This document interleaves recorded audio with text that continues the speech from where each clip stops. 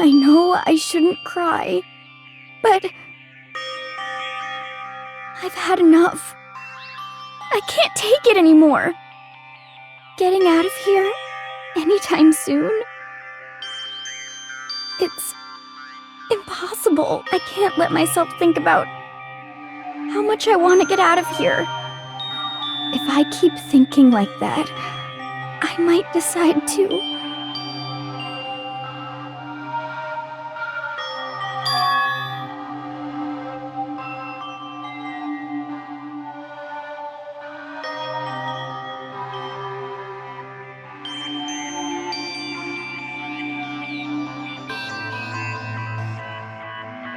Okay.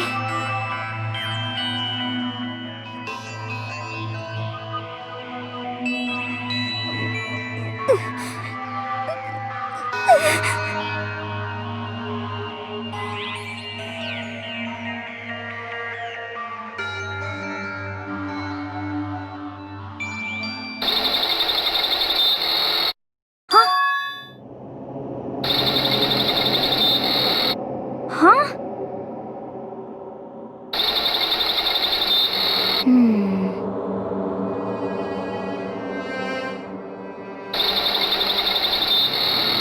But...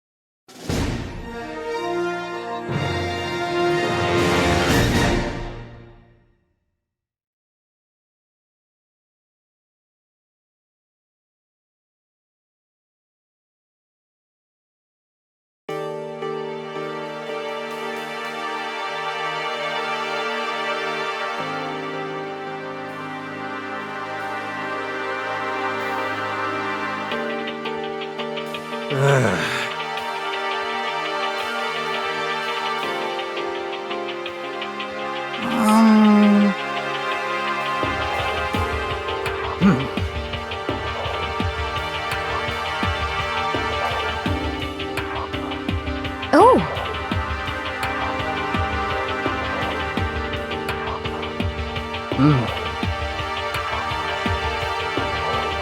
So then...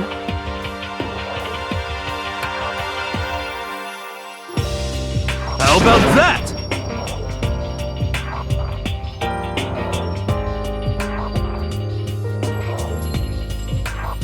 Impossible.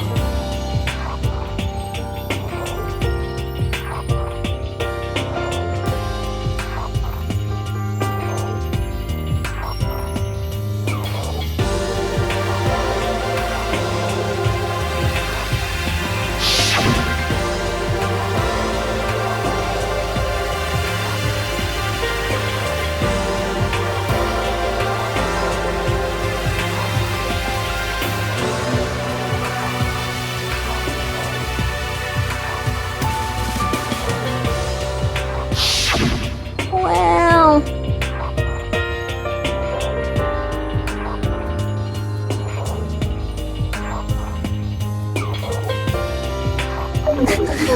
It's like...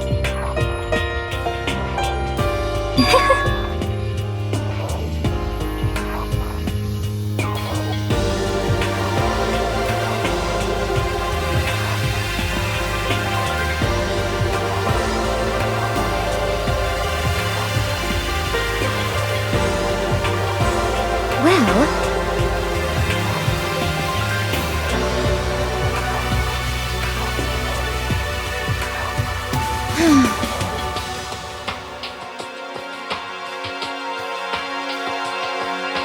Is that okay?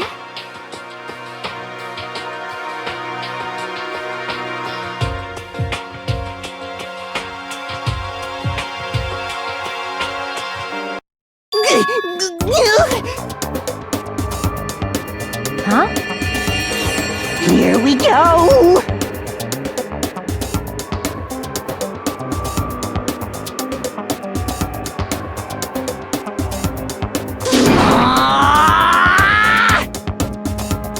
There is nothing to be done.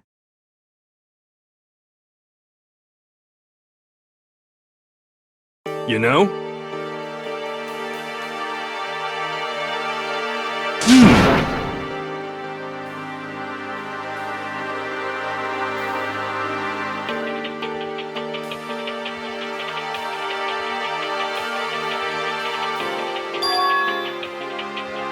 I'm right?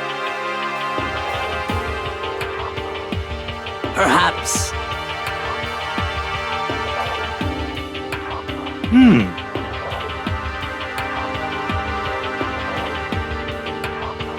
Well then.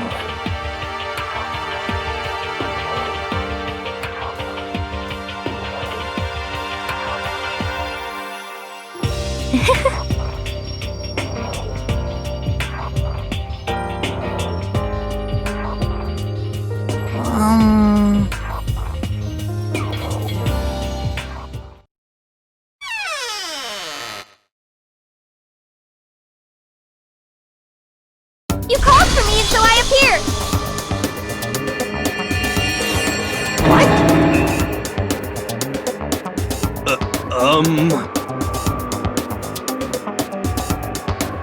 Yes!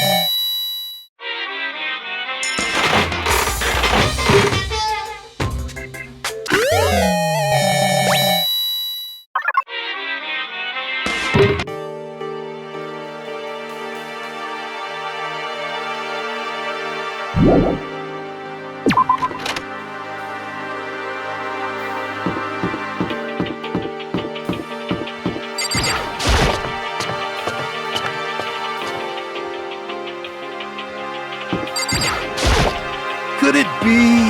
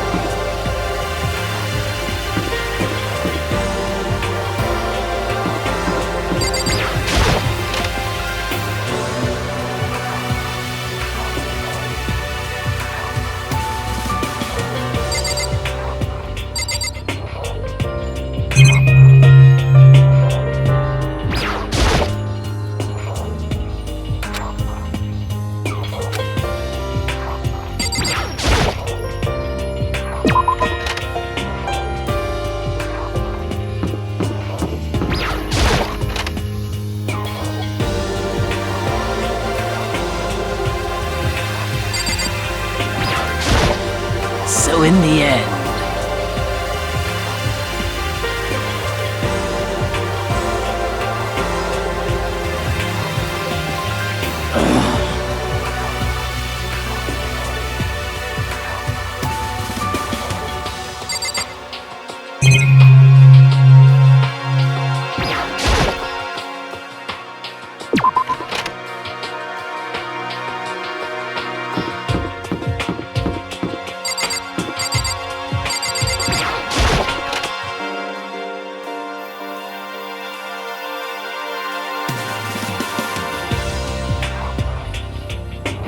Let's see.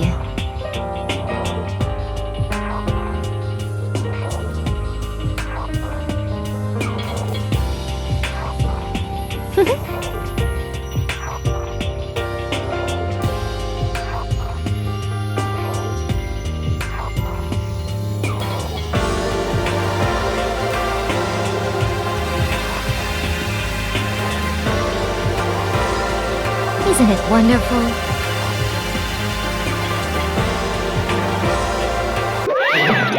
Listen up!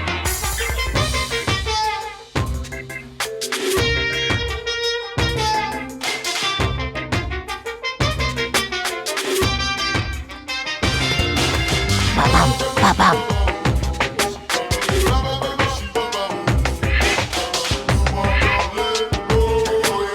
So then,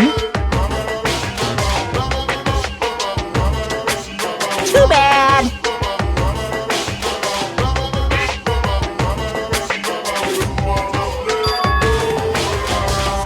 Watch out!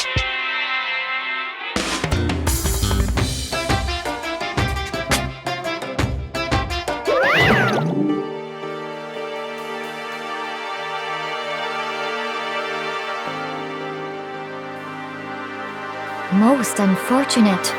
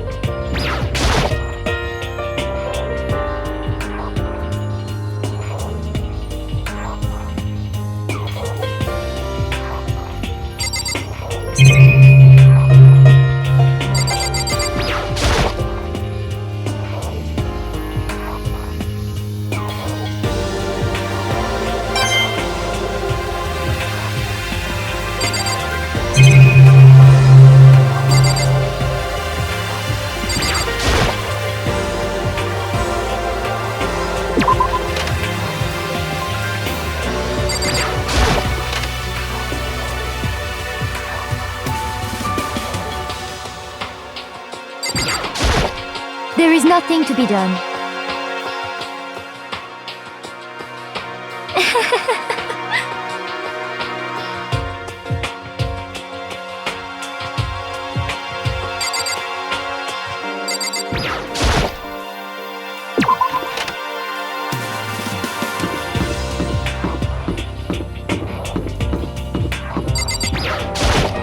It would seem...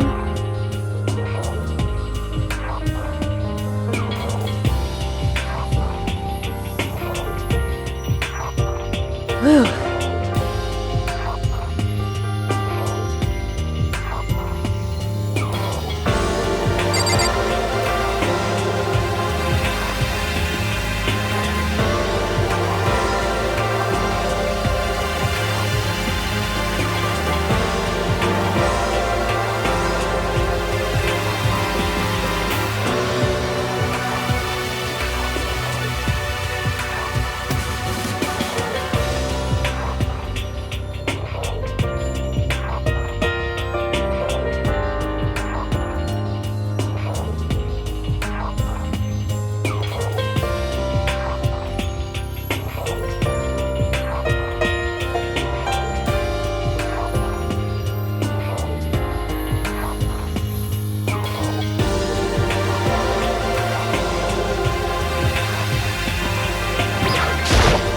It would seem... Whew.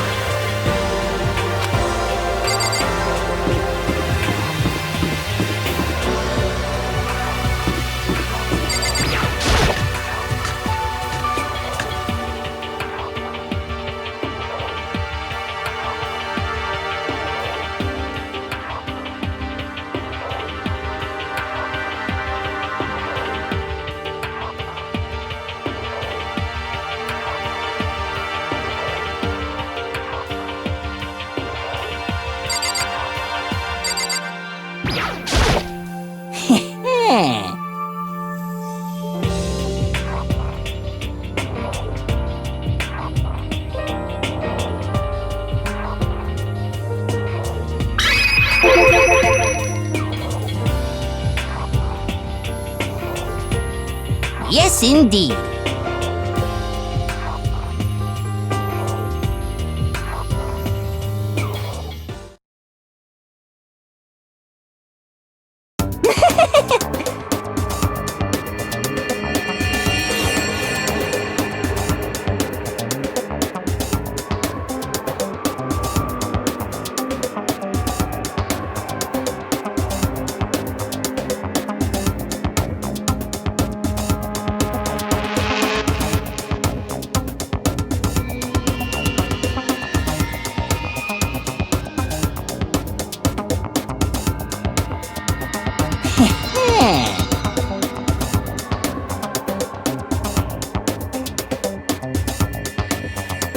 You know nothing! Yes, indeed.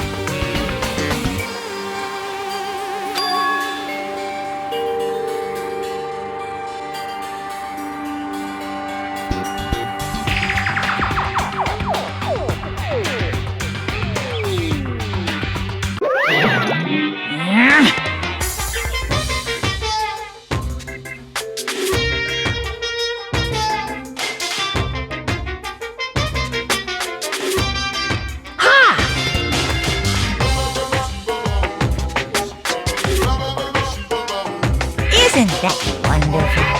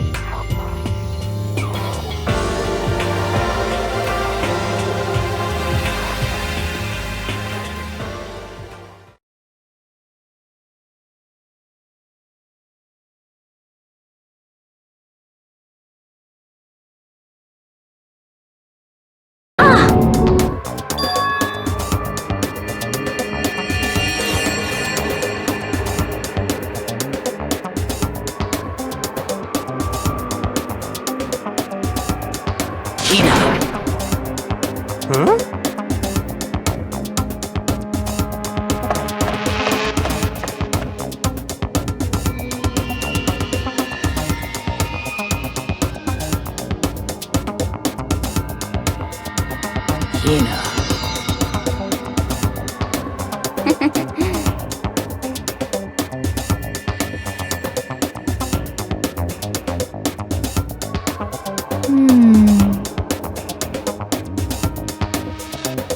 Well...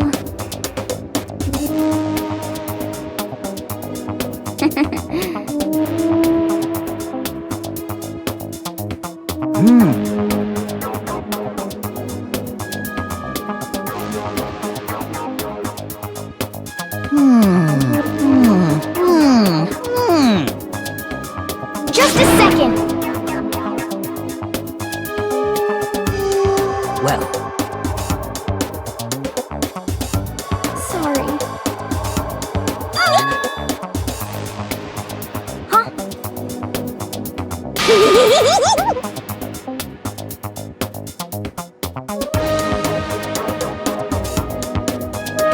bastard!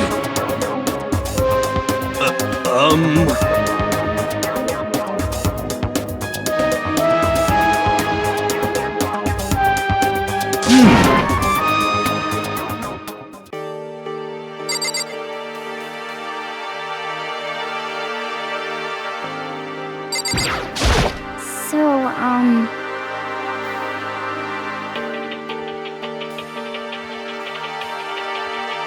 Could it be?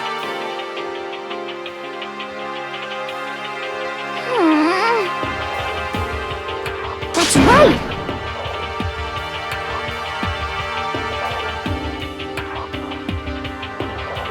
Well,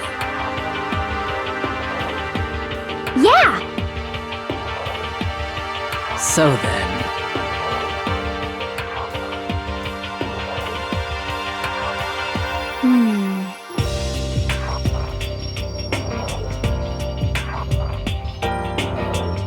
I see. Aw.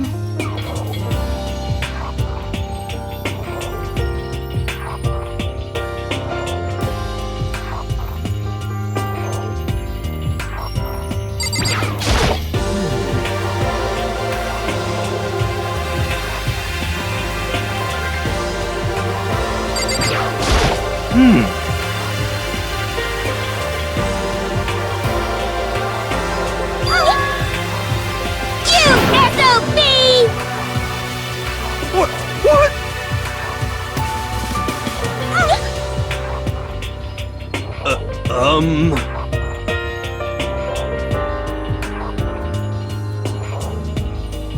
No, no, no, no!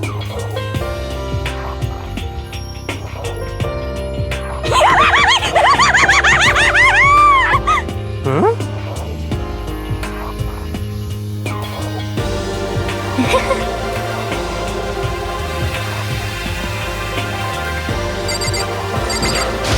Correct.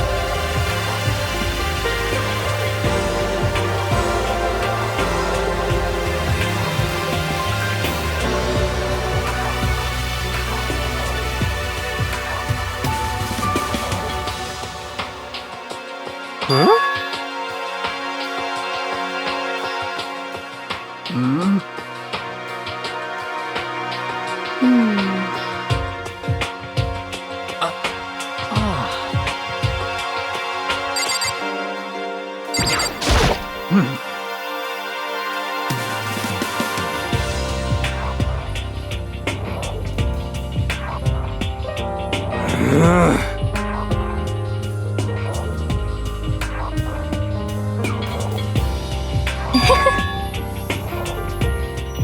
Impossible.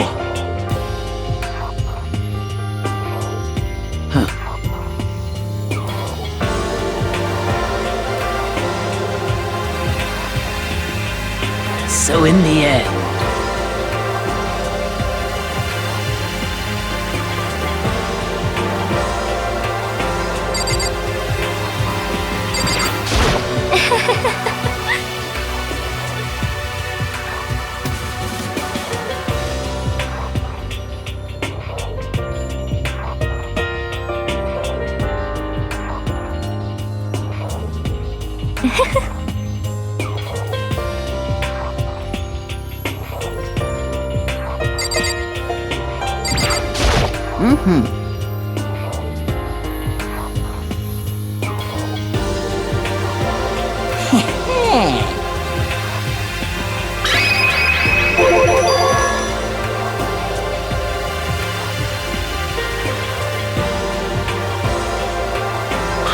Perhaps.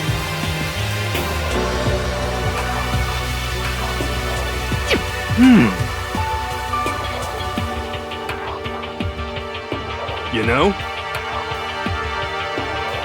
What the heck?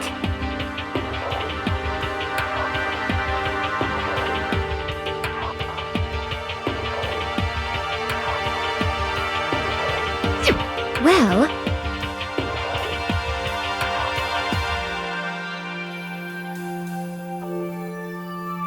You know nothing!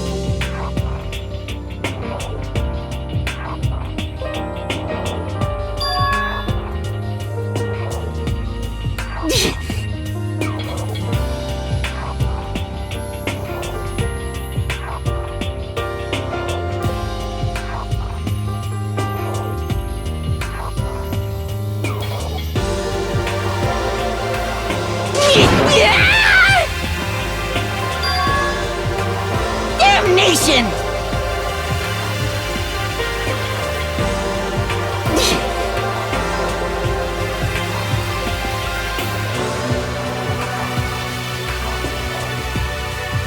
let's see.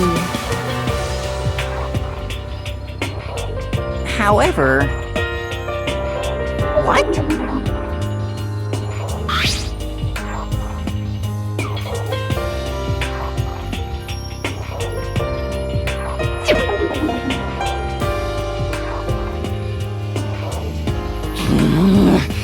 This is unforgivable!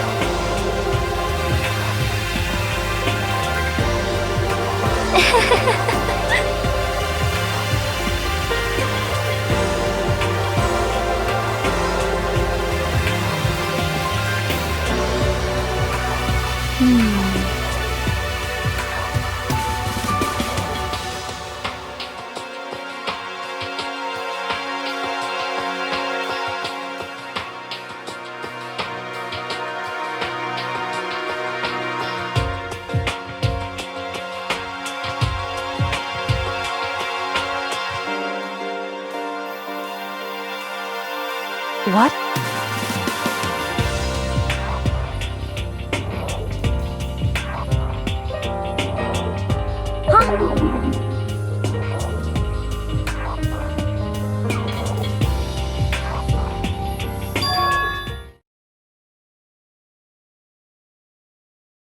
Why?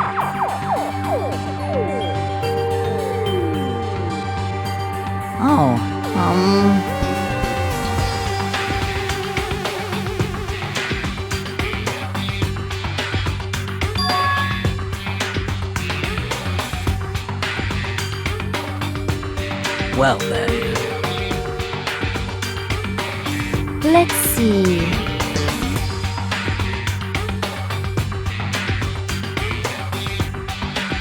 Well...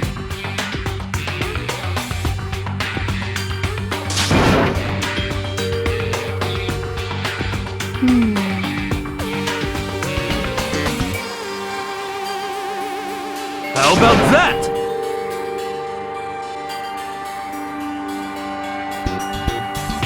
Is that right?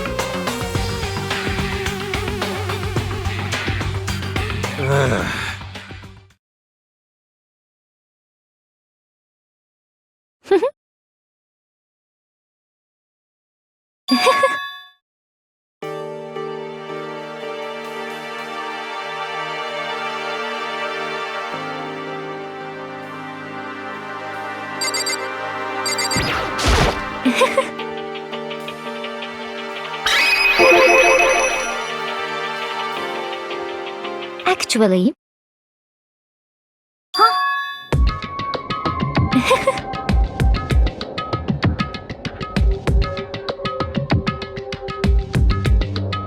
Huh?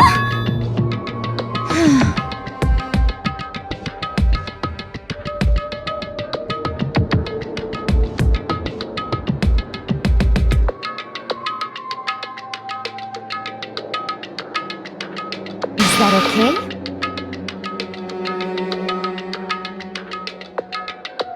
Huh? Huh? Oh.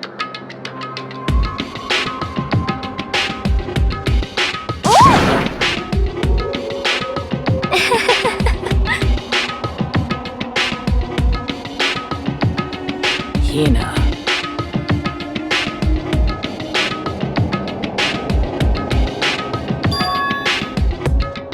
I see.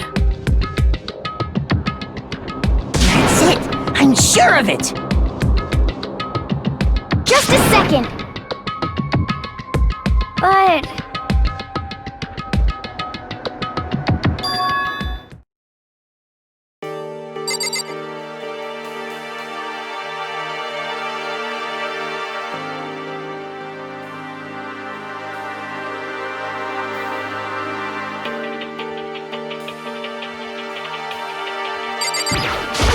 Sorry.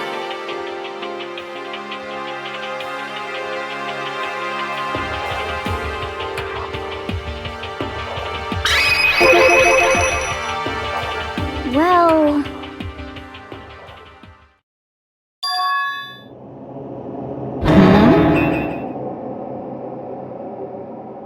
Hey,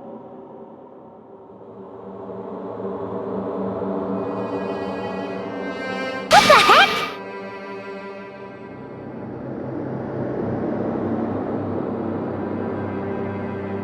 Hina.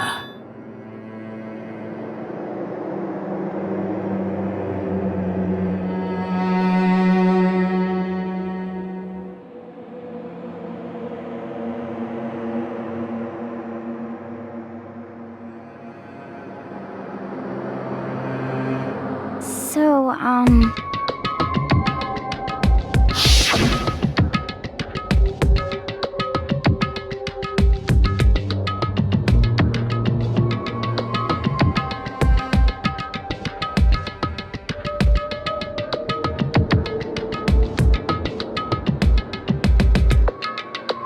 Huh? honestly. Sorry. Hina. But...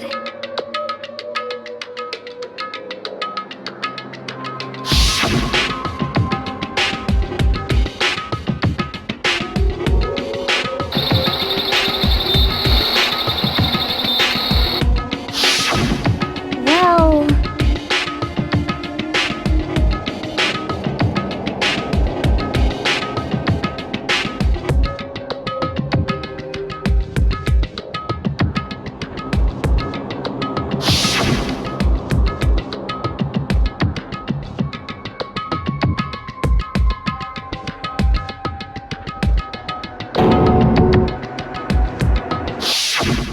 Say what?! Oh no! Honestly.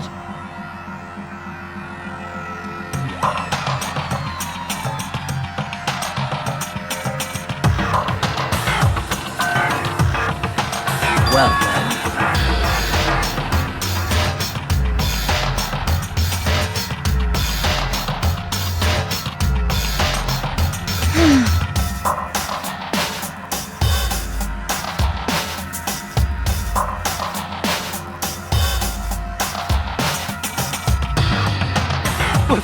What?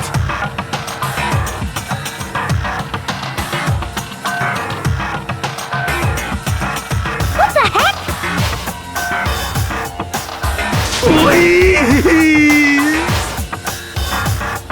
Hey, There is nothing to be done.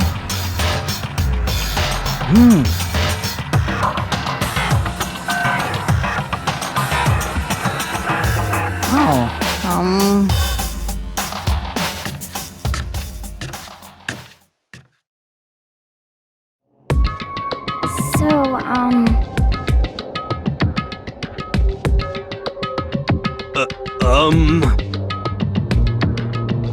Come on, come on. Please! Hina. well,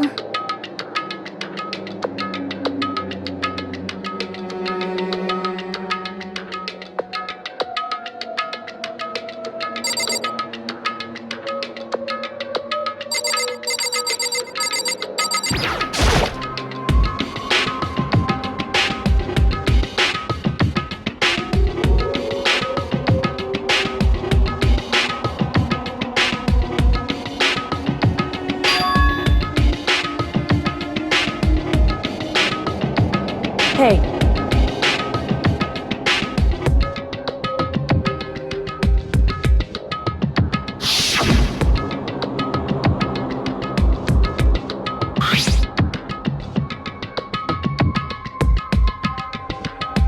So...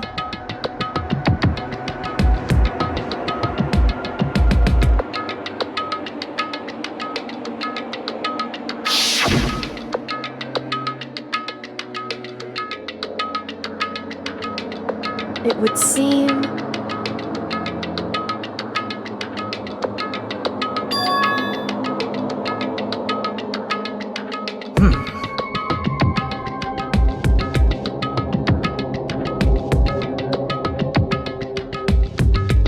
then perhaps.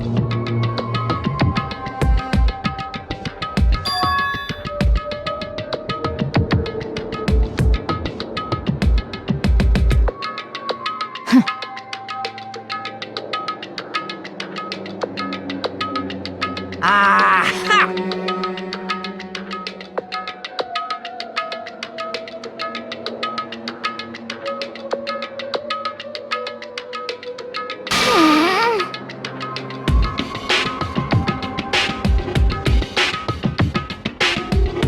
Hey, come on!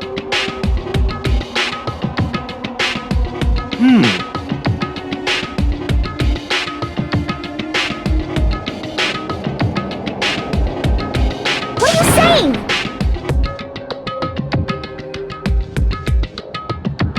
Don't be mean!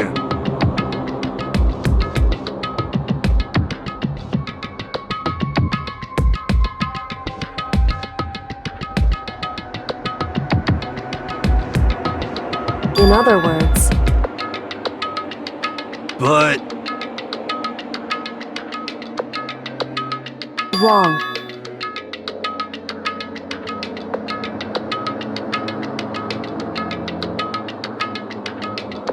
Hey,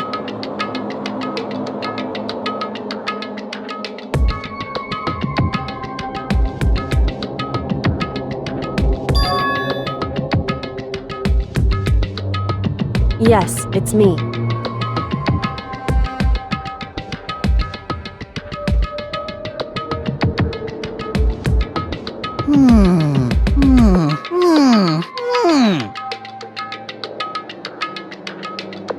It's true.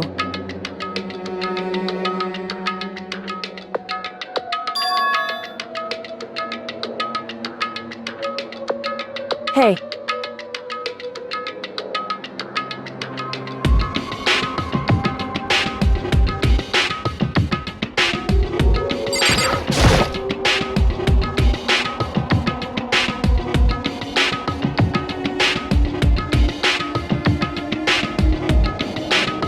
so then...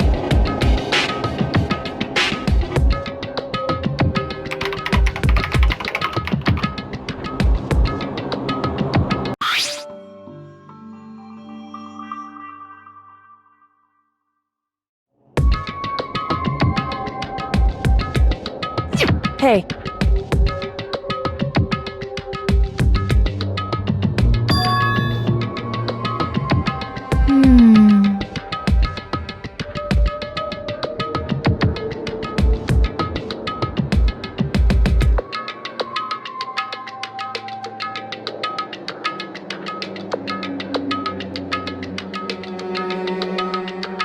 Makoto.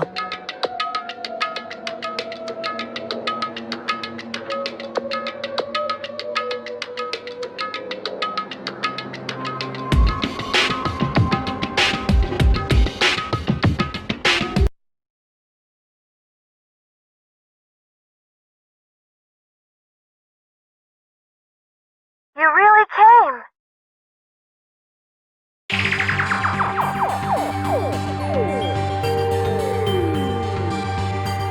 Oh no! Calm down. What? What? Anyway,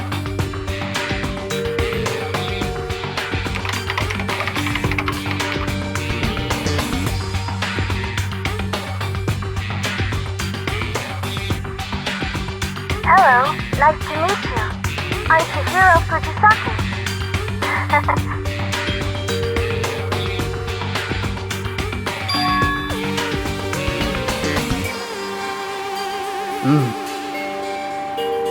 I knew it.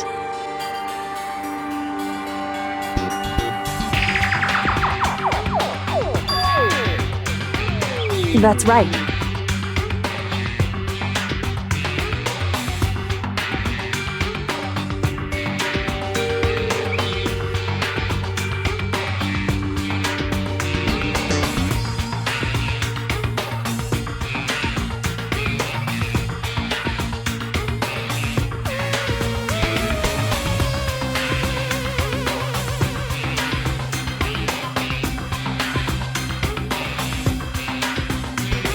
It's true.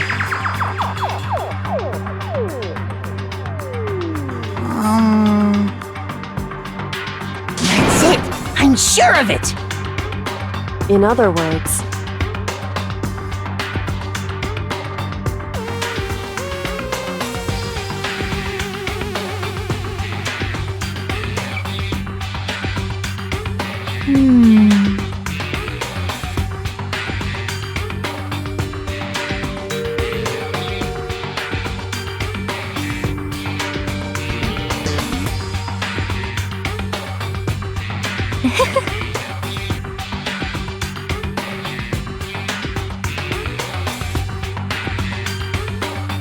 I see.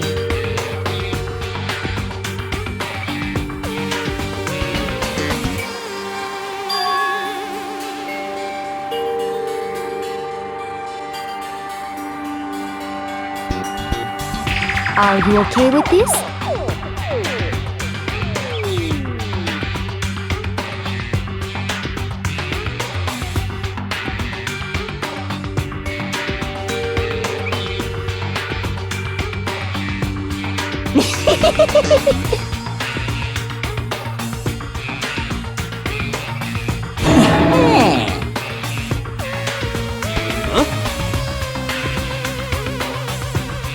Da-da-da-da-da!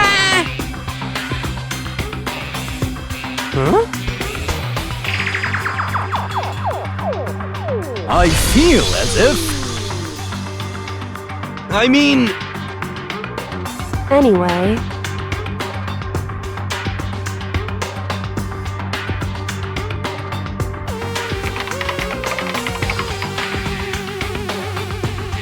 Master.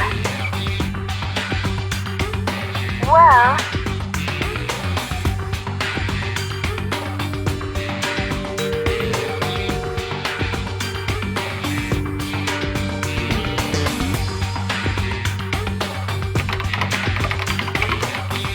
that's right.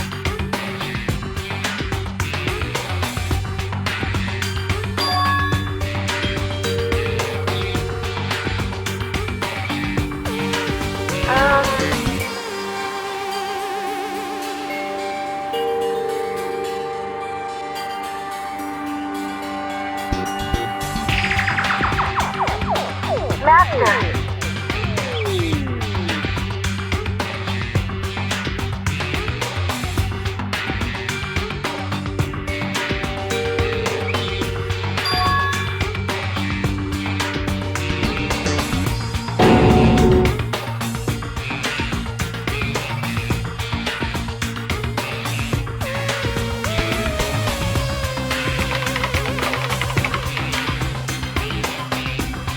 That's right.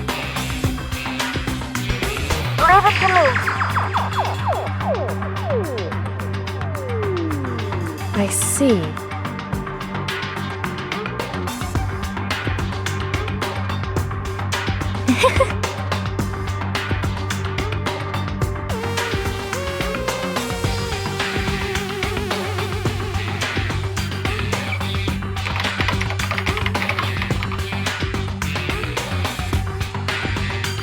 That's right.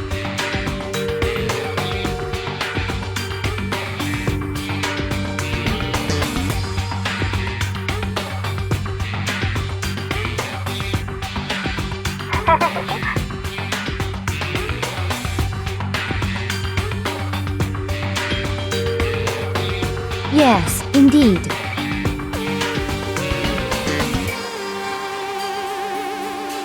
Are you okay with this?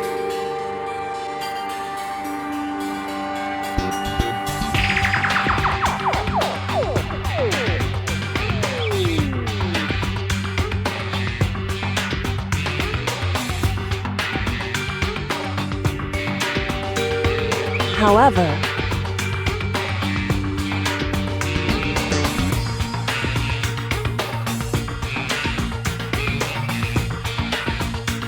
so then,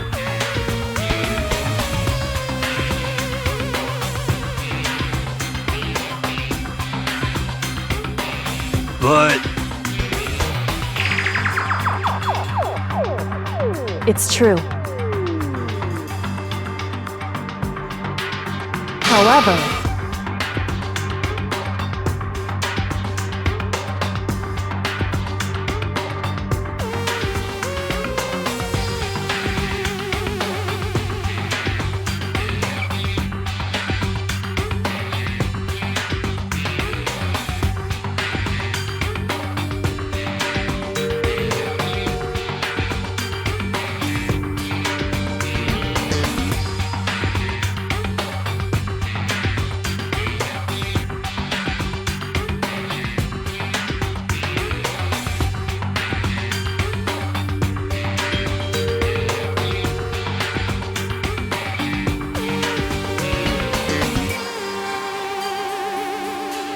So,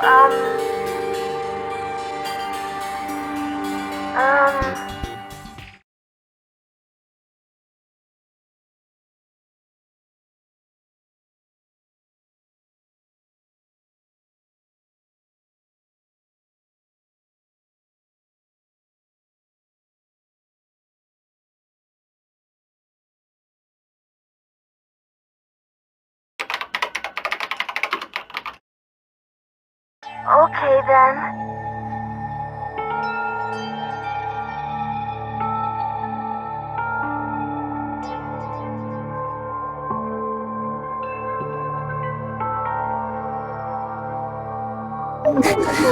It's like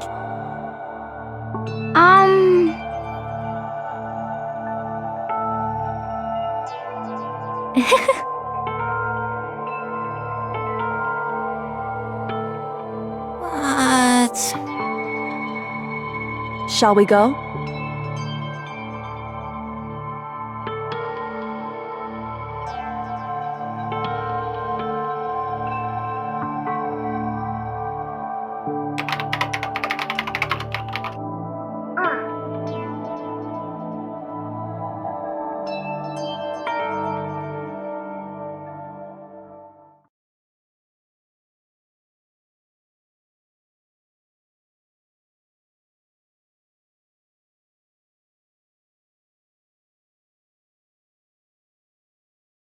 could it be?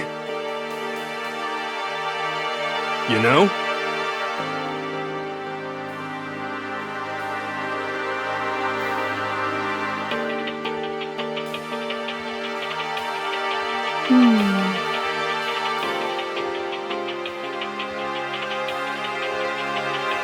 Well,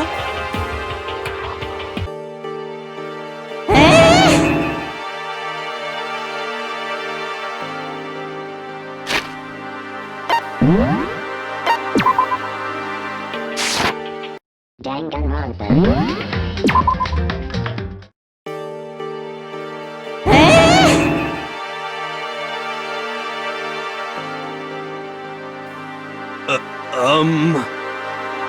Indeed.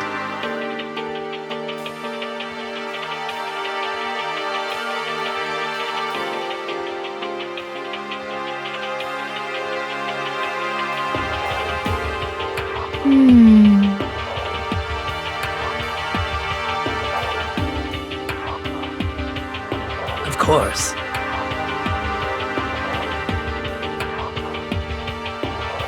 You know? It's true.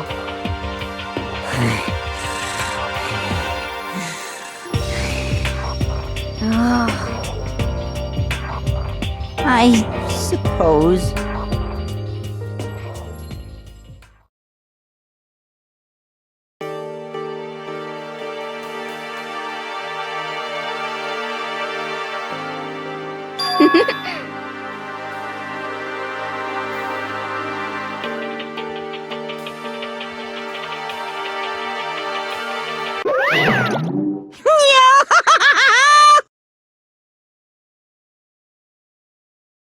What's the matter?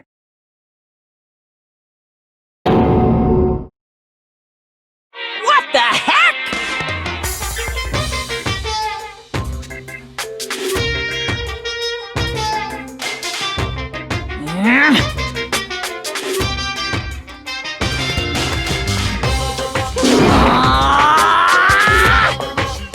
What the heck?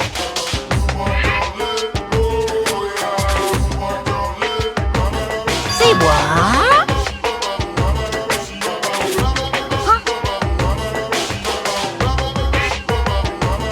Disgusting. Just the worst.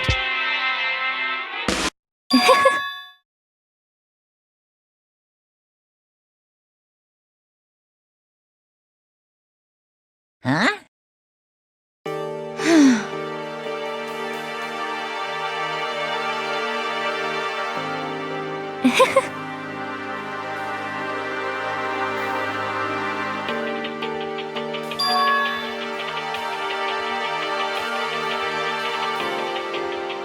Huh?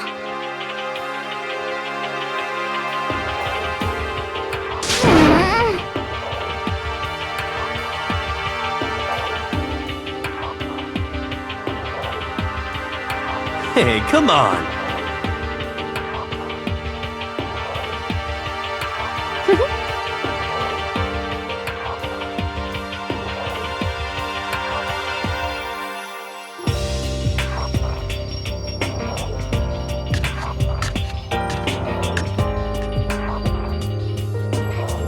Oh, damnation!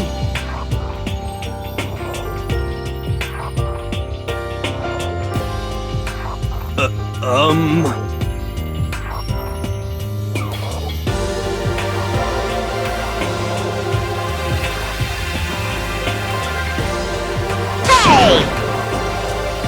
Hey! Hey!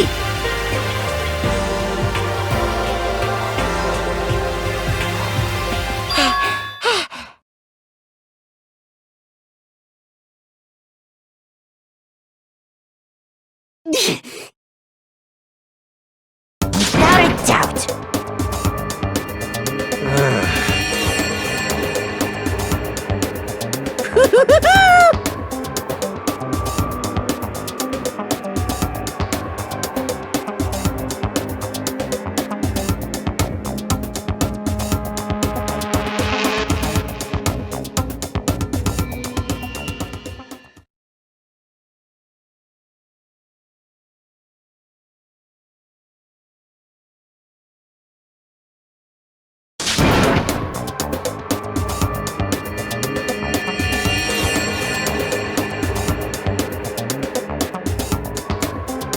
Uh-huh.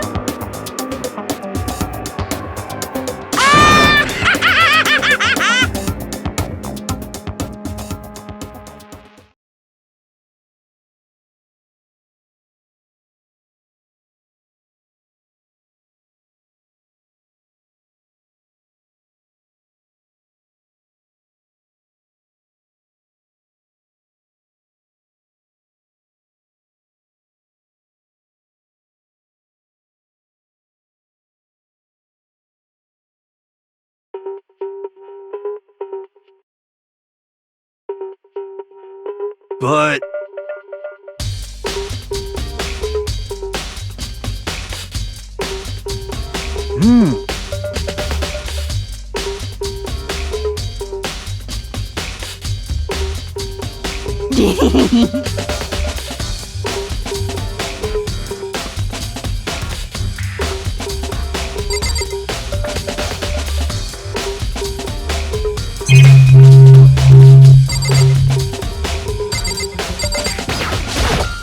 Without a doubt.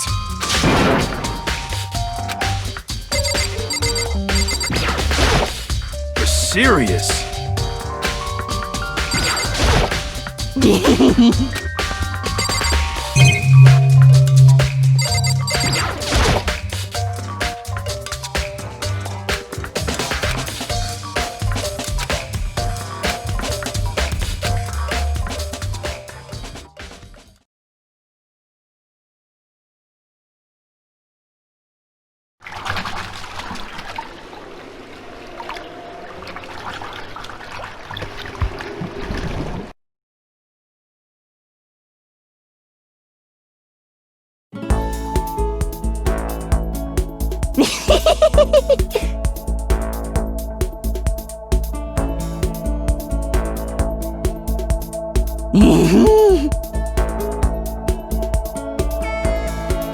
Could it be...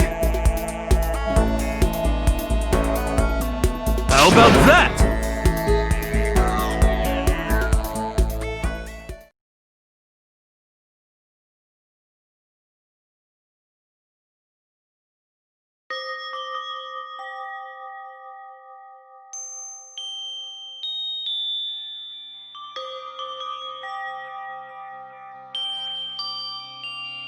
You got it!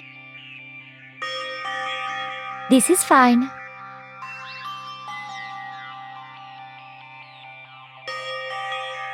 Indeed.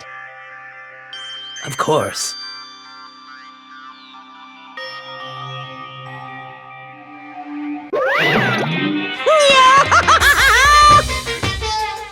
So in the end... Huh? Actually,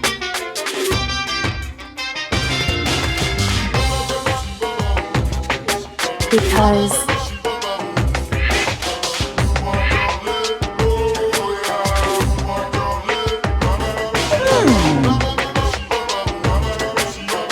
My entire existence!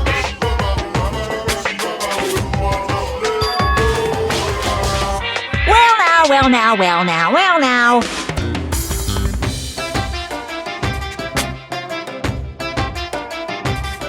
See ya later!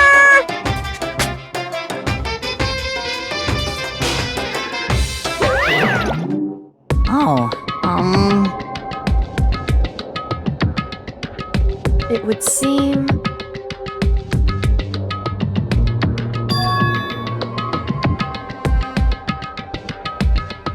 huh?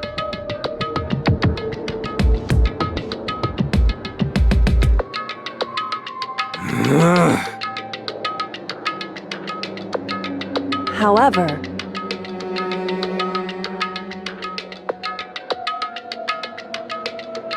Correct.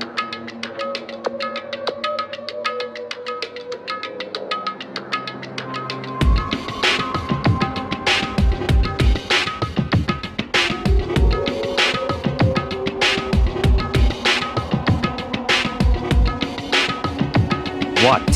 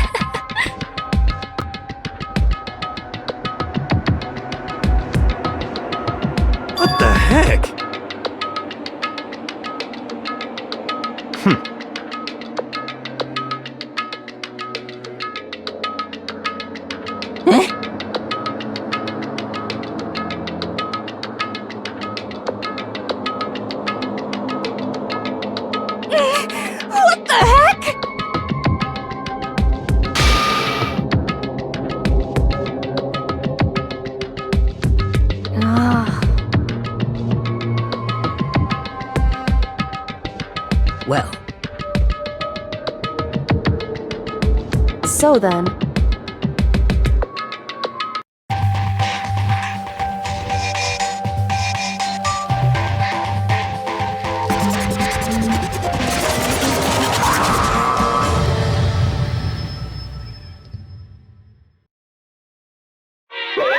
You guys?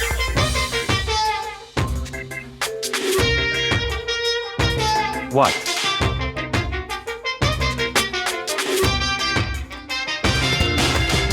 However, Okay. come on!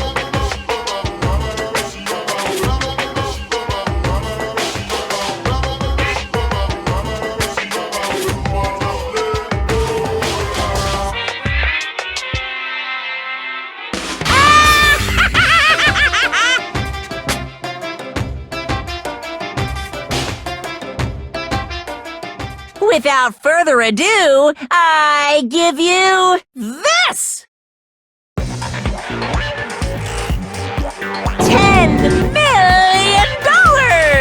I've prepared this graduation present for whichever lucky student makes it out of here alive! What do you think? It's 10 million bucks! 10 million smackaroos! It's like totally wowie wow, am I right?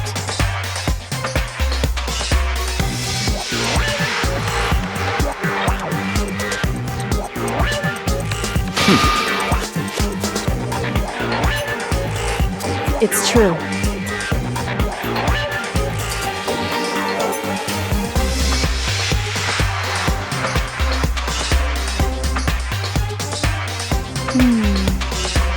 What are you saying? Of course.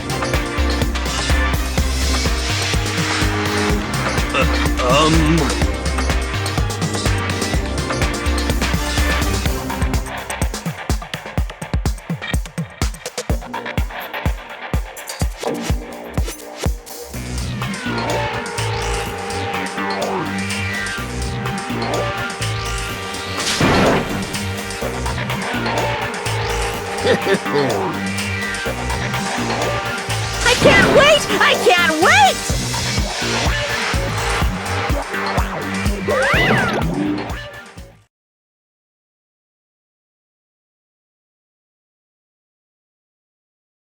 Um...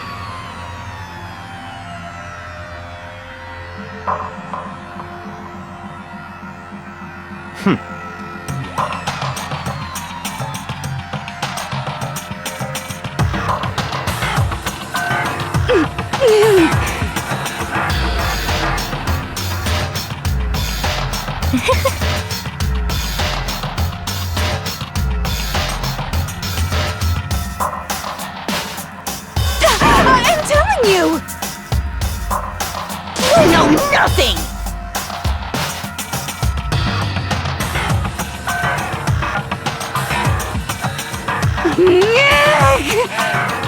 Hey,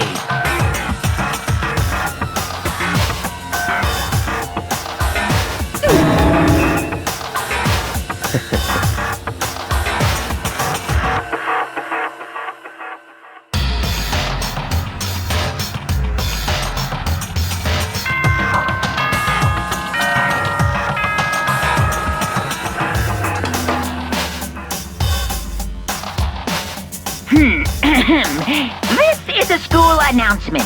It is now 10 p.m. As such, it is officially nighttime. Soon the doors to the dining hall will be locked, and entry at that point is strictly prohibited. Okay then, sweet dreams, everyone. Good night. Sleep tight. Don't let the bed bugs bite.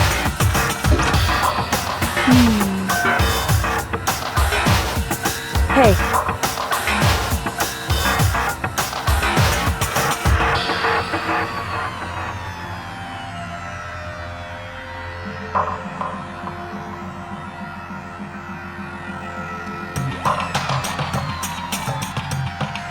because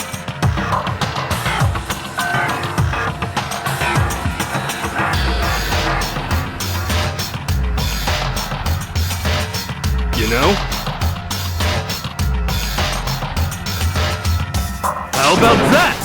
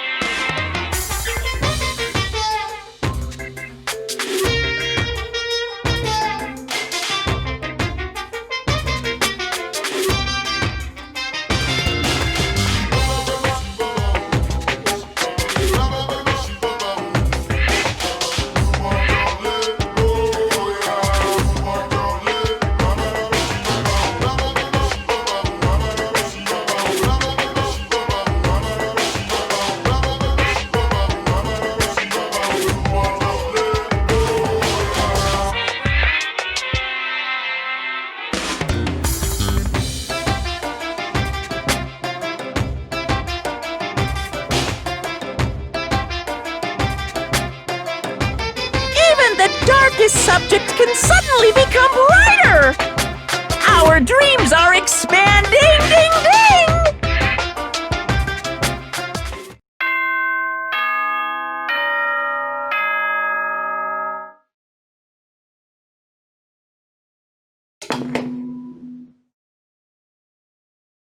Good morning, everyone!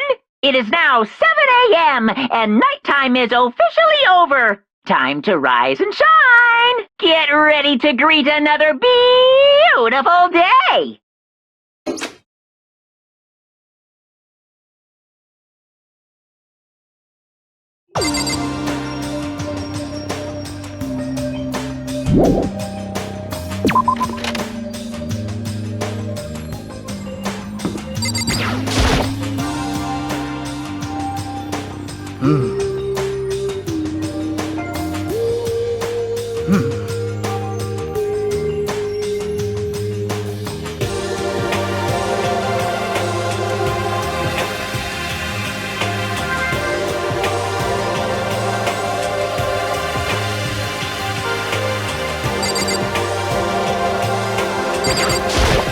Hey, Makoto!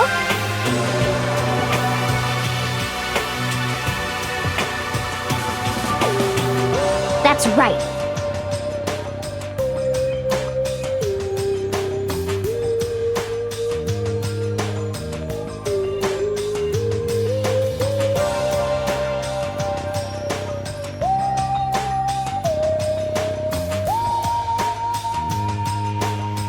Huh?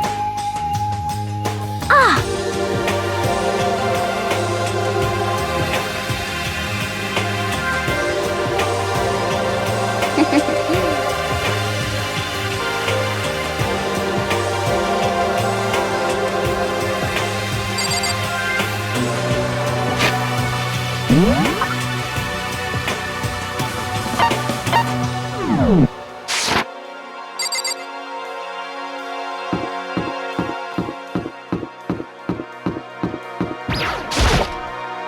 Well, hello.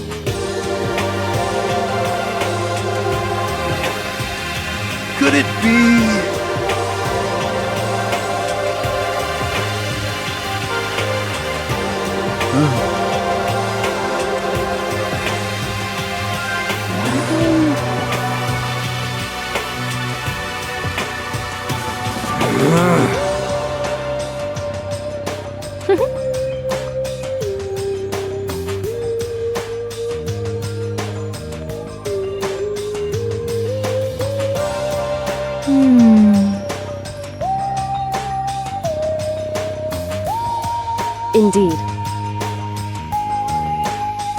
Correct.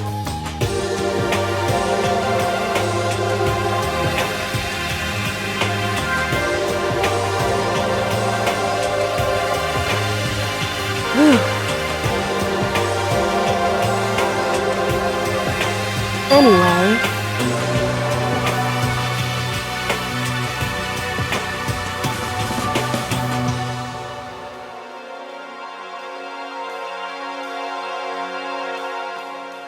Oh,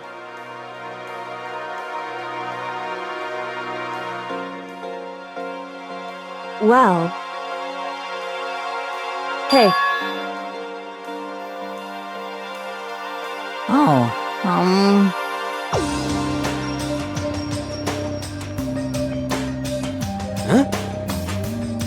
Say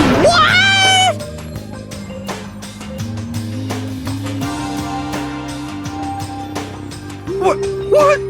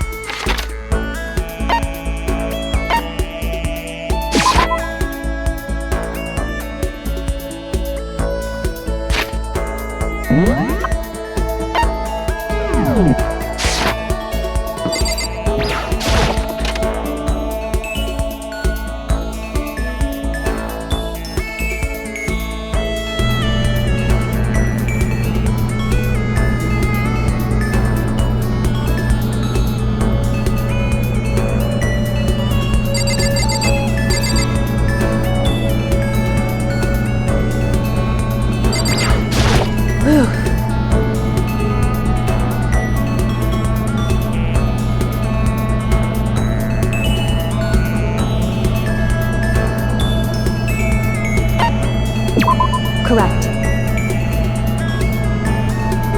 However,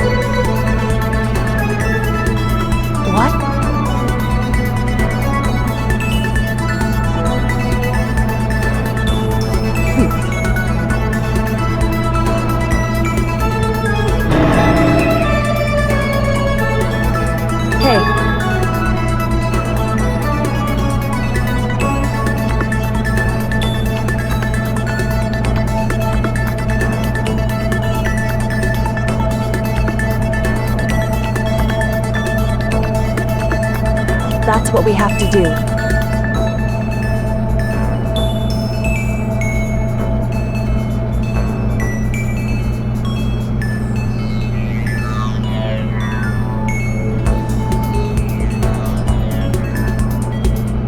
In other words,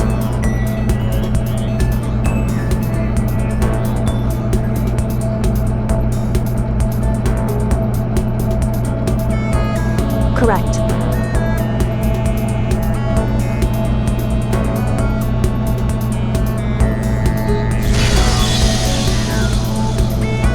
What?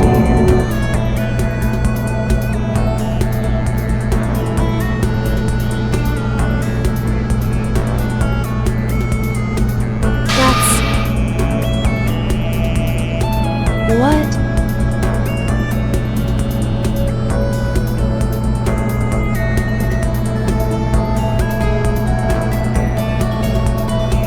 What? It can't be. Why?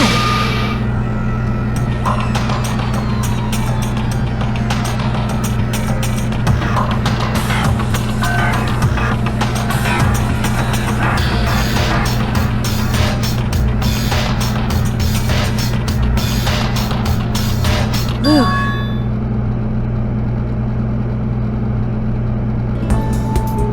Hey.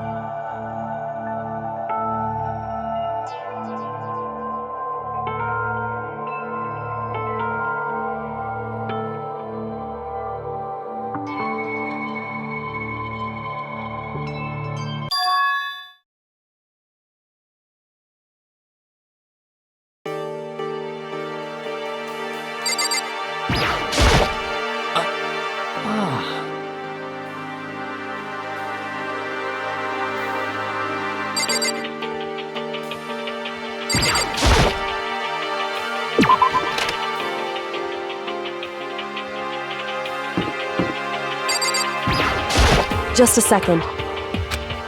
Hey.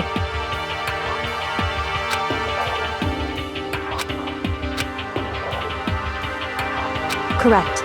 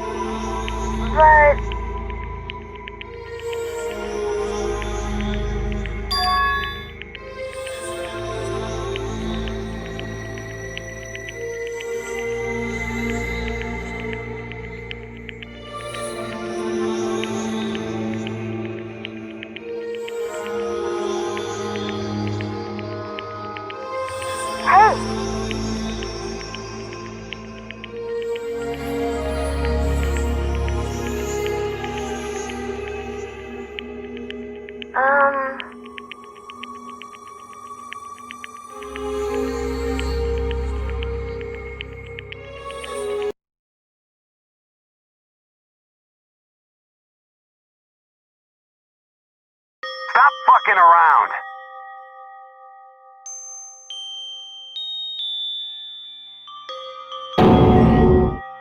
Yo.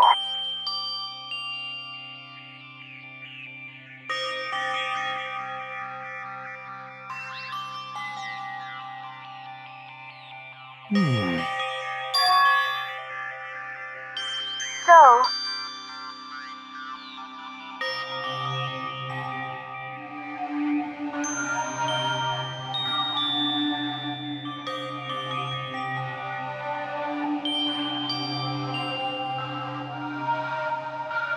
Yo.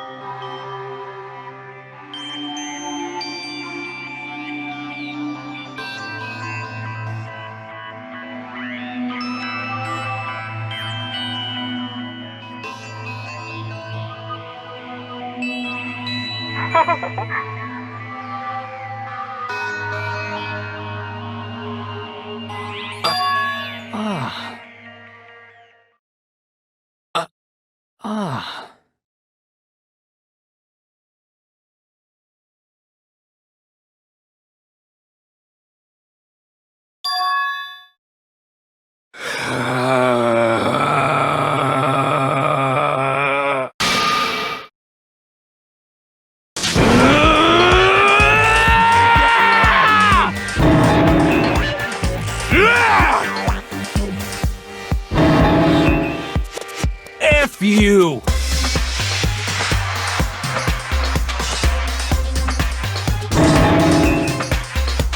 Yeah!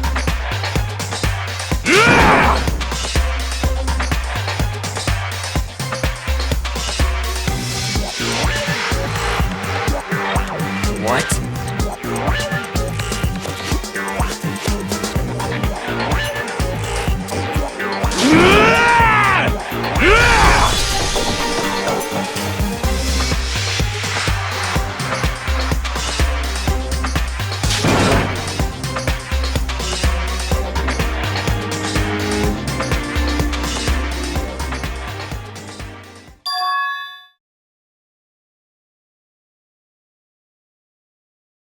Just a second.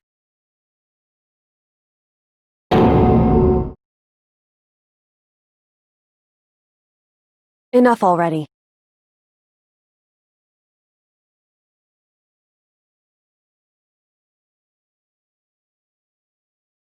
Correct.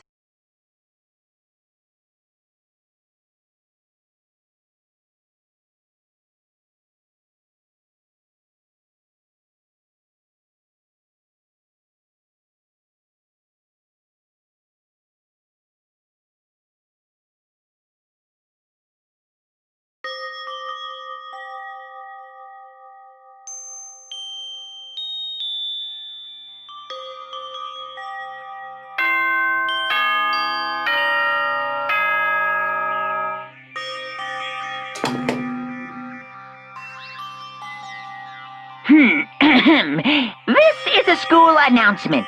It is now 10 p.m. As such, it is officially nighttime. Soon the doors to the dining hall will be locked, and entry at that point is strictly prohibited. Okay then. Sweet dreams, everyone. Good night. Sleep tight. Don't let the bed bugs bite.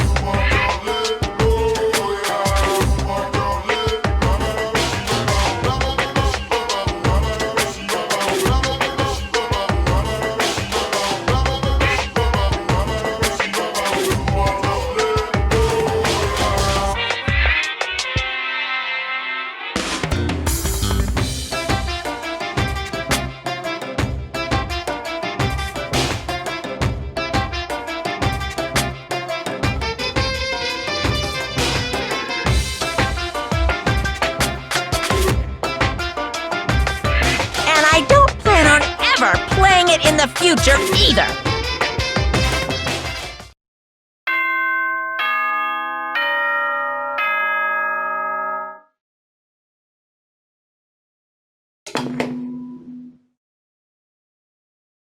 Good morning, everyone! It is now 7 a.m. and nighttime is officially over. Time to rise and shine! Get ready to greet another beautiful day!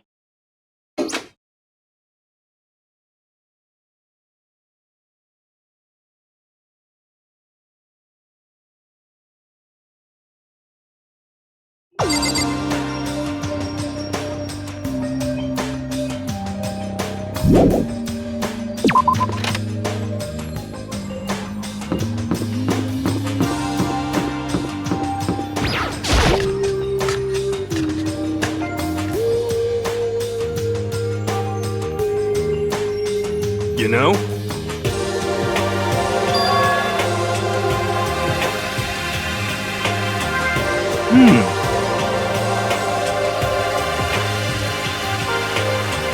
Hey, come on!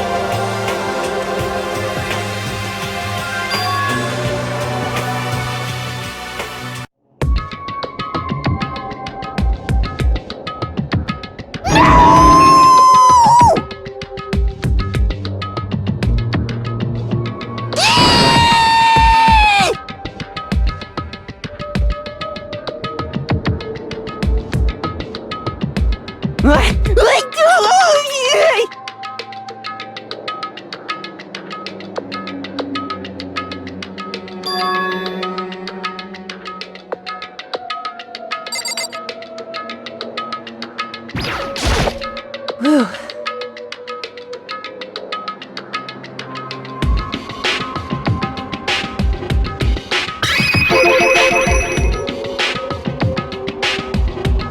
So...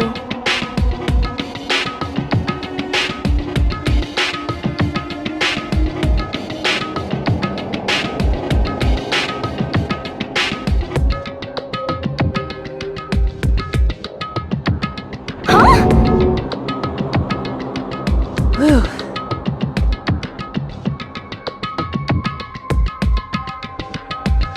Listen to me.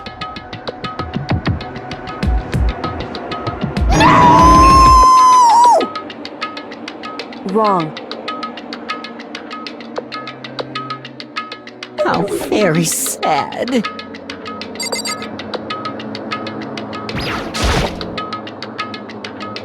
What?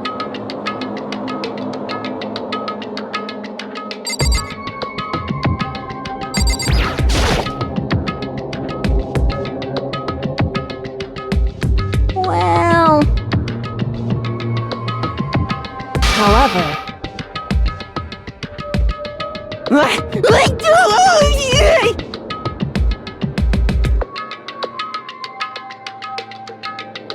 Um...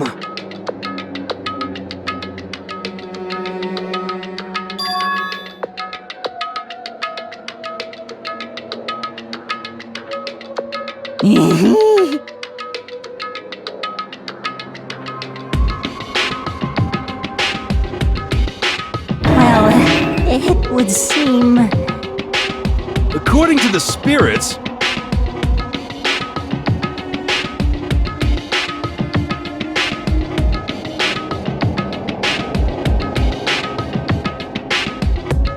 How about that? You know nothing! I feel as if...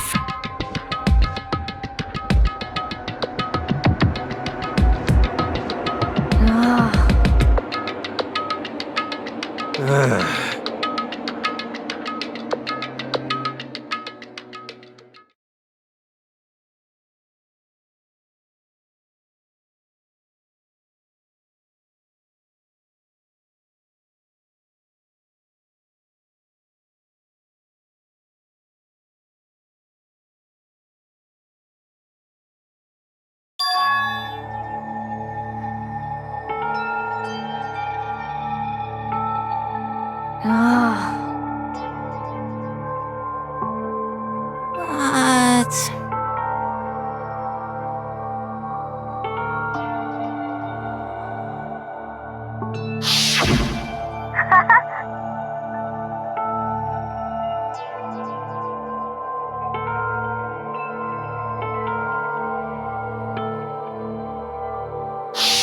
I suppose.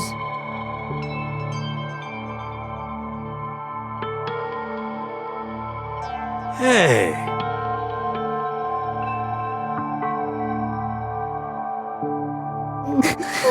It's like...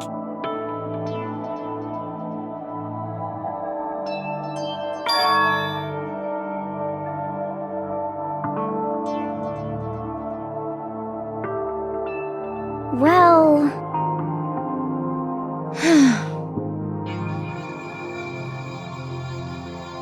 Are you okay with this?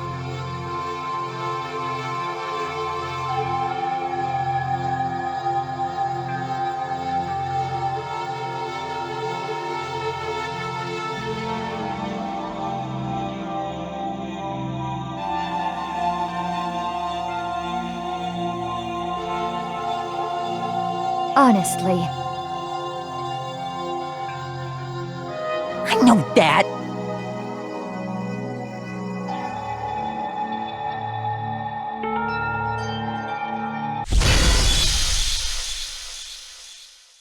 F you!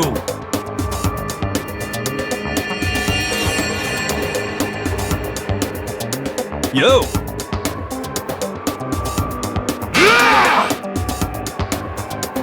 Huh?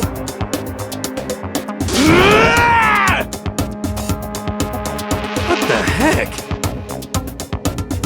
What?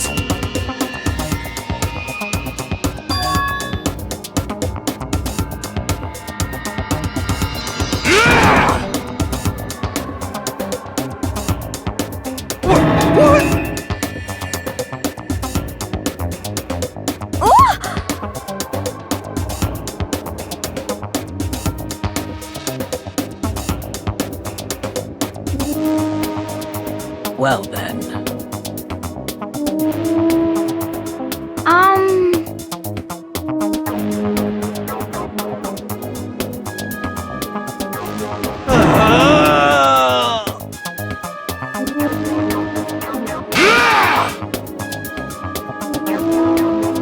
What?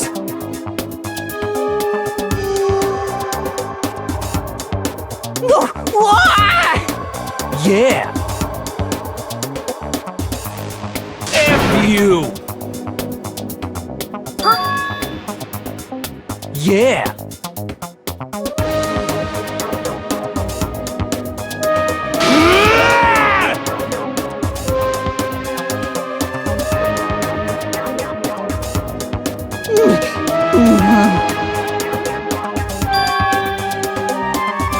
So it would seem.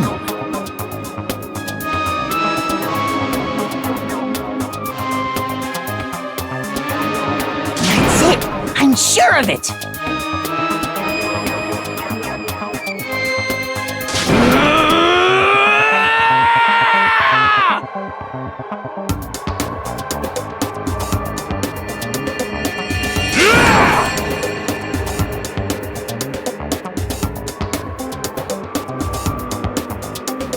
Completely unforgivable! Enough already. Hey,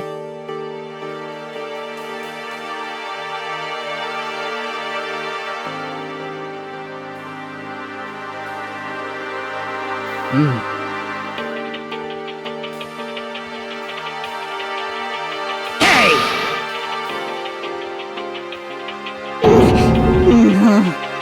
What? anyway,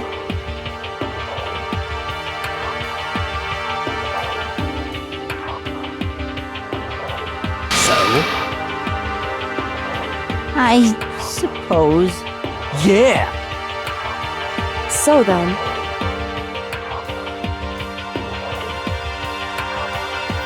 Hey! indeed.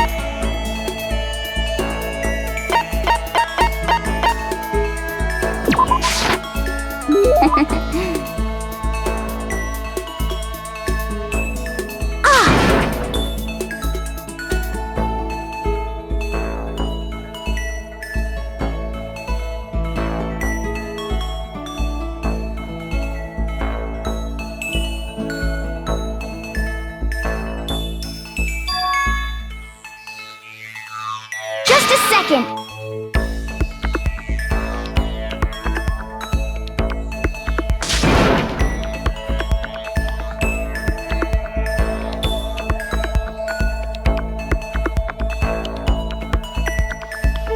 What the heck?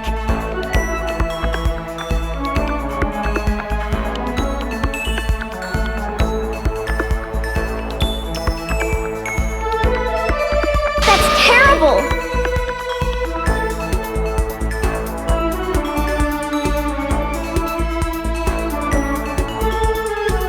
What the heck?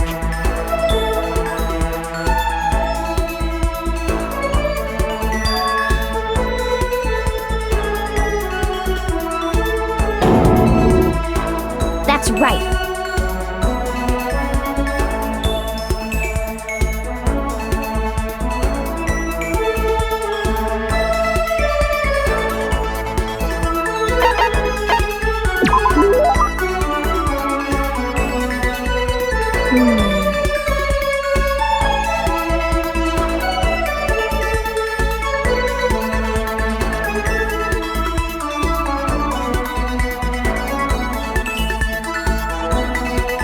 Well...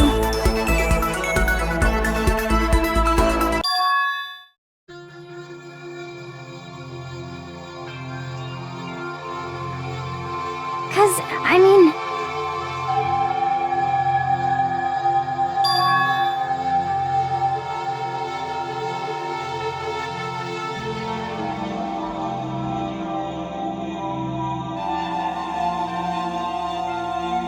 But...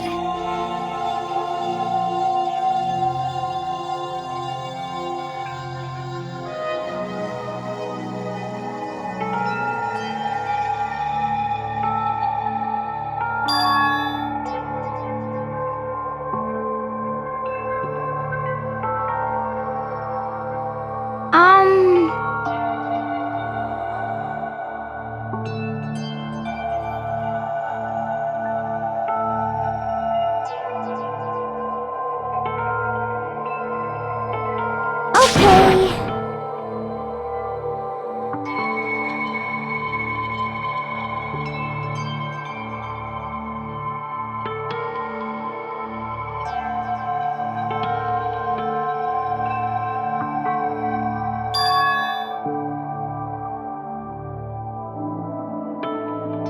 Huh?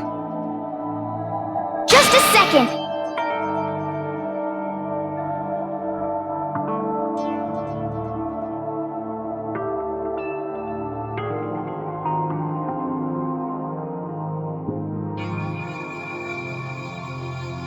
Oh!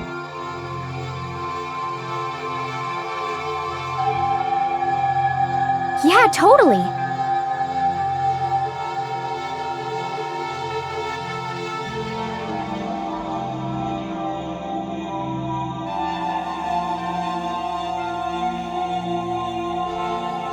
Okay.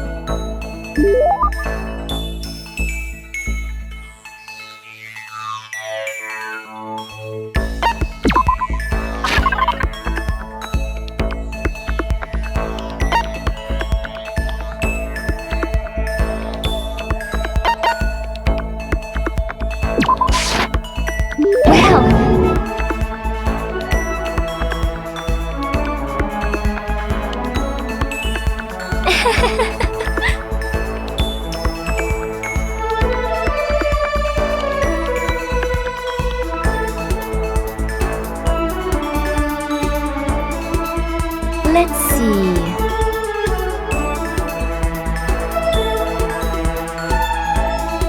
Most unfortunate.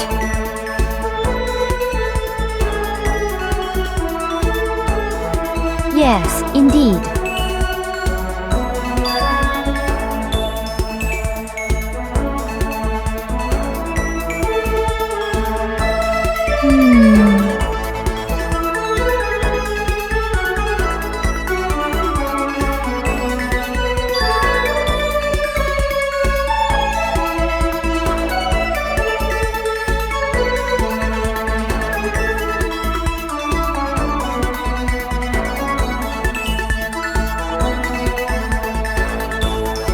Indeed.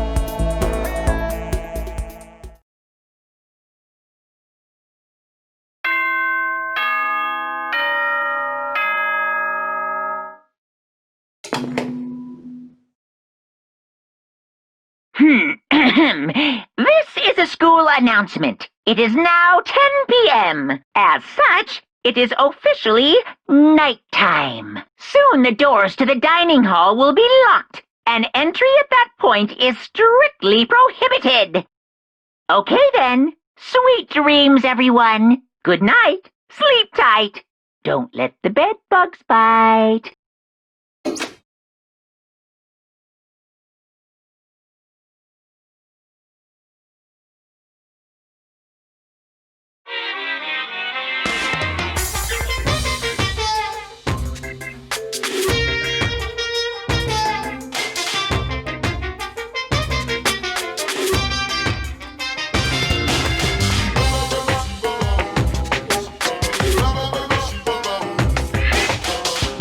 Once again, Happy New Day!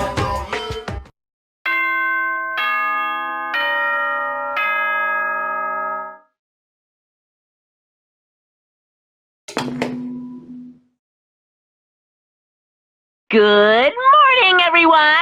It is now 7 a.m. and nighttime is officially over. Time to rise and shine! Get ready to greet another beautiful day!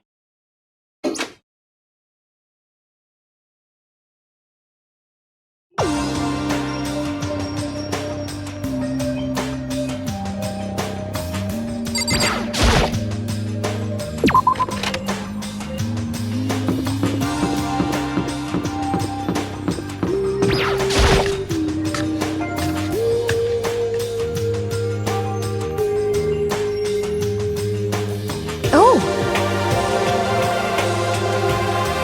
You know?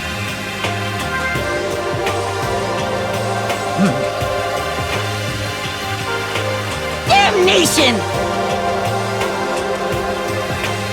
So, You know?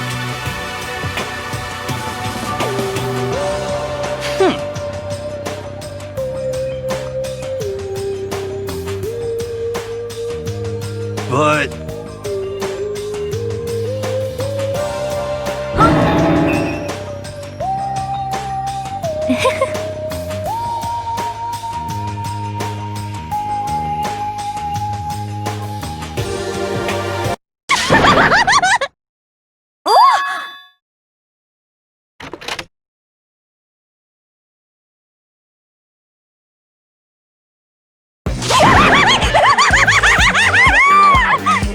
So in the end...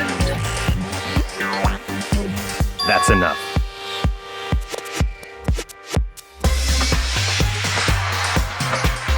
yep.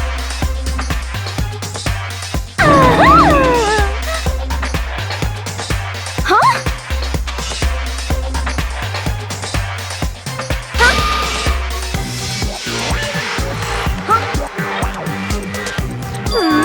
Have you reached that certain age?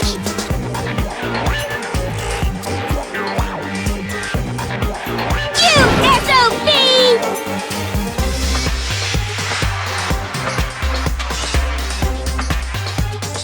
Oh!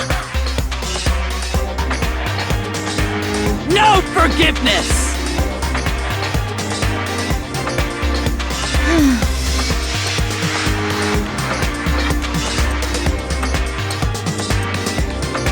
Naturally.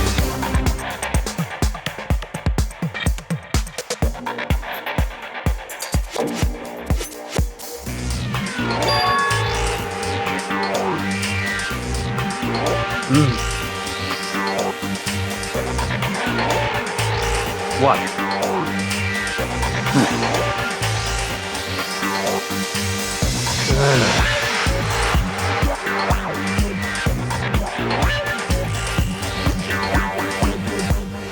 It's all clear now.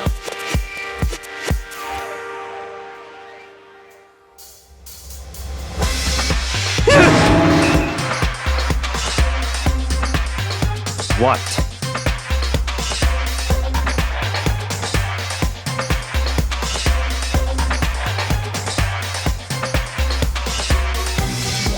That's fine.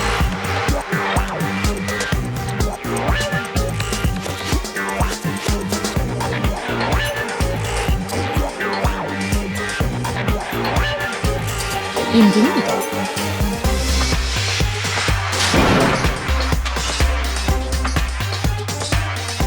I see.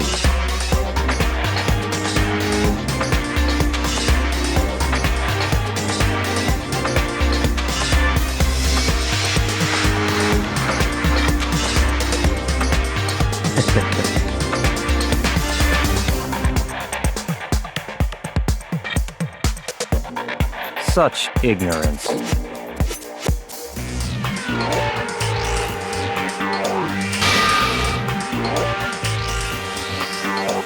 What the heck?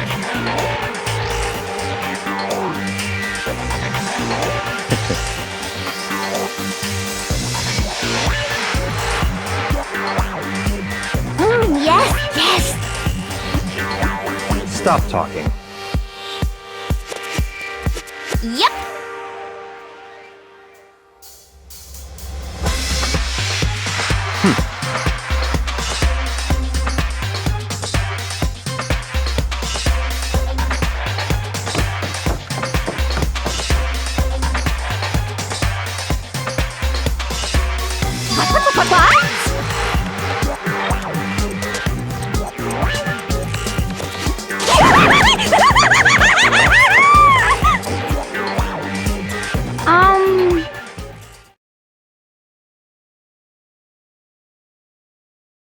Um...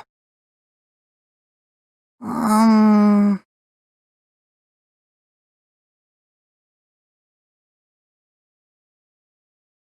Hmm.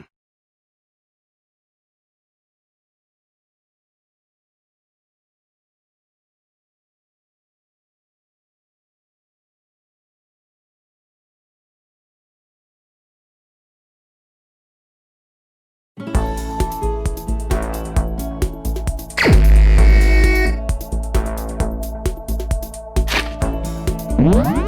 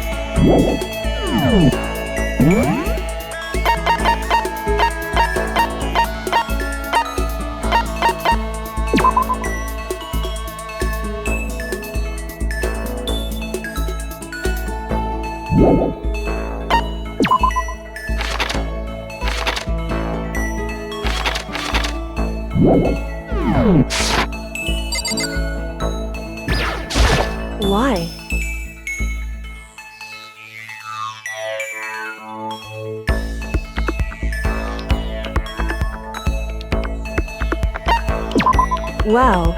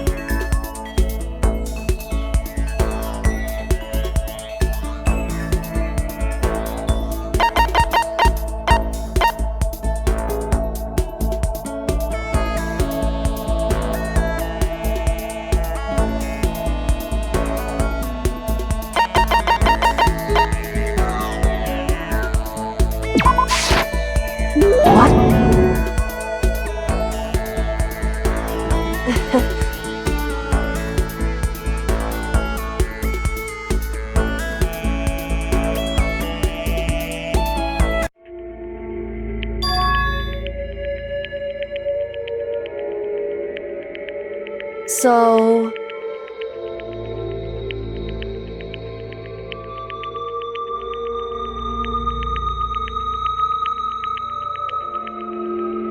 Hey.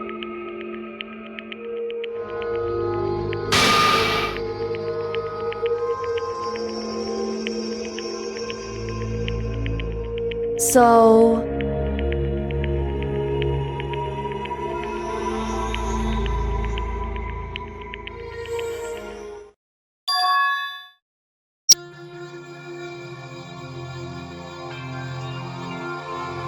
That's what we have to do.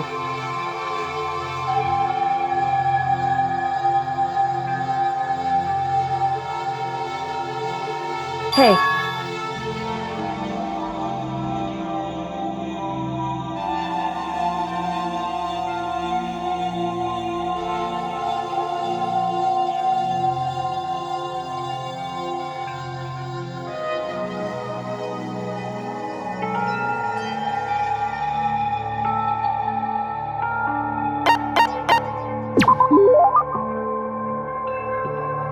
Indeed.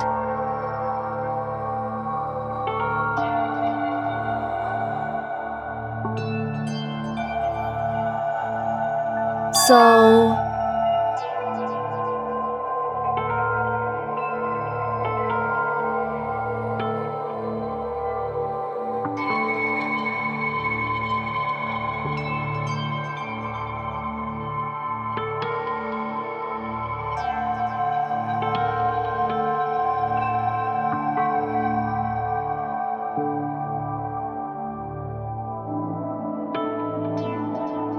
However...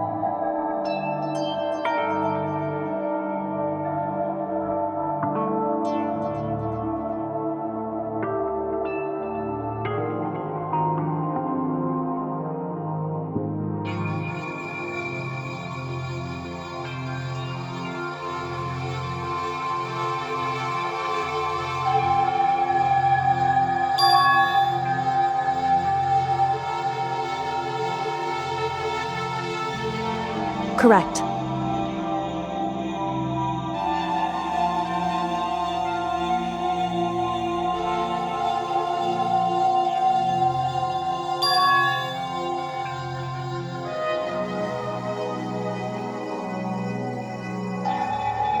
Indeed.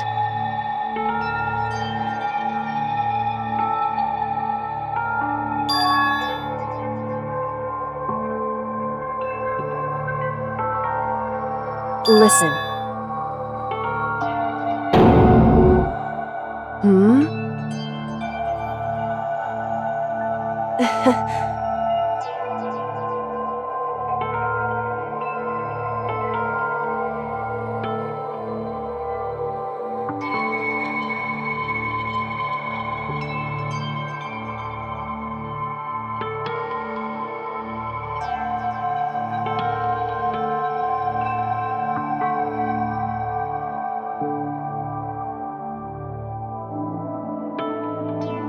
Whew.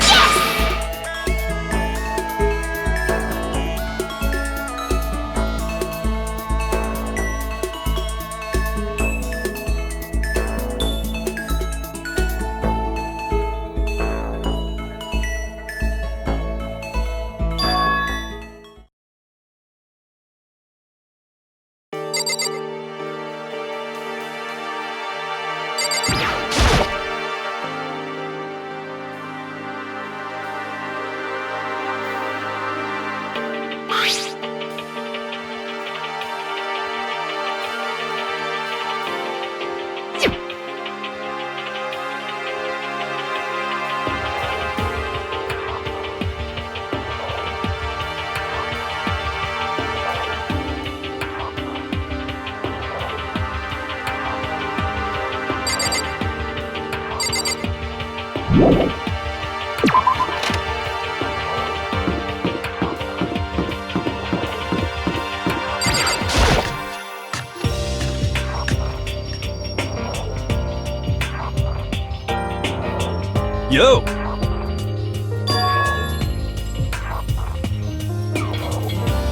You know?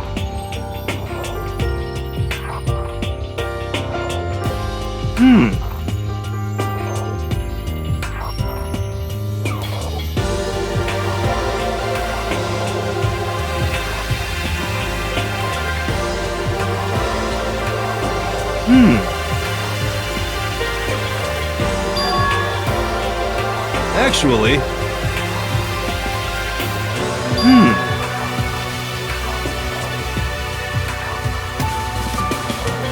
You know?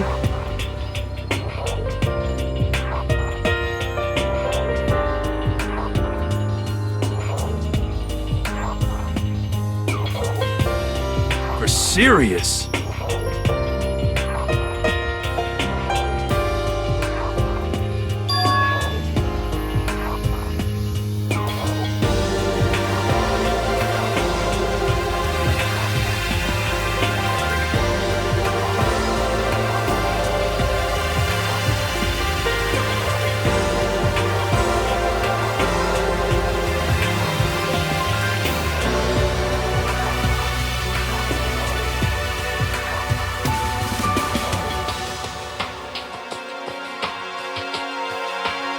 F you!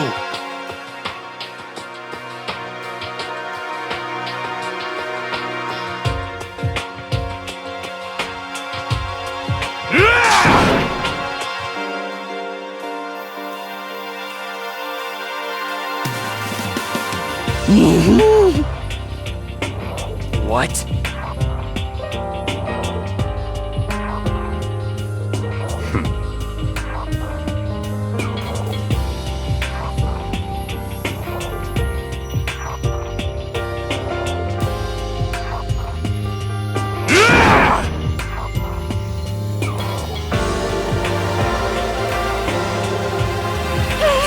What the heck?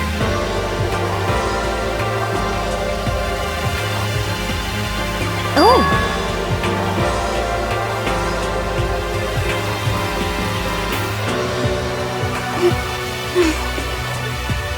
Hey, come on!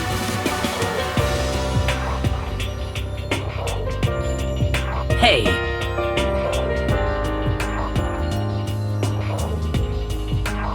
How about that?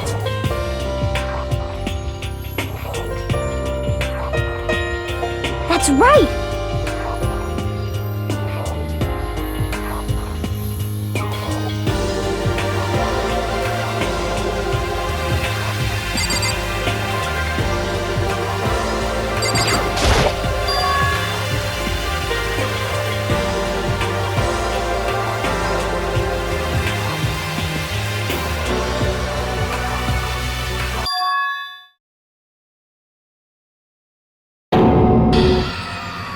No way! oh, F you!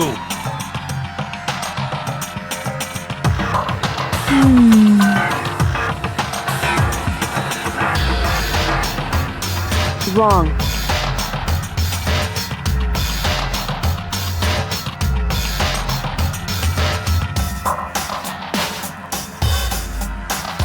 Well, However,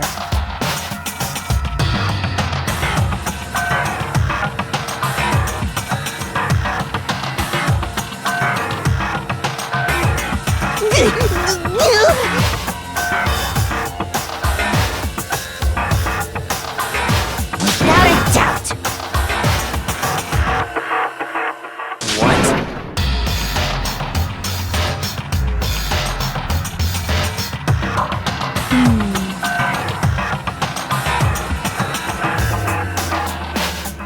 F you!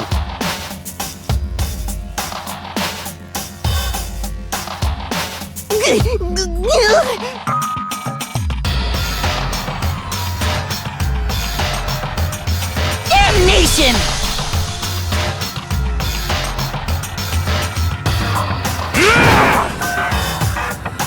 You're serious?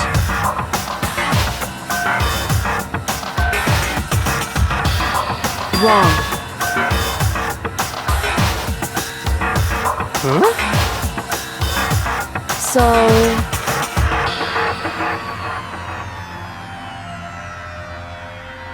What? whew.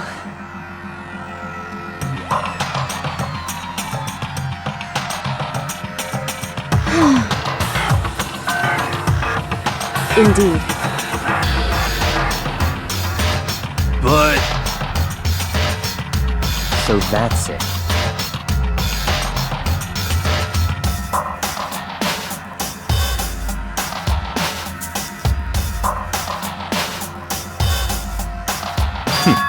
Interesting.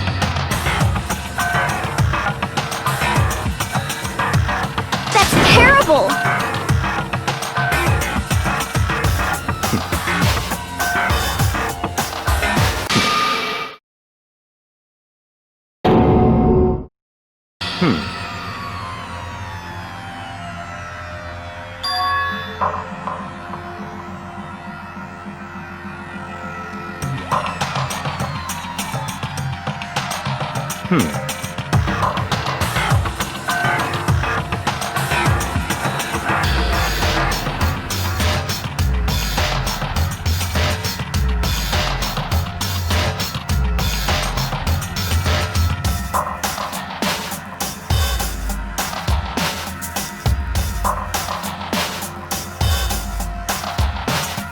What?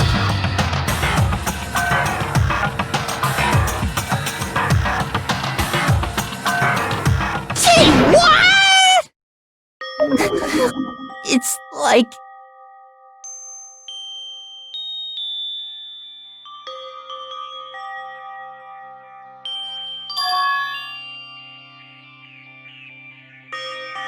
damn it!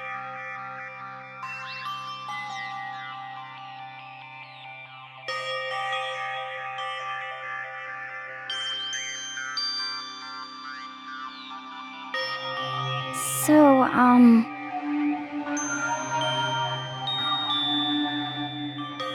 At the very least, yes, indeed.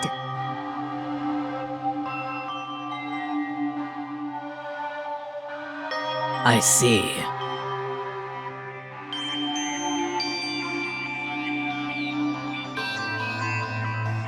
Damn it!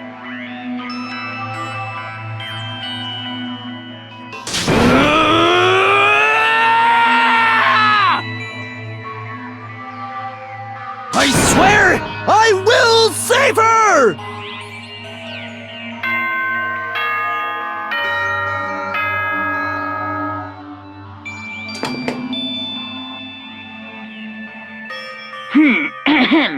This is a school announcement. It is now 10 p.m. As such, it is officially nighttime.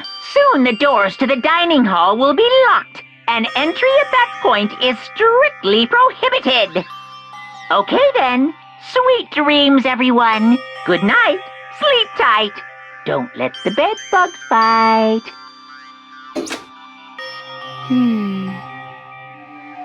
There is nothing to be done.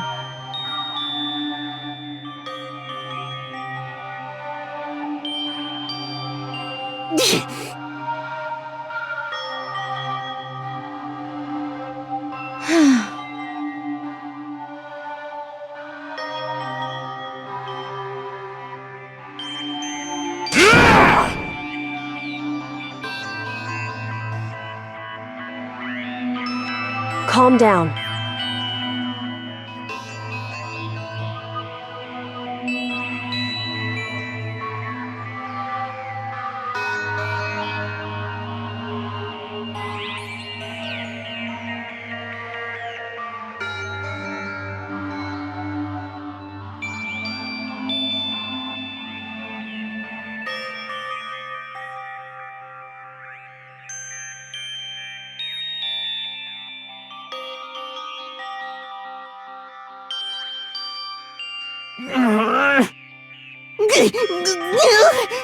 This is fine.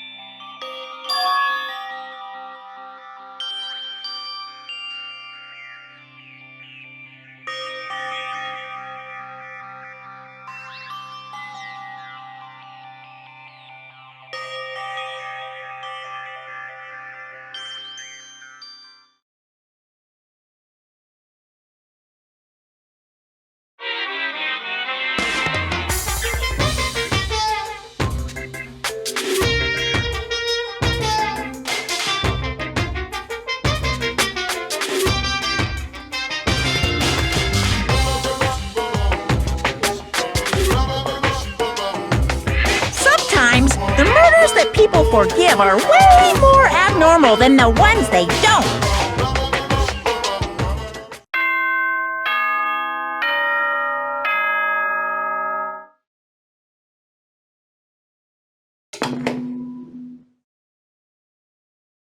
Good morning, everyone!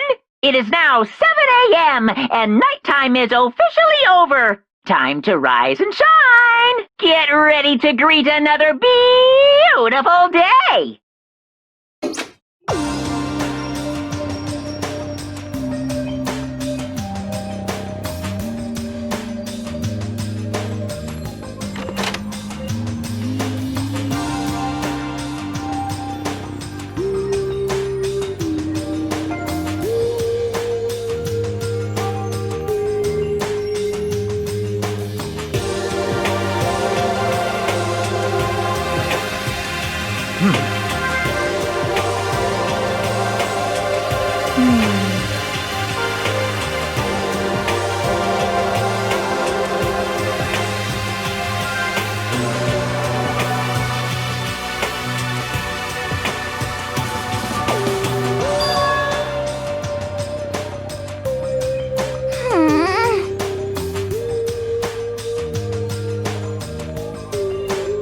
However,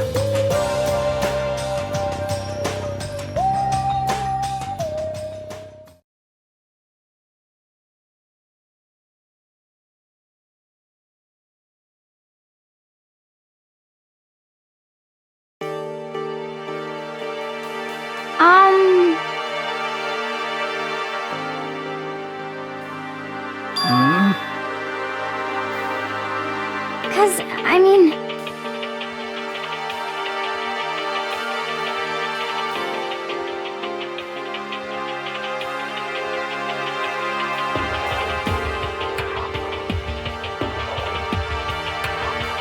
It can't be. It would seem...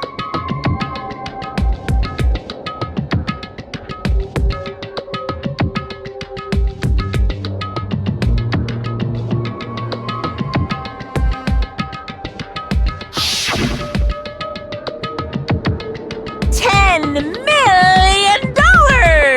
I've prepared this graduation present for whichever lucky student makes it out of here alive. What do you think? It's 10 million bucks! 10 million smackaroos! It's like totally wowie wow wow, am I right?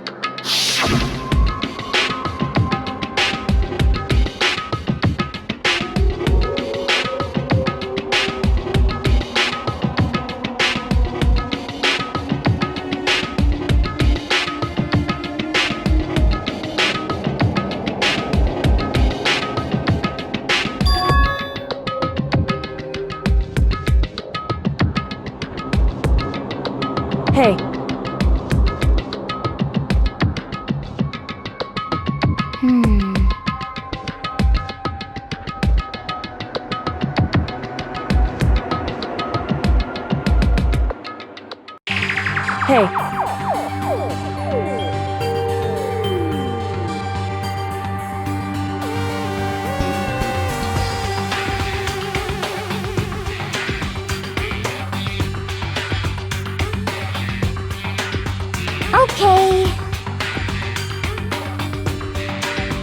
Anyway,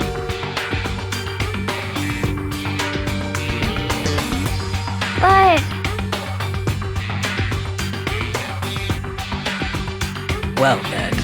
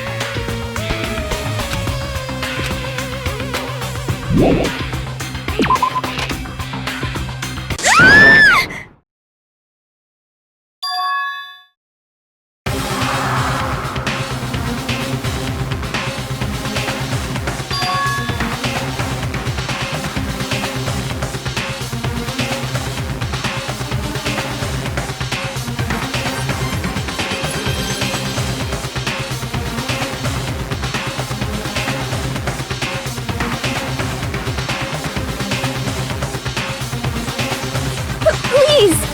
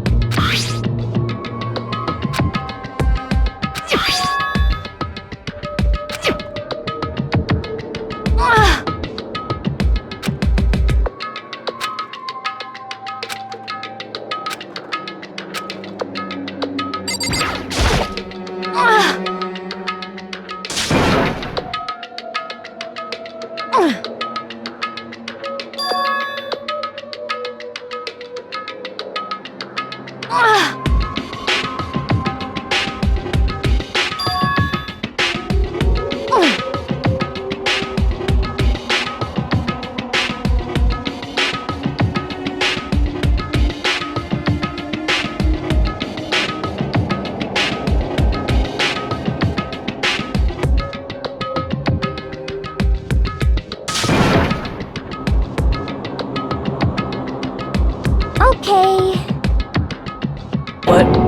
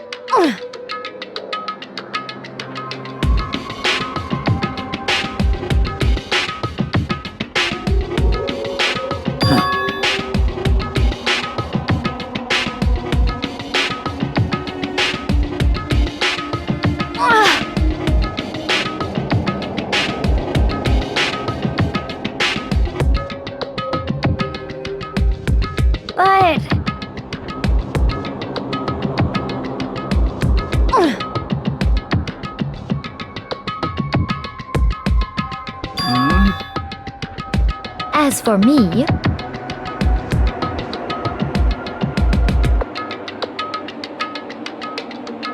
I see. indeed.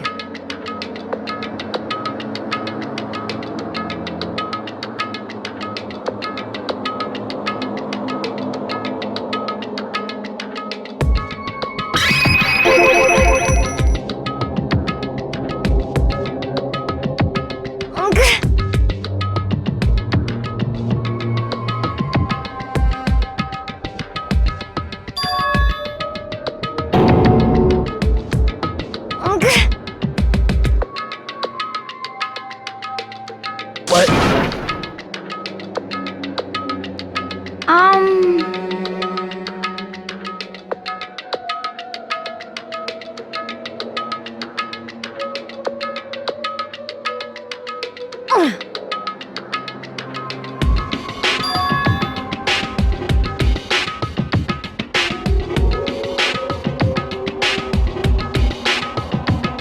Indeed.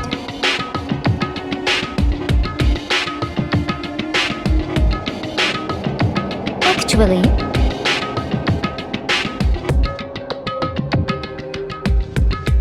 huh?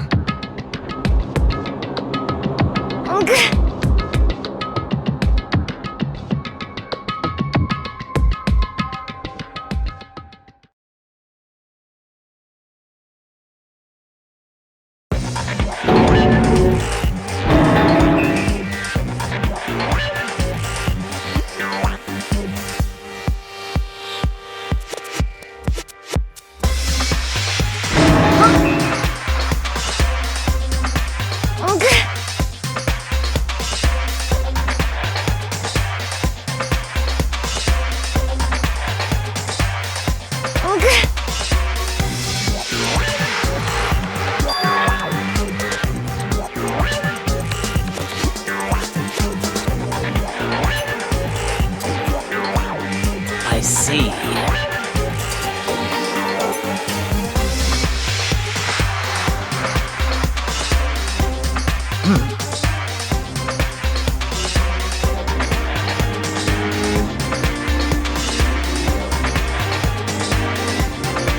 Just a second.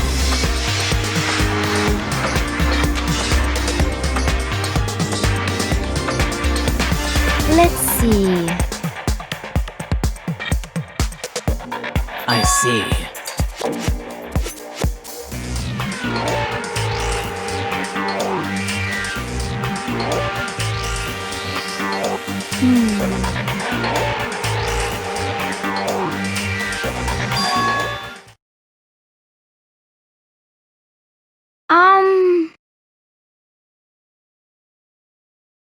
This is bad.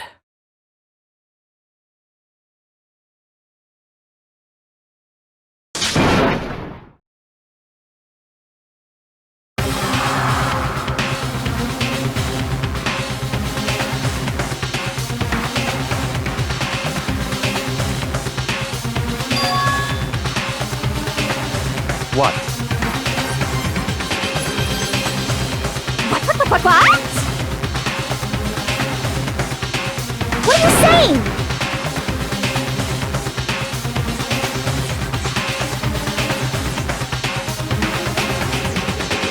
You gotta be kidding!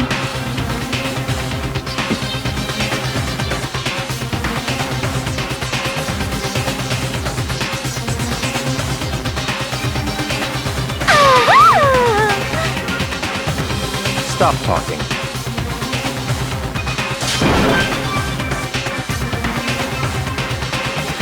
What?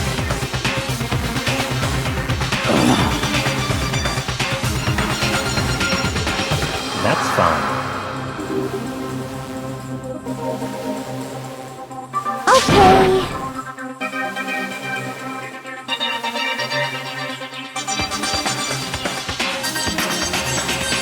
Hmm? Oh, Perhaps. okay.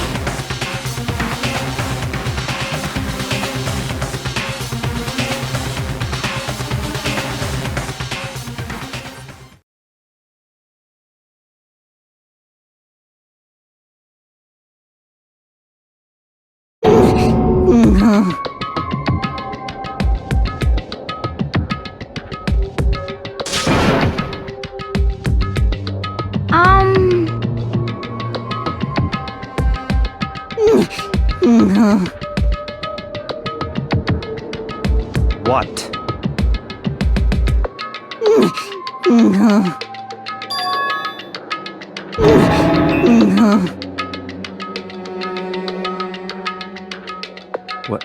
What did you say?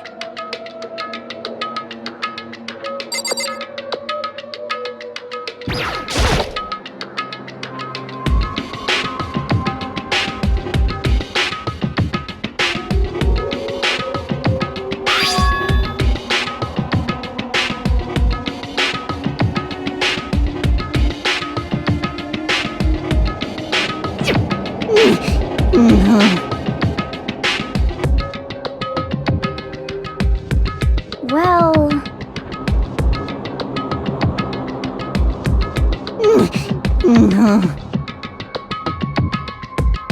Hey!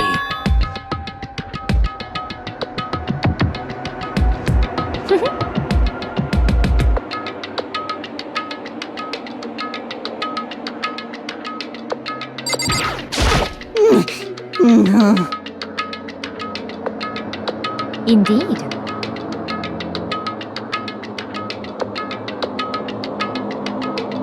What the hell am I looking at?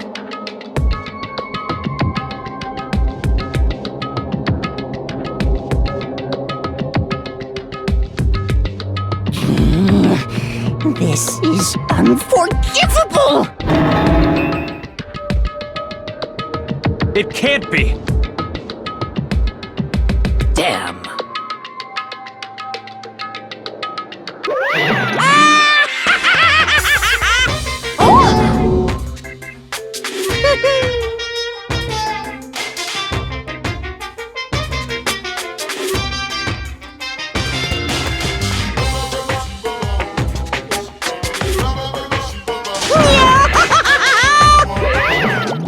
What? Are you okay with this?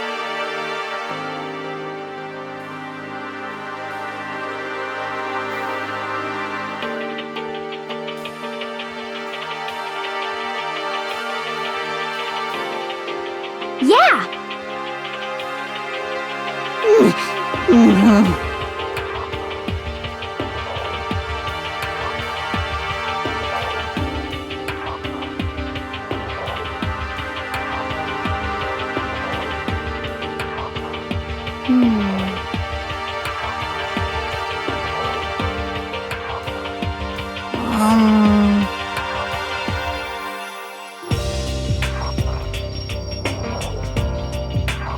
So then... I suppose. Well then.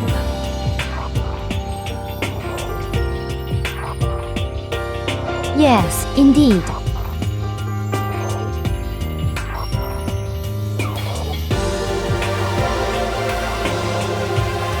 So, in other words,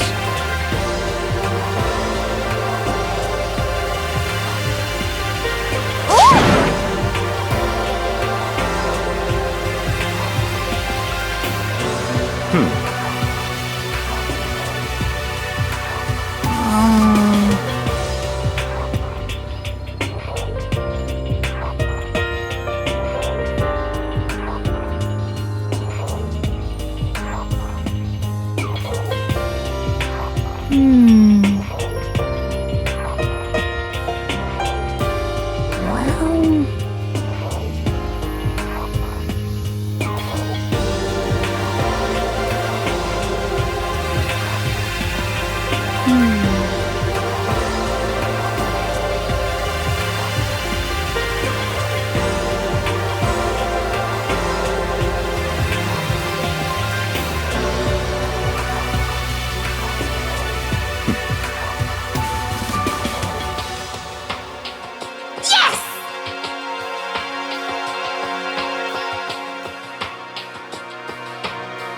what?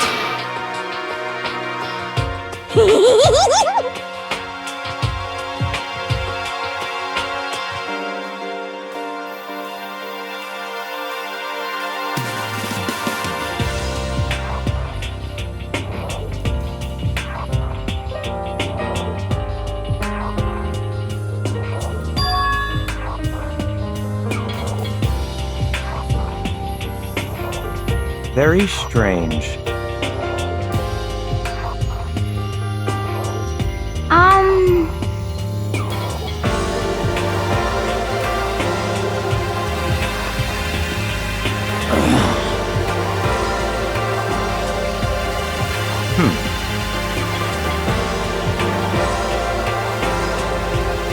So that's it.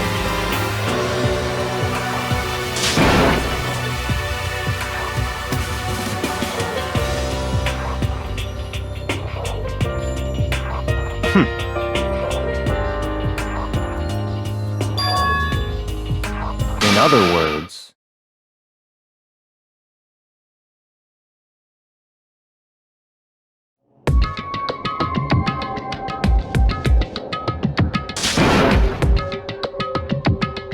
what?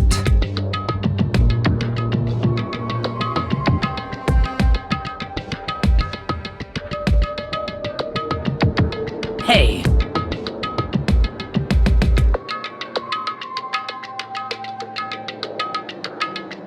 Okay.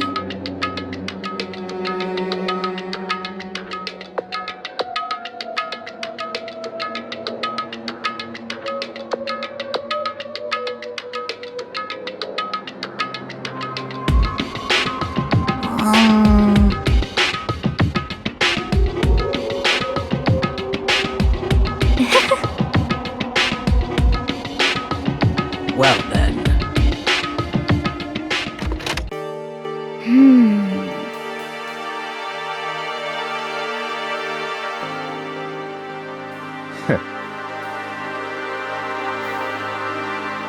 What to do? What to do?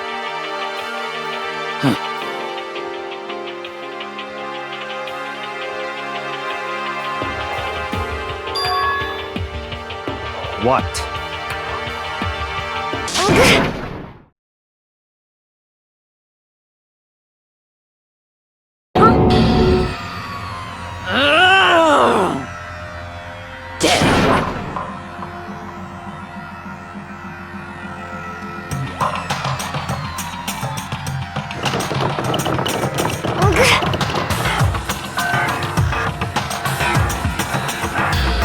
Well,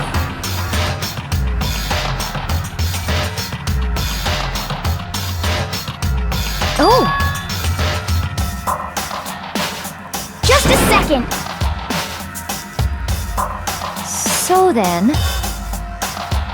What are you saying?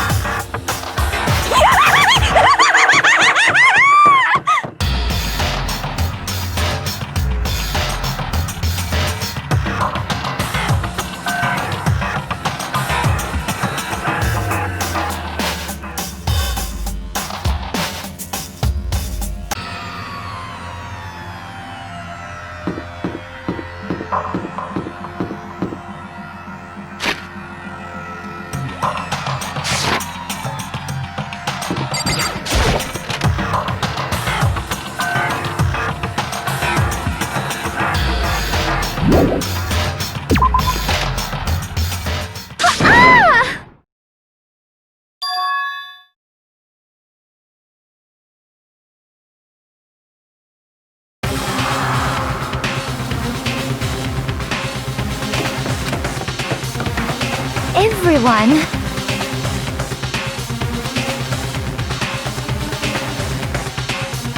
Just a second. What?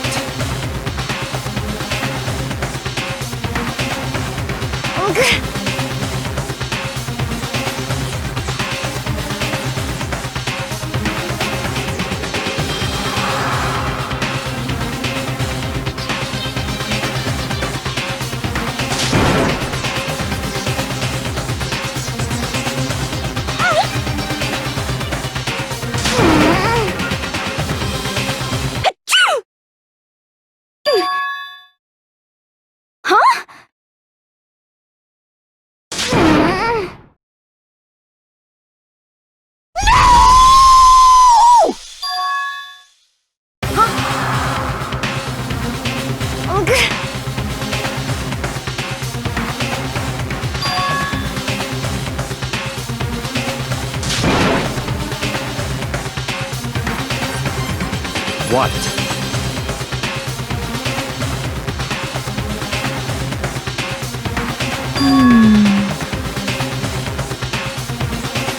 It's all clear now.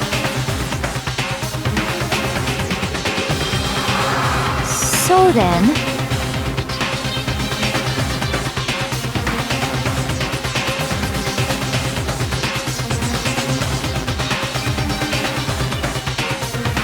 So then.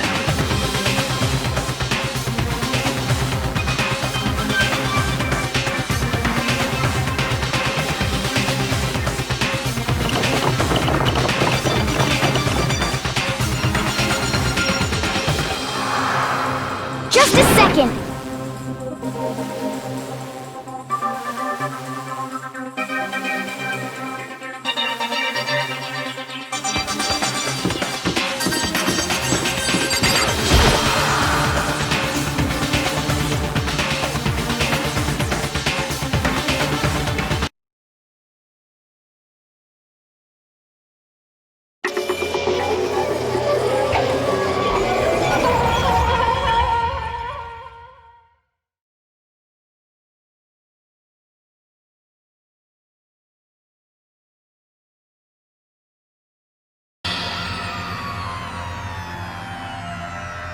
No!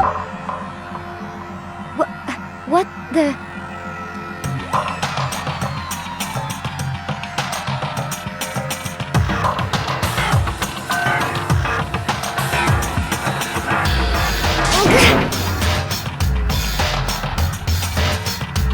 No way!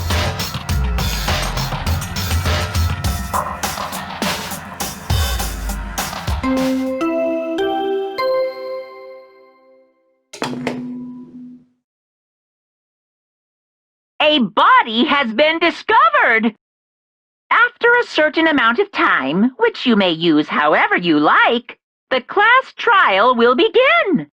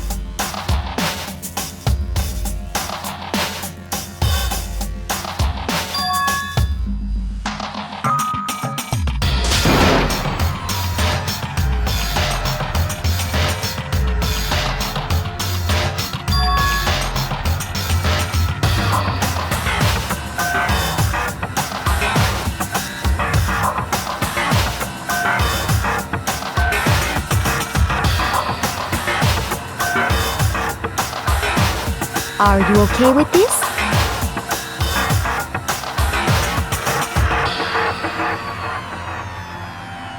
So then...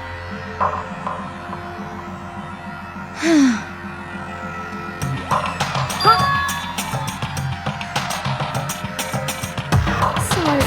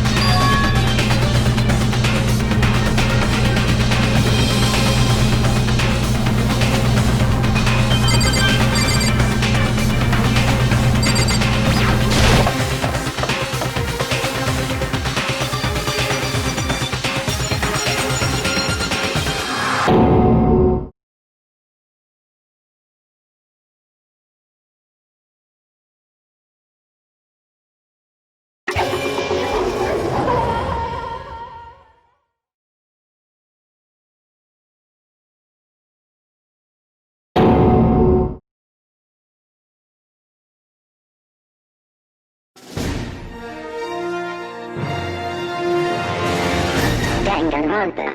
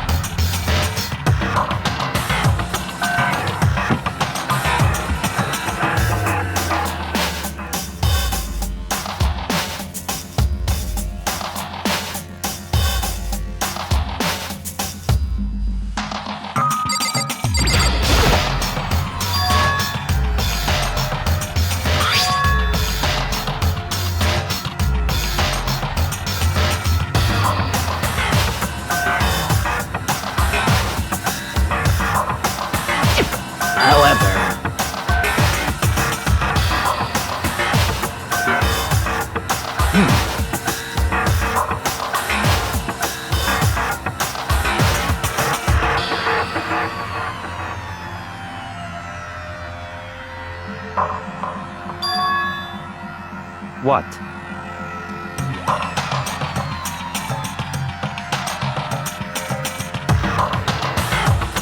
What?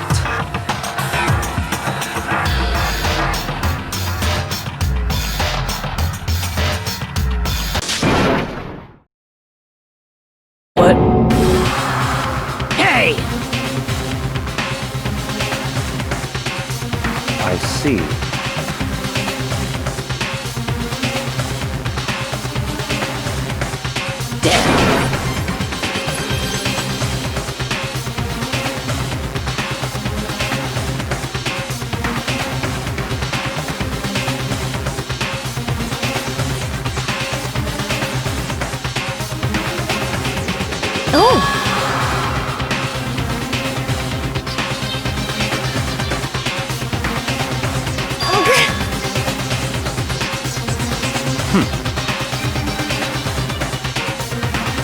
Indeed.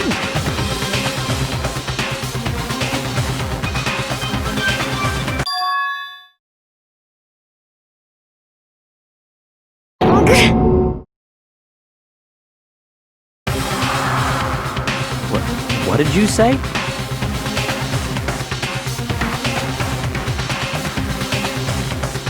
Come on. What? Hey!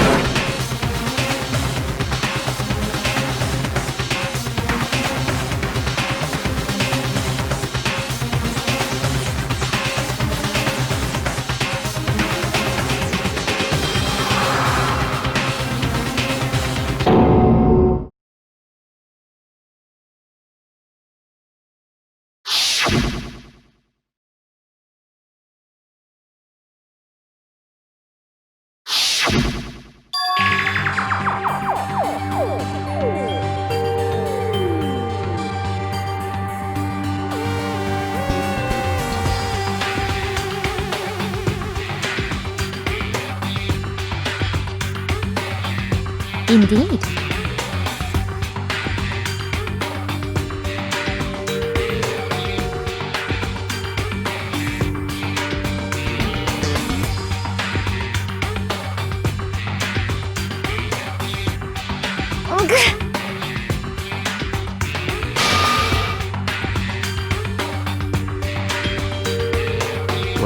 What did you say?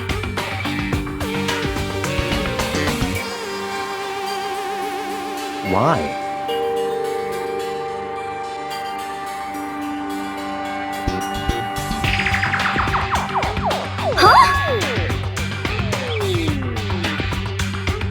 Hina.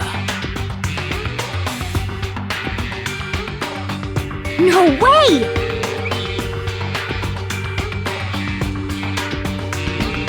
No! Hina.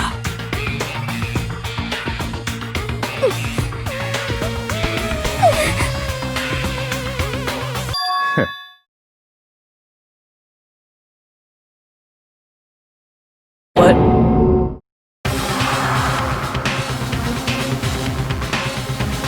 Well,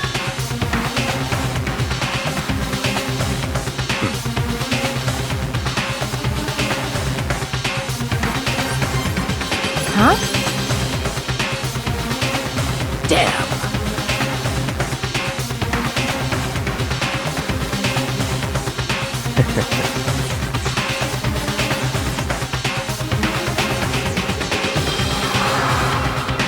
Bastard!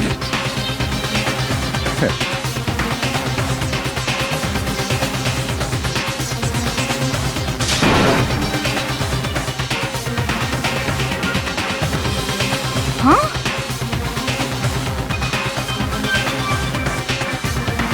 Damn.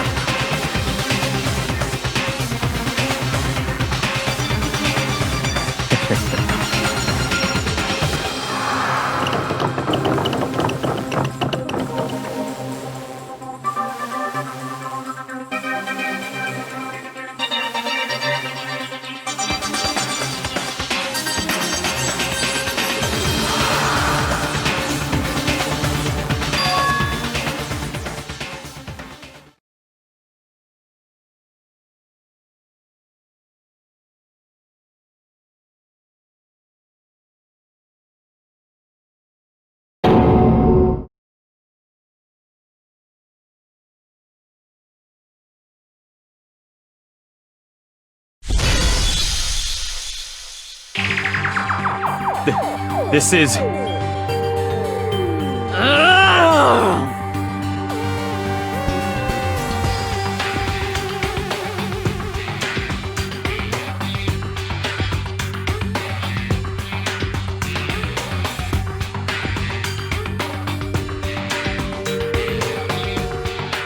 Huh?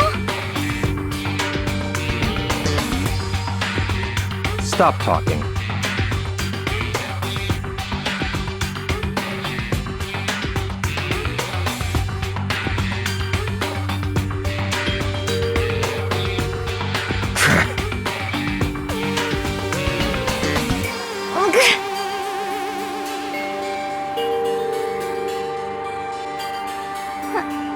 Huh? Not possible. Huh?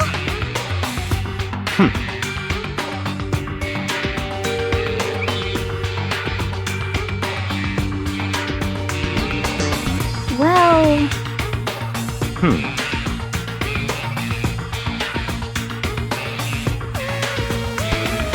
It is so.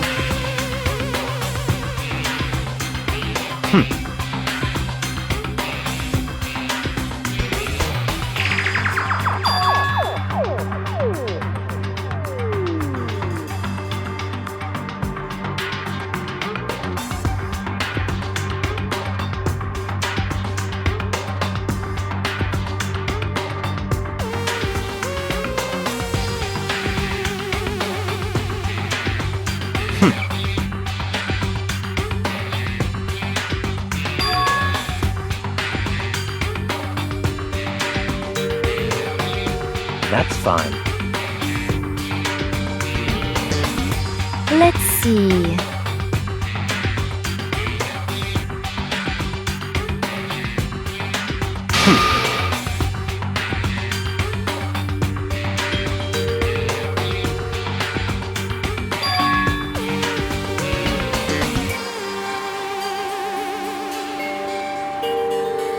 That's right.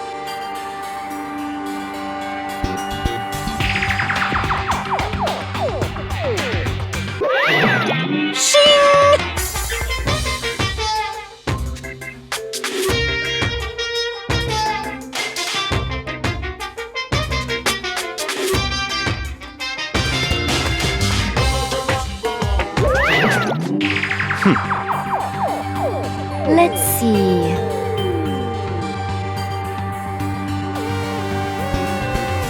Perhaps.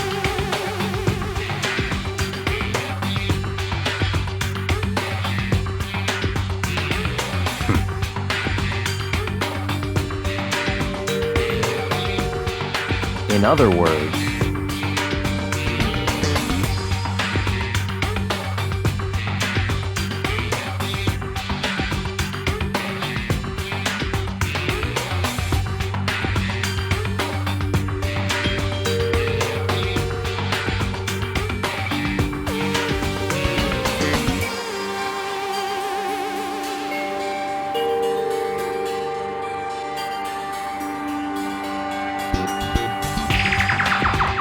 what?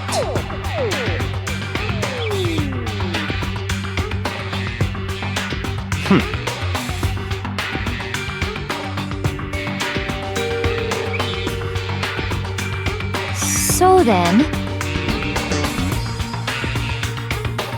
But...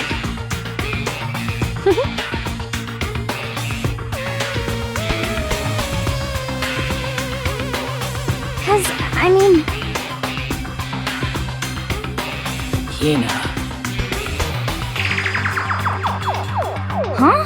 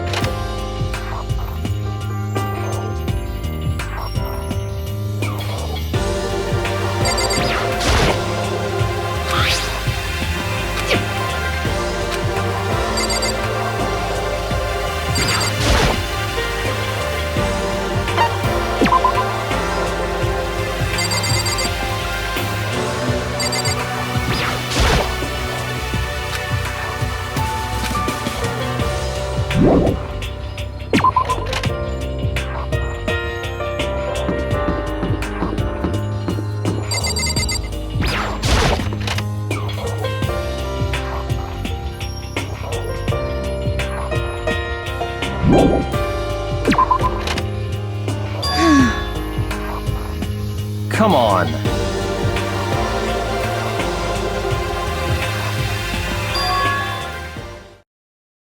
Indeed.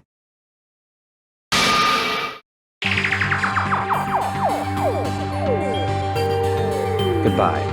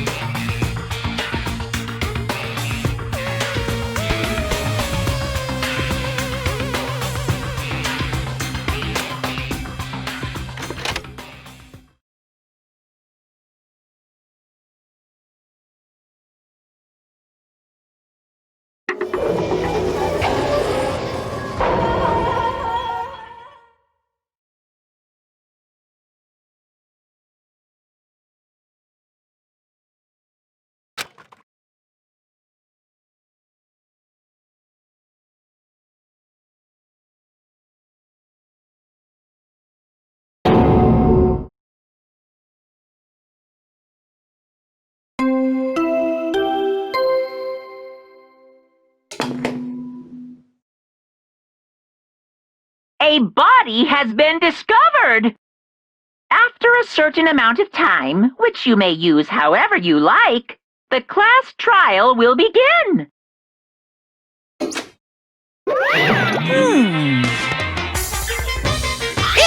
the Monokuma file!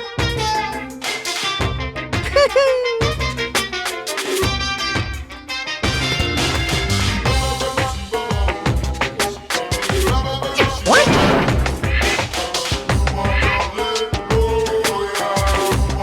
Stop talking. Punishment is waiting for you.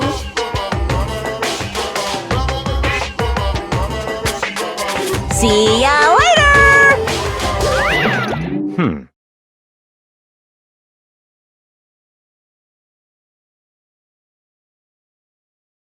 What the heck?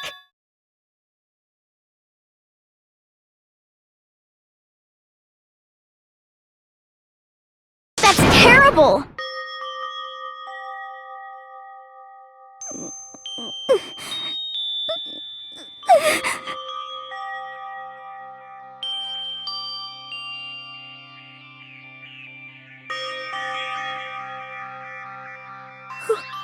Who would do this? Why? Why?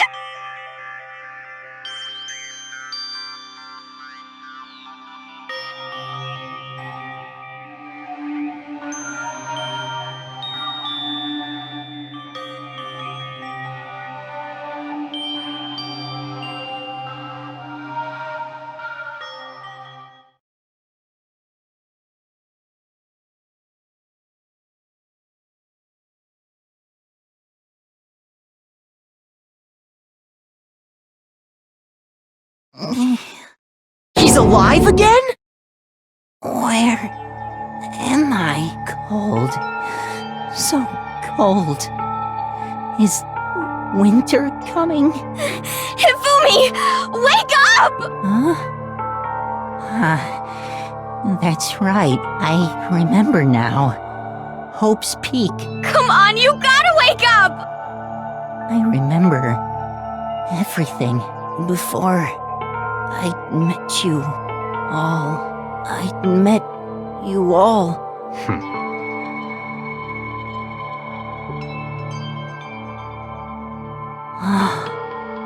The light, it's reaching out to me like the tail of a comet. Hey, Ifumi! Who was it? Who attacked you? Who tried to kill you? Who killed me? That's right. I remember. Their name. Yasuhiro.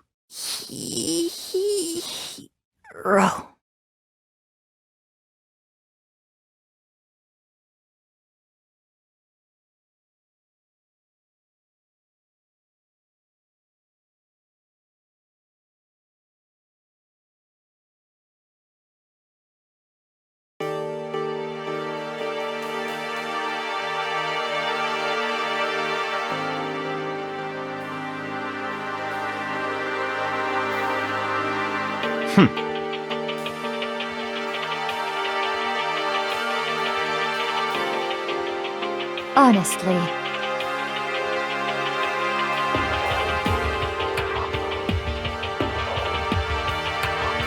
Stop talking.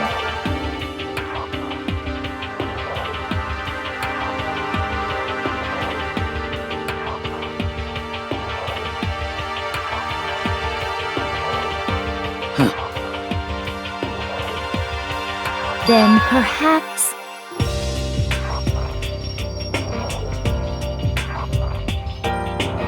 So, in other words,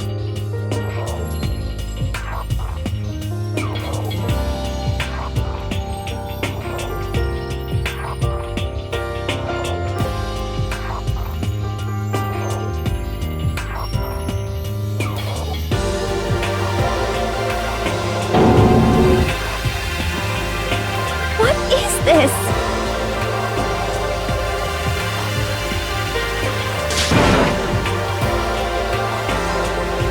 that's fine.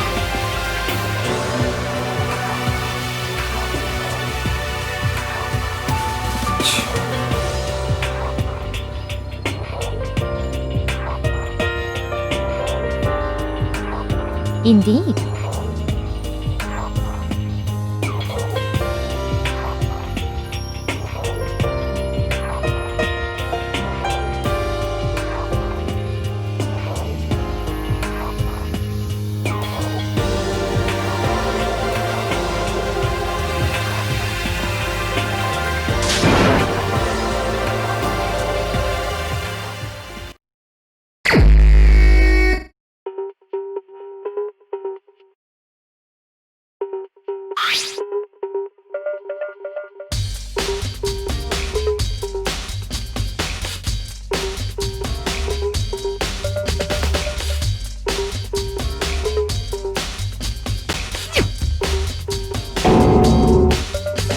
Very strange.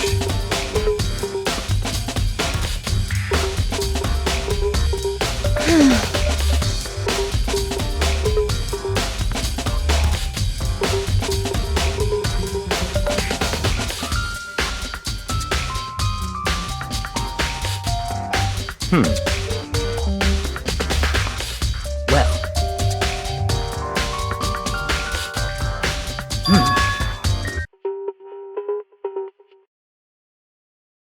Perhaps.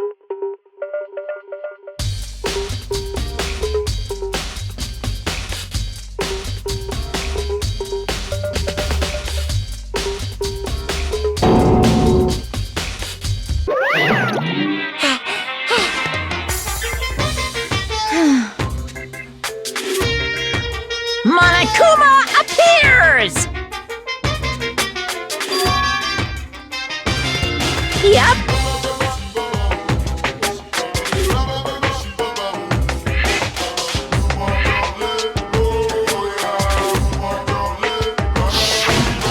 Speaking of which, I'd like to ask the bear, if there is an accomplice, do they also become blackened? So you ask, and so I shall answer. Each murder is allowed to have an accomplice, but only the one who does the killing will get to graduate. So in other words, two people can work together, but one of them has no chance of profiting from it. Then there's no way anyone would work together, right? In other words,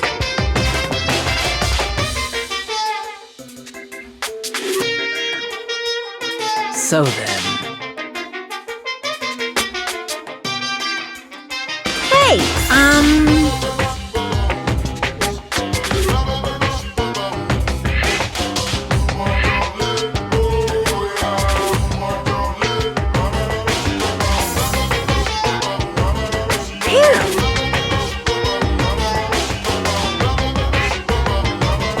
So, in other words,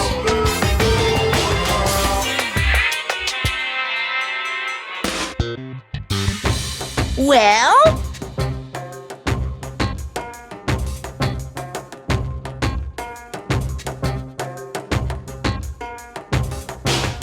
extreme!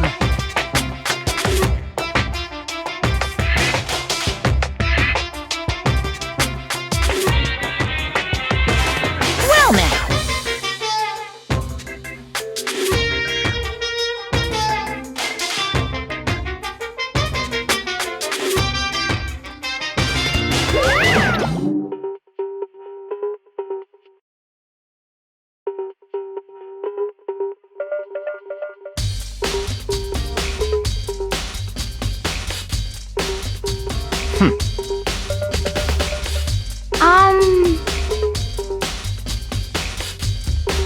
however,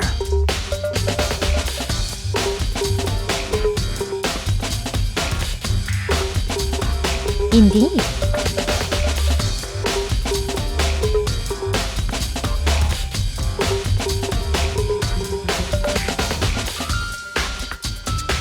So,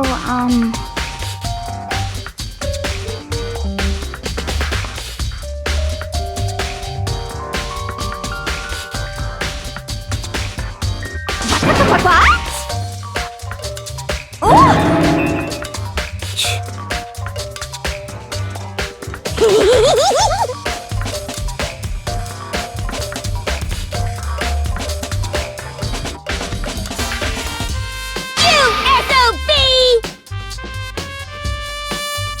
huh? You've gotta be kidding! What the heck? What?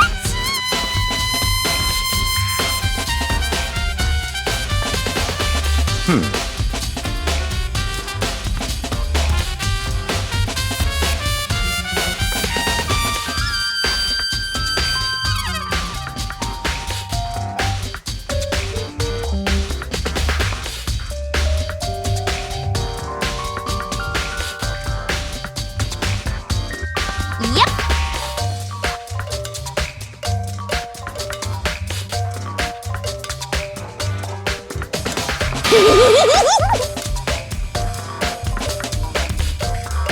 What are you saying? Let's see.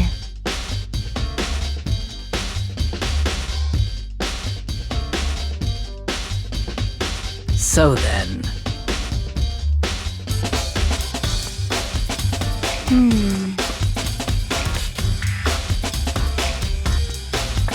it's all clear now.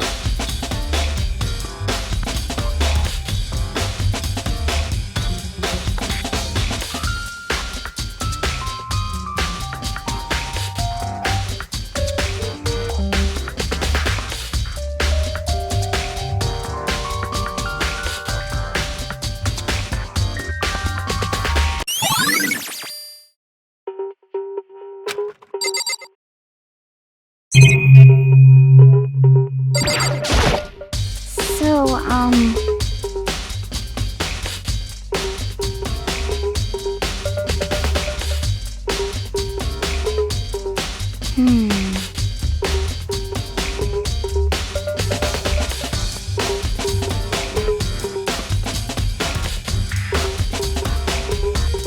But...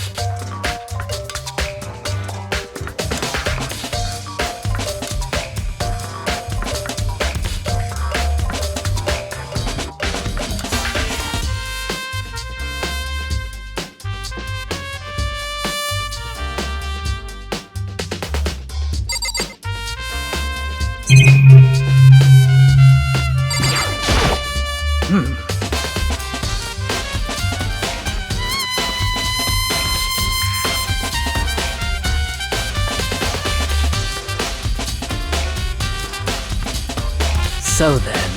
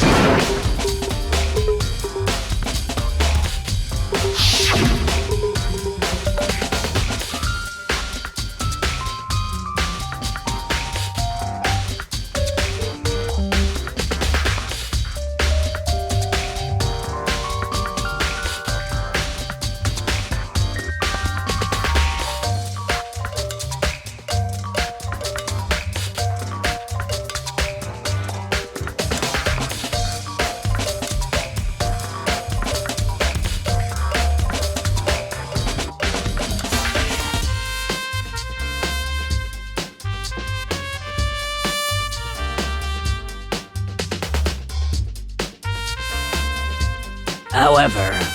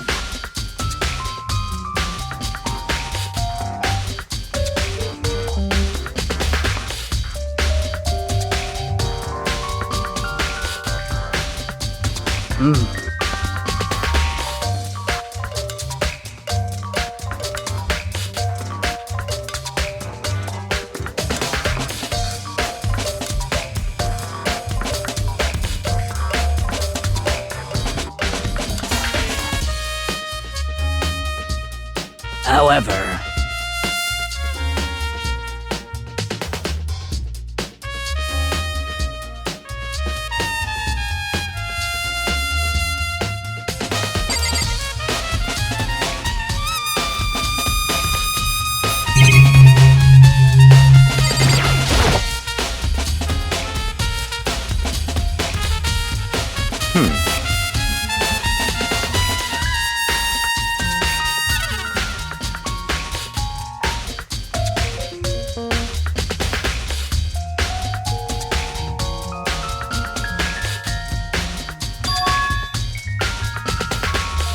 So, in other words,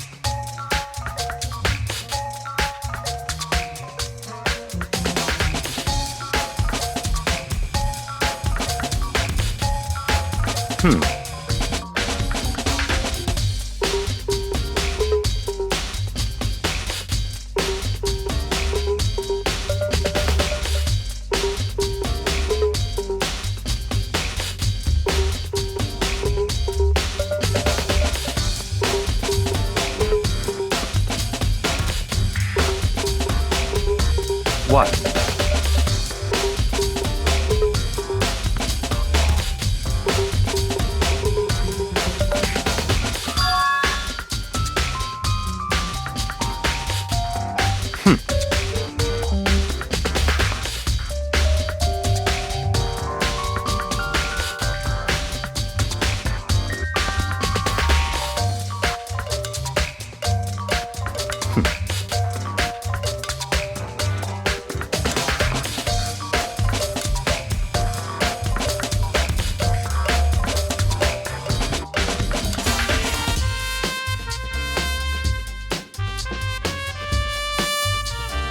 What?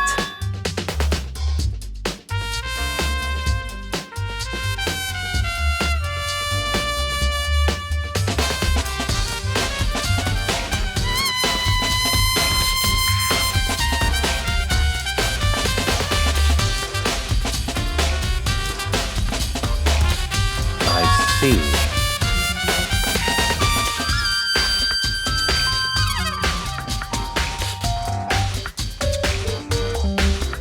That's enough.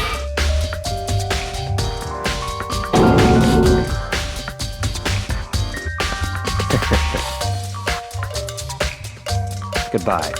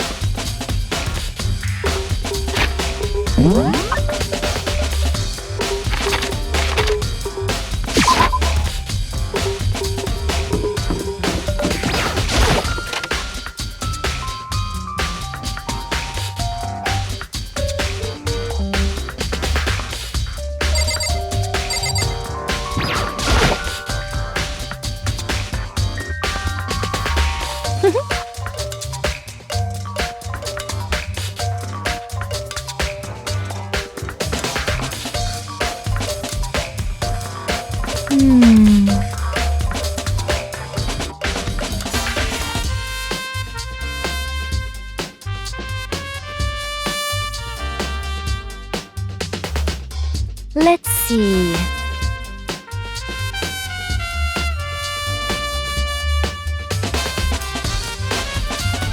Yes, indeed.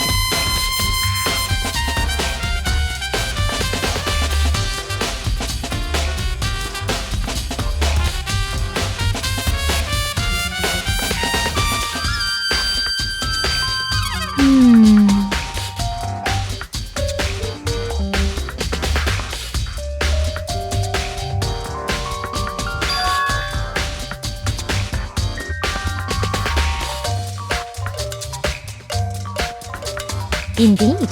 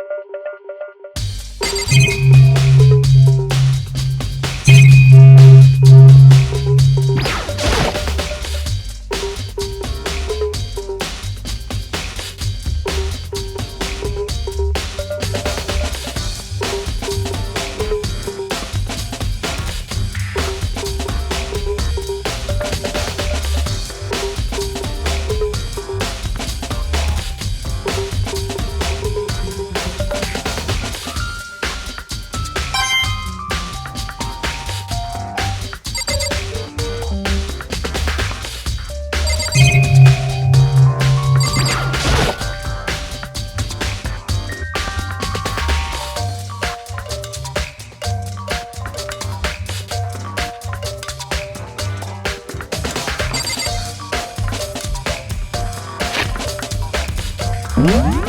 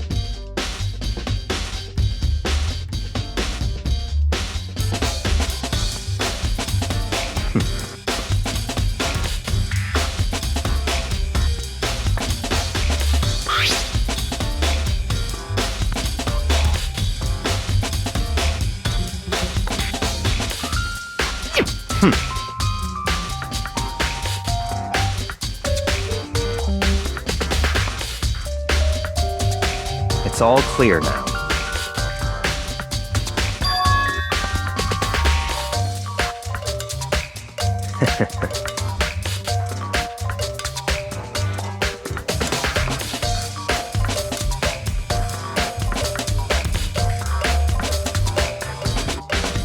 Goodbye.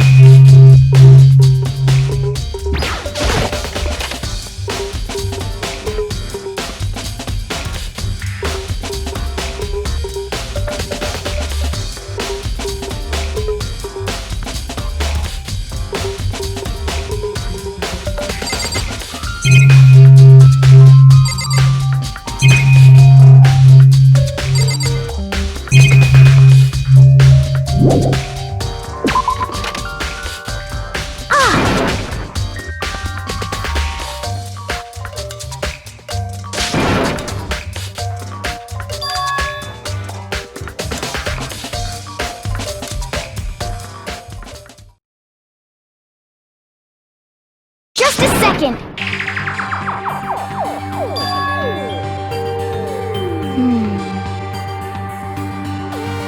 Okay.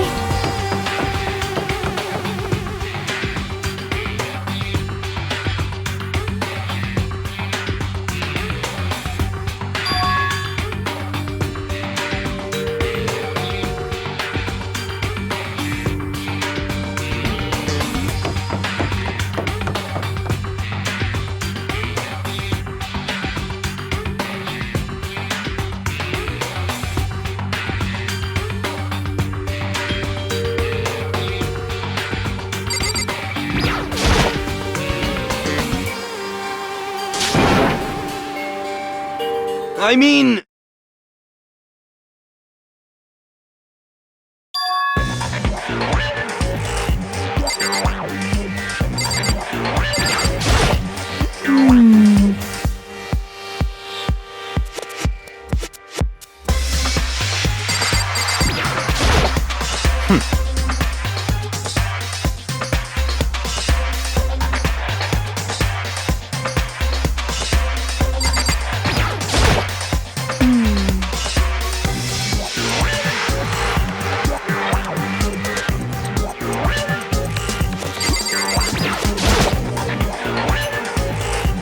Huh?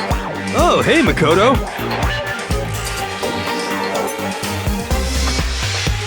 Huh?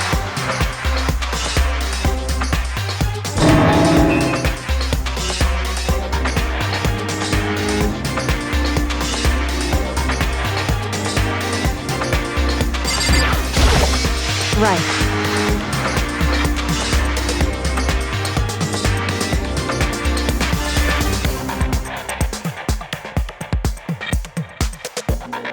Don't be mean!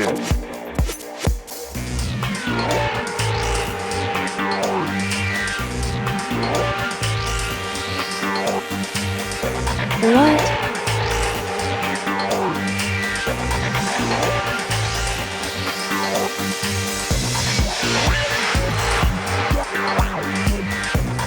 Wow.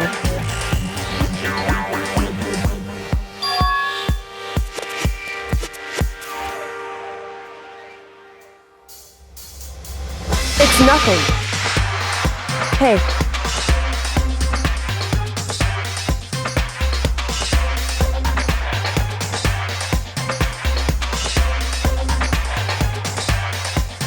And?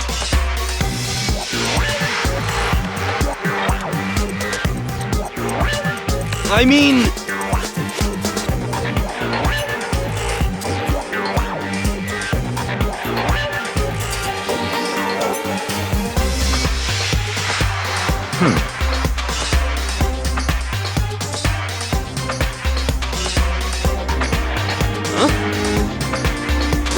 Let me out of here!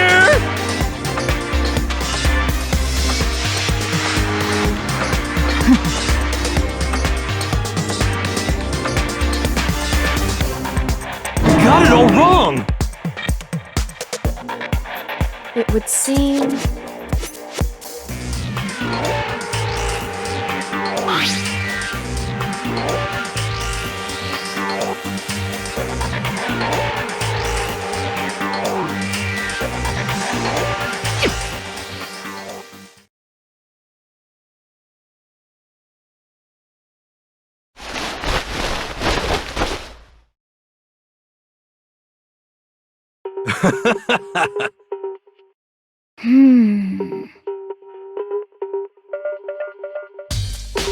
So then,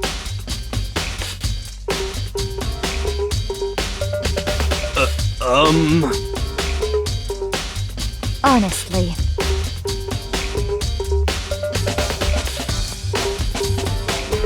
is that okay?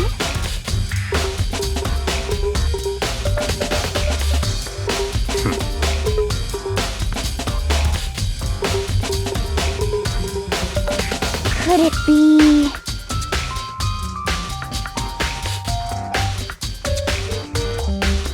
That's terrible!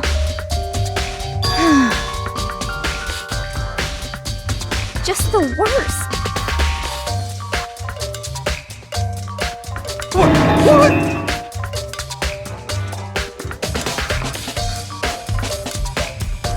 That's right.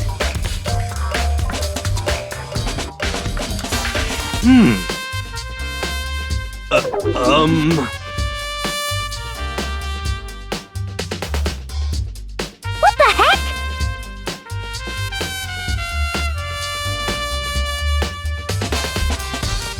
Please!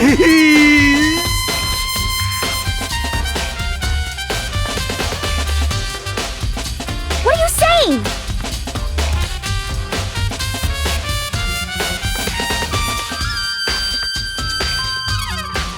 What the heck?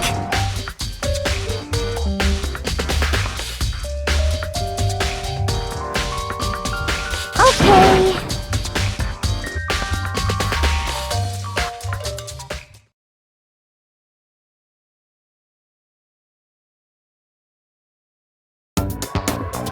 Huh. See? Look. See how loose it is?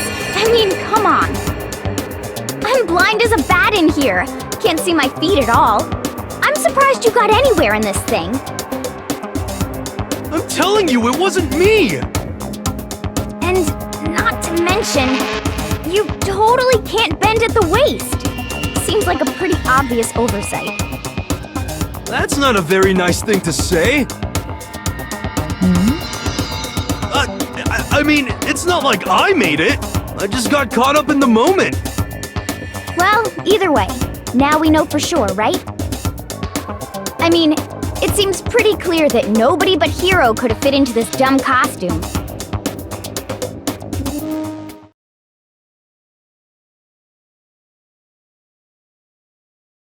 Ah.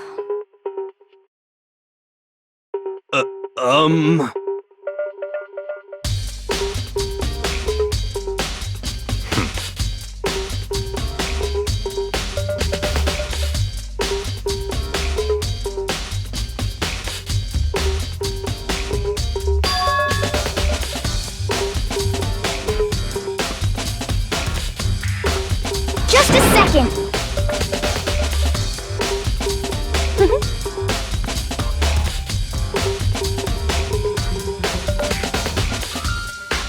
But...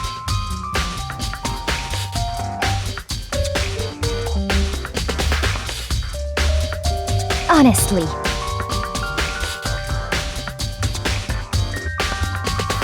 what the heck?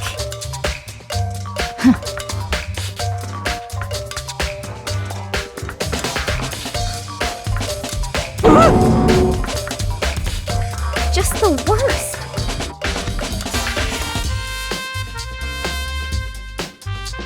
That's terrible!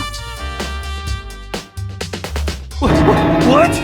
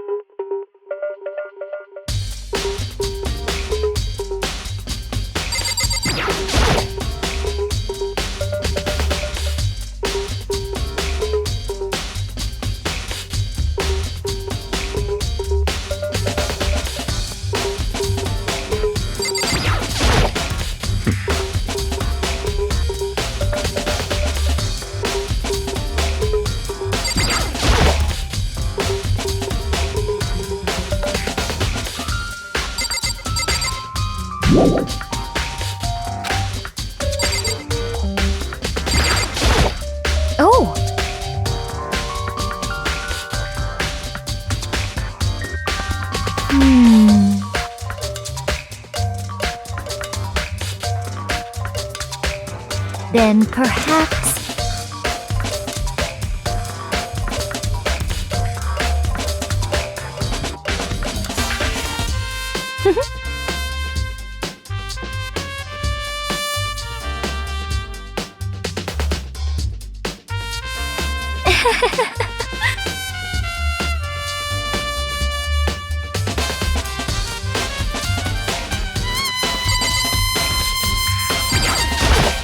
What the heck?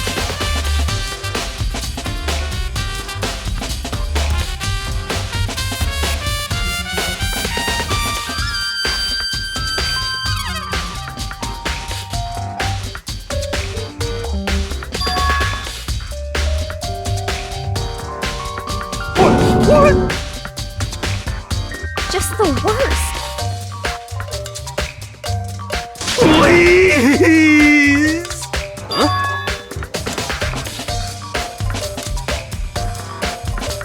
How about that? So then,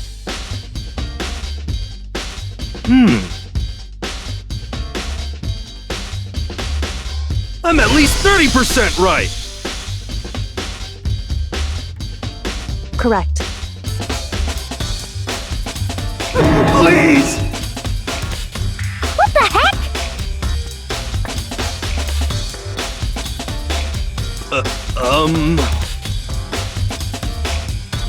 Oh, so then.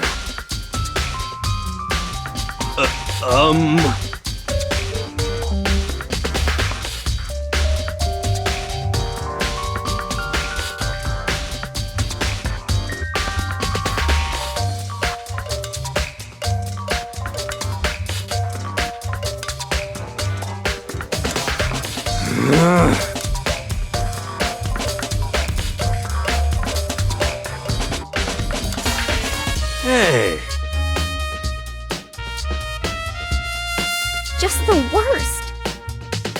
So,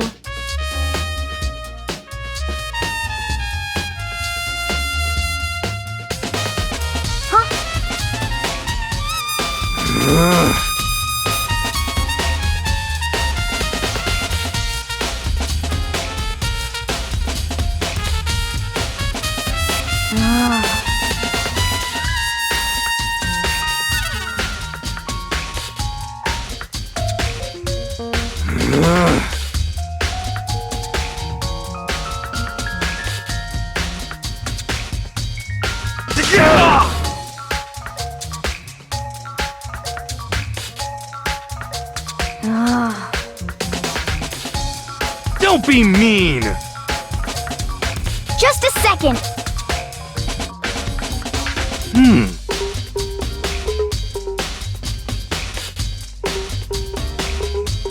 No way! Please!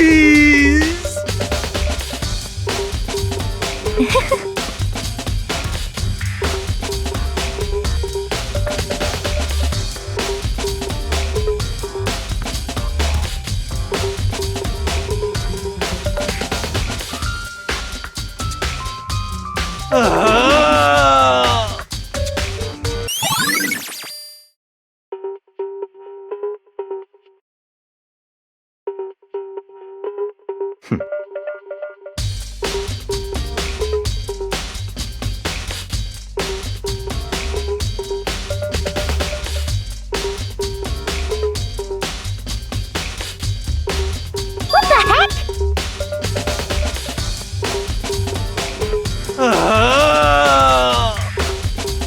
Just the worst.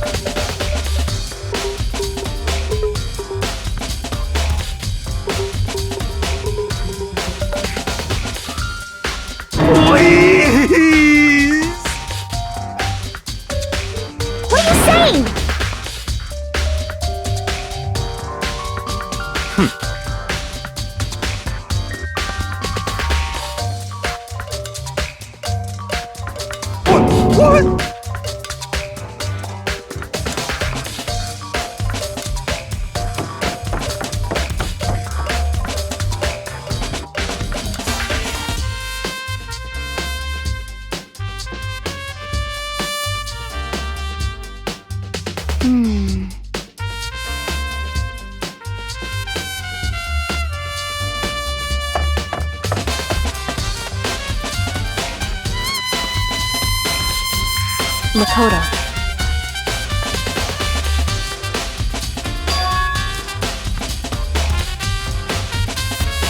It would seem...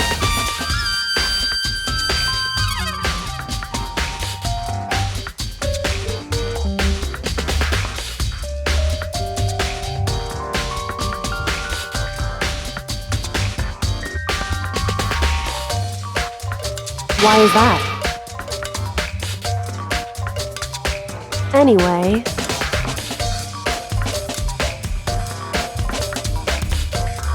Shall we go? Hey.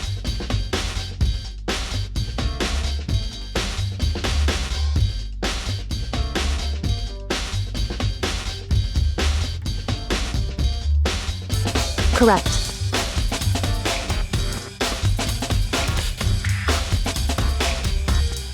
Hey.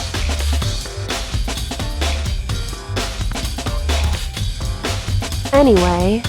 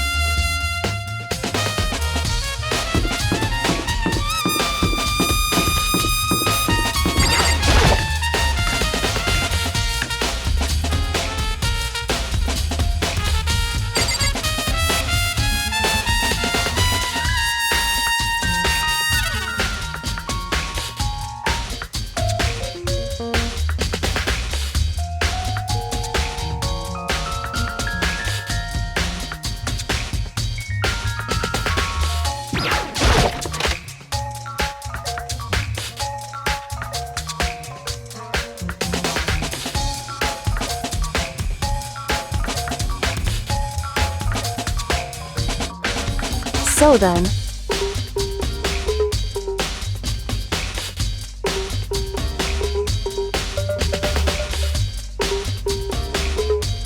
I knew it.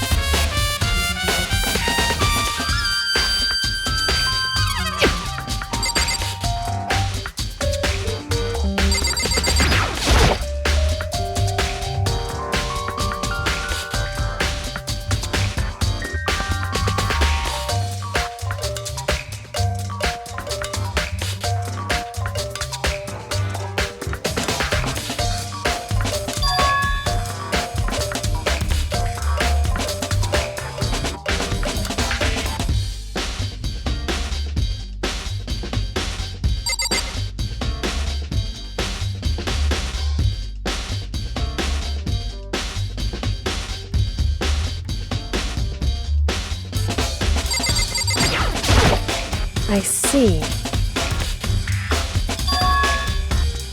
Hey.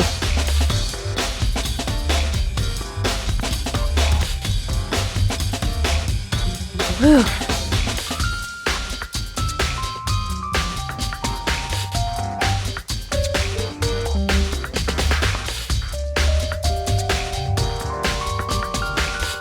So then,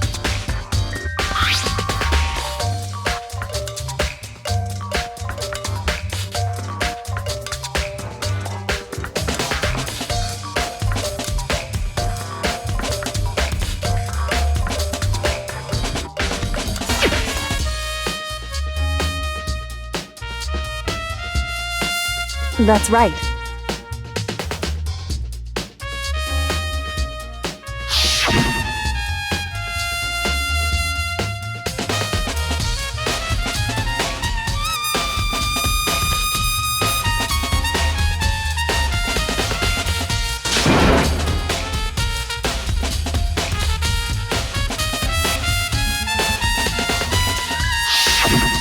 In other words,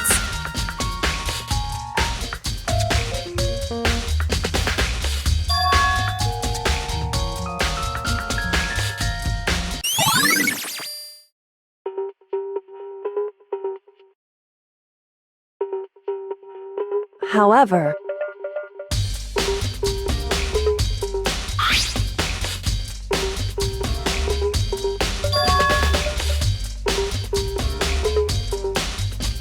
Makoto. Because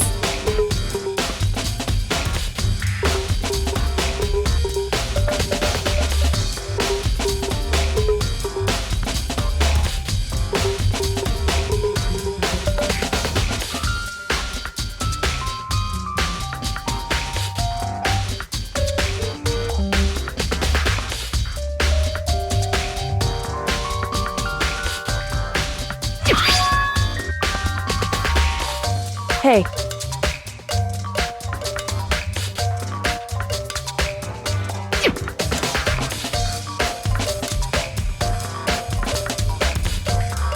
Is that right?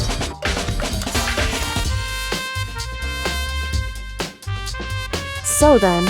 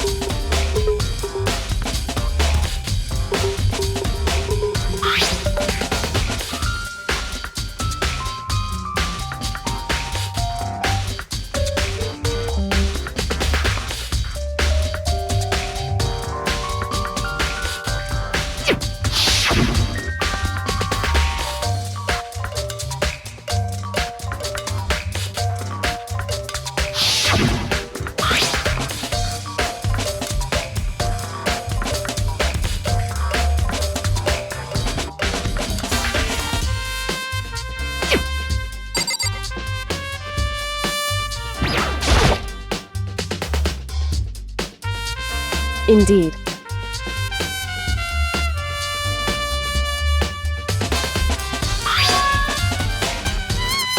That's right. Indeed.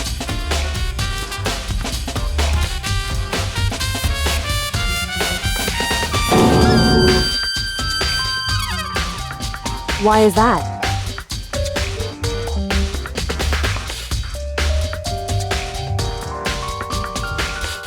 Hey.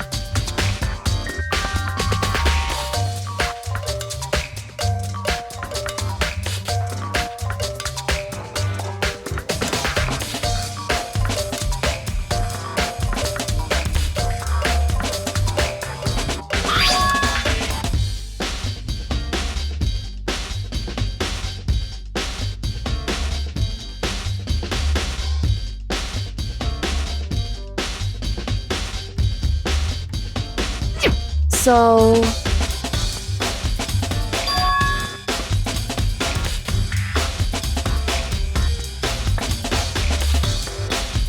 However...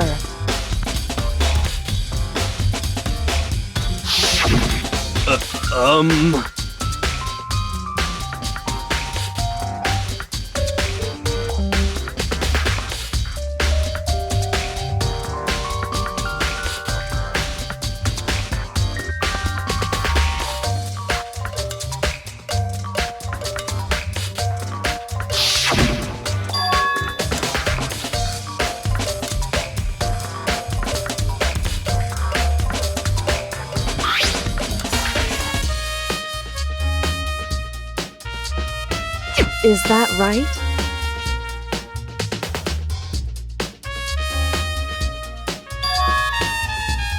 So...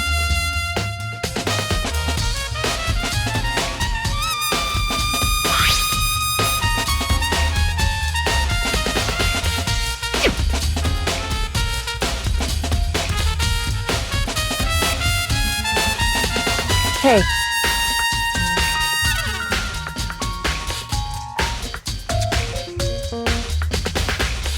So then...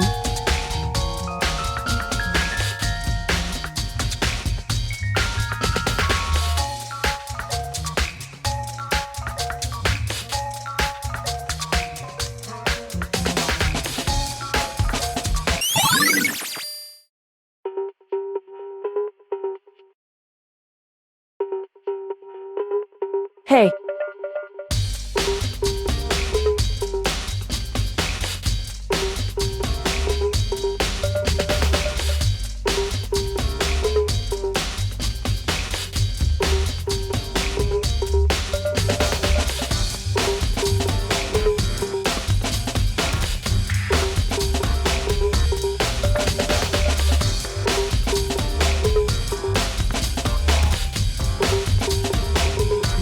Is that right?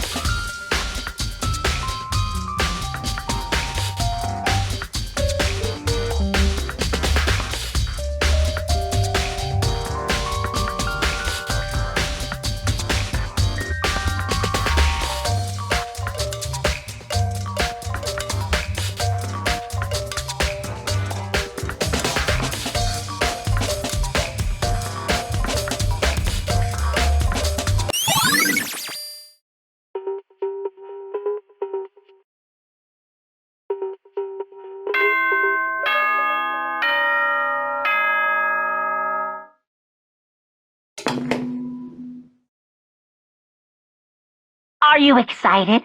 Are you pumped? It's time for the class trial to begin! Like the bright burst of fireworks, like the flash of a soul clashing with life and death.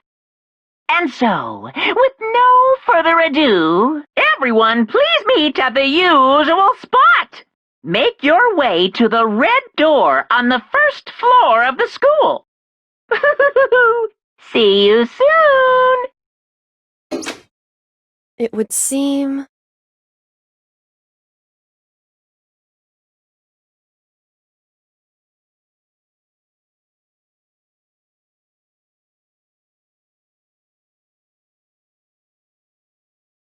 Shall we go?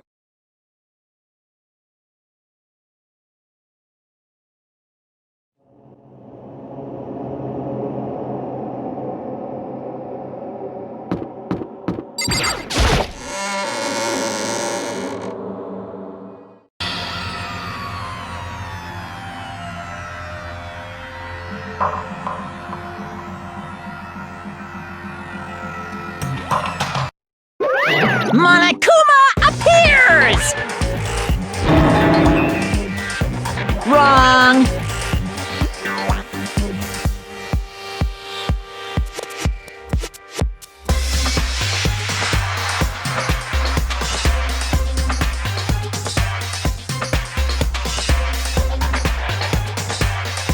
Whew.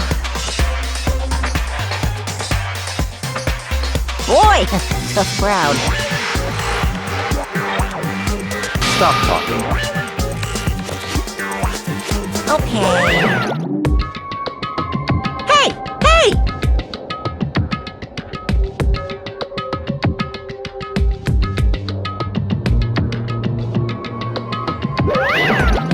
let's go. Please! What the heck?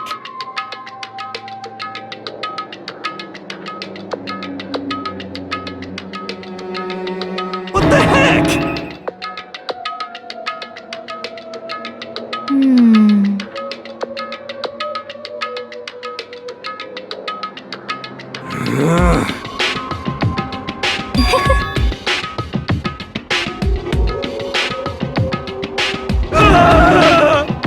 Hey,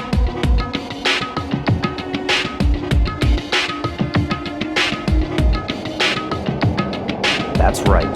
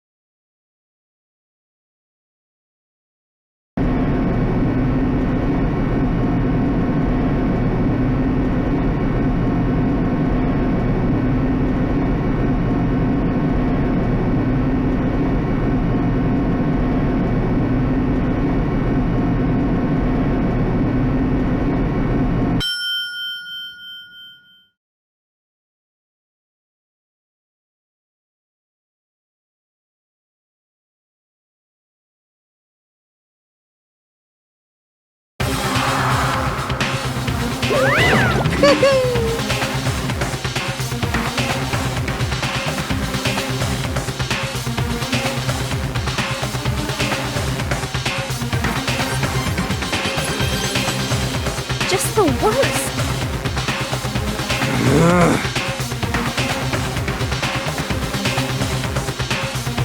What? Come on.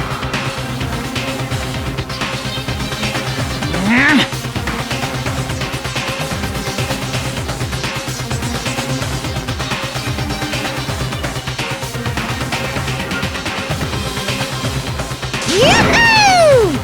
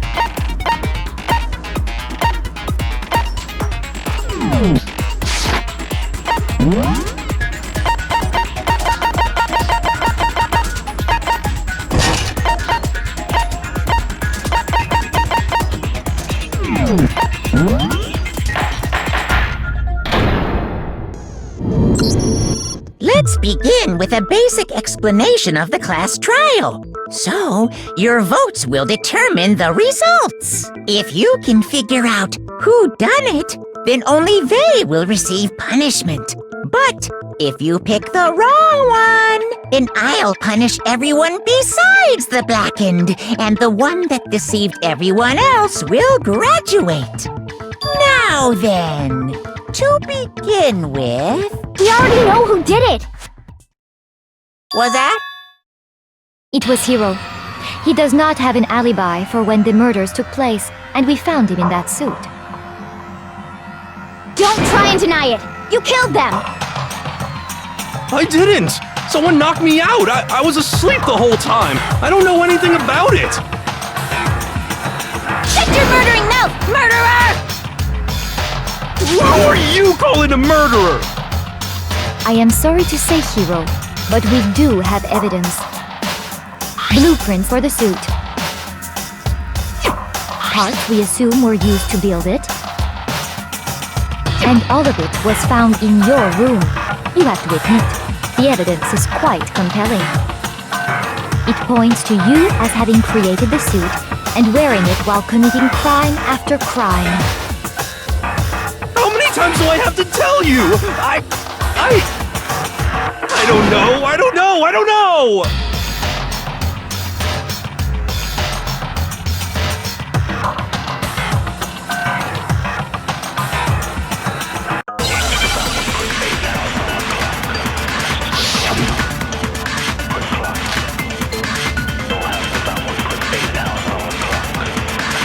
Everything we found in your room.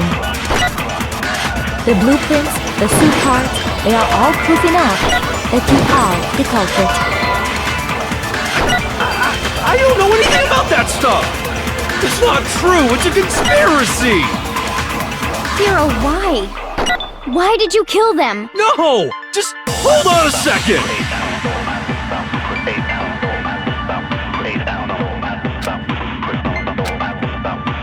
Everything we found in your room. The blueprints, the suit parts, they are all proof enough. No, that's wrong!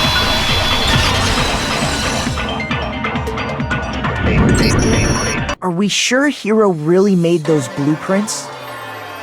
What do you mean? Well, take a look at this. It's the note that Hiro wrote, asking everyone to meet up after Alter Ego disappeared. The handwriting's obviously different, wouldn't you say? When you compare it to the blueprints. There's no way you could think the same person made both of them. Unless that person made it a point to disguise their handwriting. No, the differences are bigger than that, I think. Come on!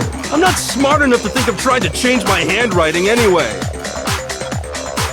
So Makoto, are you saying you don't think Hiro's the culprit? And he's not the only one. I think Hiro's innocent as well. What? Then who was in that Robo-Justice suit?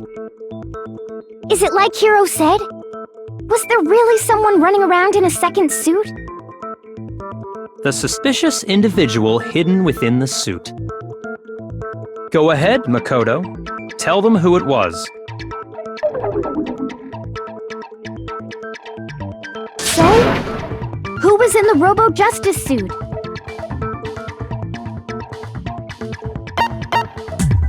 I got it! Other than Hiro, I can't think of anyone else it could have been.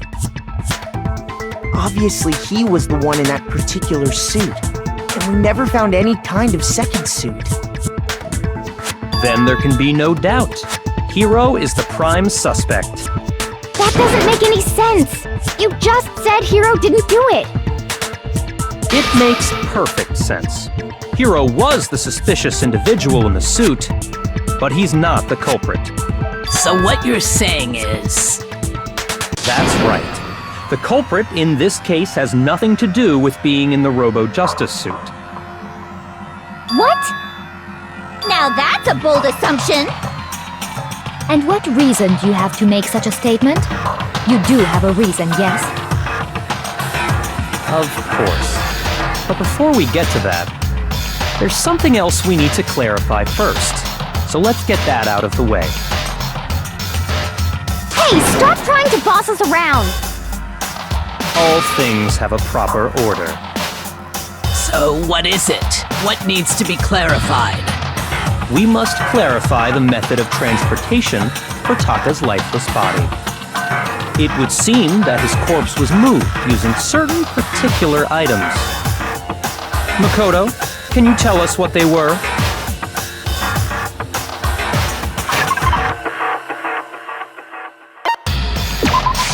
A gun!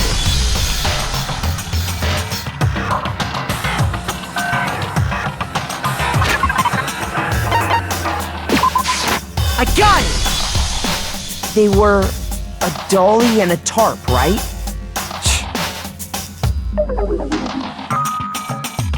So, let's see if I can explain. Taka's body disappeared from the equipment room, and then we rediscovered it in the repository. And when we found it for the second time, it was wrapped in a blue tarp, right? It was the same tarp that, up until then, was stored in the equipment room. So the killer must have seen it there, and decided to use it when they moved Taka's body. That way, they wouldn't leave any bloodstains while they were moving it. Okay, that explains the tarp. And the dolly? Same thing. I'm sure the dolly was in the equipment room when we first found Taka's body there.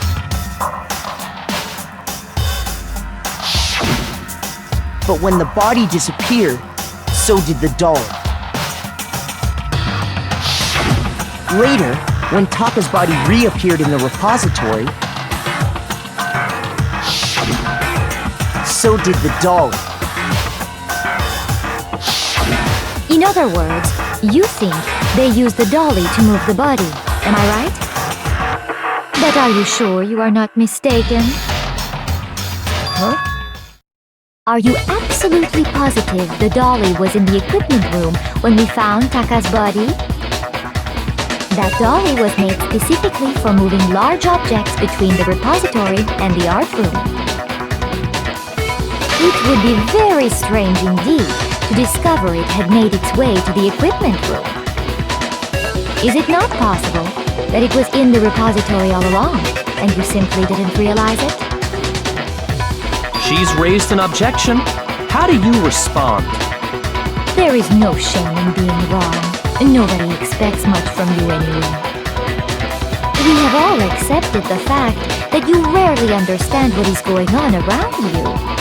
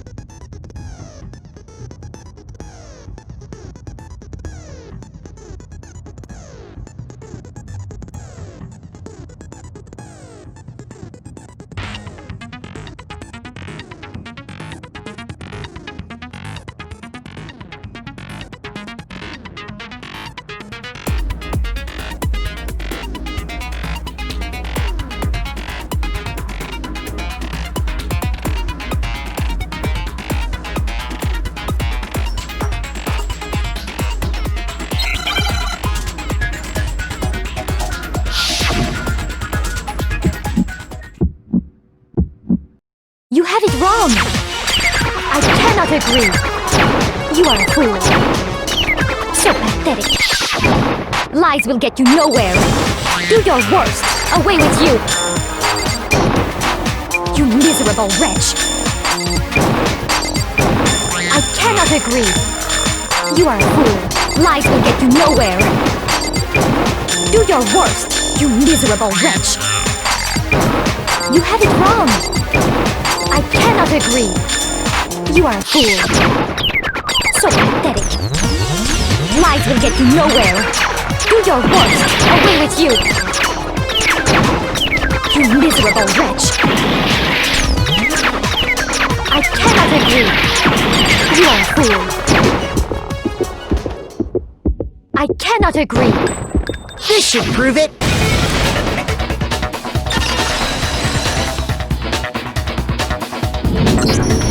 If you're asking for proof that the dolly moved, I have it right here. When I found the dolly in the repository, one of the wheels had a blood stain on it. There was a pool of blood in the equipment room with a tire mark in it that matched the dolly wheel's tread. The killer probably rolled the dolly through the blood on accident as they wheeled the body out of the room. And as the blood dried on the tire, they moved the body into the repository.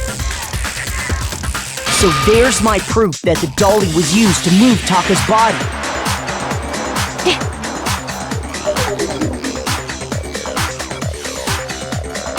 Well, anyway, that was just something we had to get out of the way. Let's get back to the main subject. Yeah, the subject of how Robo-Justice didn't do it. Because if it's not a killer robot, then what kind of robot is it? I'm not sure that really matters. I'd be happy to explain why the occupant of the suit couldn't possibly be the killer. If you look back on how the body was transported, it will become immediately obvious.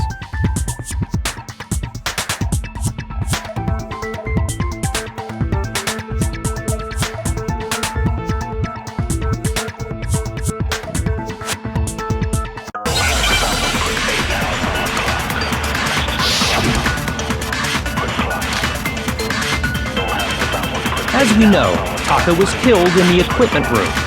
And from there, the body was moved to the repository, correct? Yeah, the culprit wrapped the body in the tarp, then loaded it onto the dolly and wheeled it off, right? Now, keep in mind that the dolly doesn't have a handle.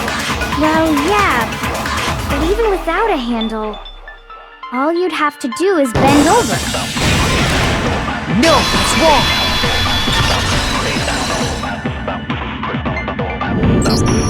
You're absolutely right that you could push a dolly without a handle if you stoop down low. But if you were wearing that suit, do you think you could actually get into a position like that? What do you mean? Think back to what you said when we were all checking out the suit together, remember?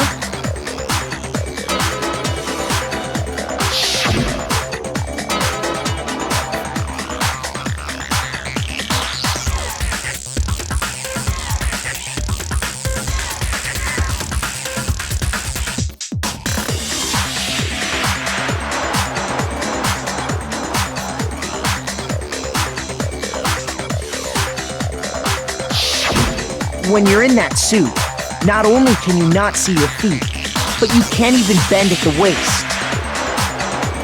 Am I right about that? Now that you mention it, yeah.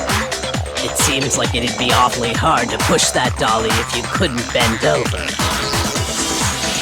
Well, what's to stop you from simply pushing the dolly with your feet? When you can't even see your feet? You really think someone could kick the dolly all that way? Yeah, it'd be totally impossible! Not that I can say for sure myself. On top of that, if you were wearing such a rigid, cumbersome suit, it's very unlikely you would have the dexterity to go about wrapping the body in a tarp. Well, I mean, isn't that just a matter of taking off the suit when you're ready to move the body?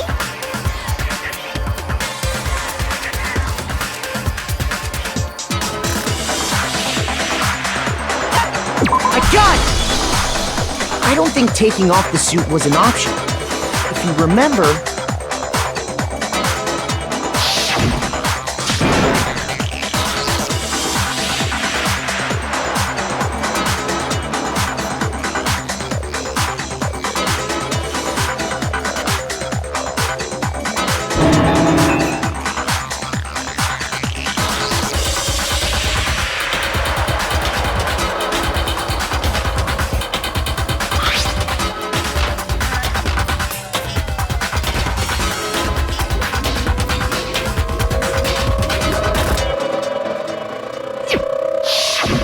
That's true.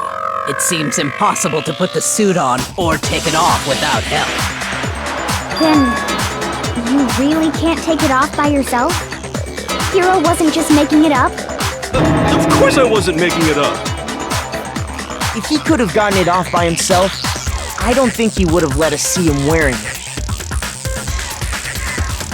Showing up in the suit was basically an invitation for everyone to suspect it.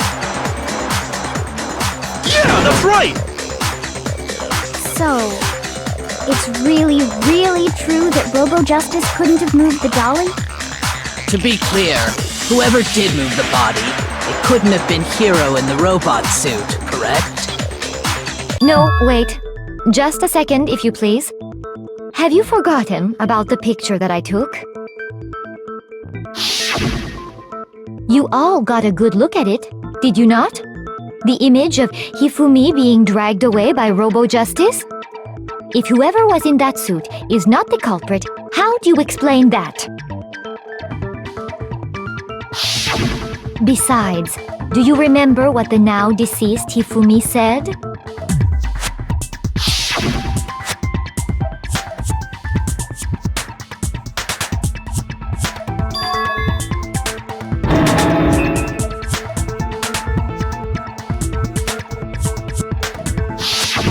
So long as those facts exist, the proper conclusion is beyond question. The individual inside the suit and the culprit are one and the same. It was Hiro, without a doubt. Yeah, that's gotta be right. Hold on a second!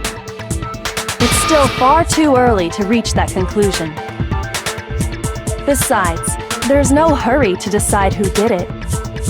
Before we rush to a verdict, shouldn't we explore every single possibility? Instead of seizing on one viewpoint, the truth is uncovered by analyzing things from every angle. Perhaps, but where do we go from here? Let's review this series of unfortunate events from the beginning. Maybe we'll uncover something new. What a pain in the ass! I don't disagree, but our lives are on the line. If this is what it takes, we have to do it. Plus, maybe we'll get to find out where the heck Kyoko was when everything went down. All right then, let's take another look back at what happened. I suppose we could start with this morning. 4 of us gathered together in the dining hall. Makoto, Hina, Kyoko, and myself. We waited there for quite a while, but nobody else showed up, so we went to look for everyone. That was around 8 a.m. And as soon as we split up, Kyoko went missing. Soon after that, Hina found Celeste in the rec room and quickly came to get Makoto and me. It seems I was unconscious for about an hour after I was attacked by my mystery assailant. I know it was an hour because I remember being attacked a little after 7. That was when we saw Celeste's picture and discovered that her assailant had been wearing a strange costume. As it turns out, it was Robo Justice. It also soon became clear that this same Robo Justice had abducted Hifumi. We were soon joined in our search by Byakuya and Toko, and then went on to find Hifumi in the library. He was injured, so we took him to the nurse's office and resumed our search for the suspect. But not long after leaving the nurse's office...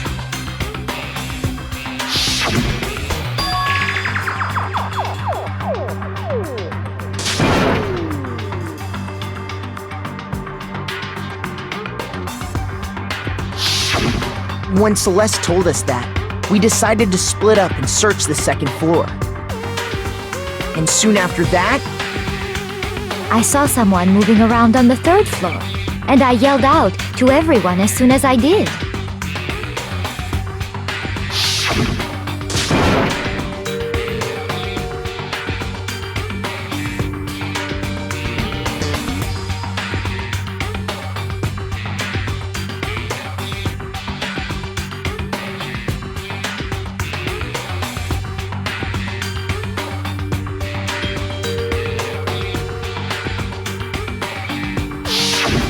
and then...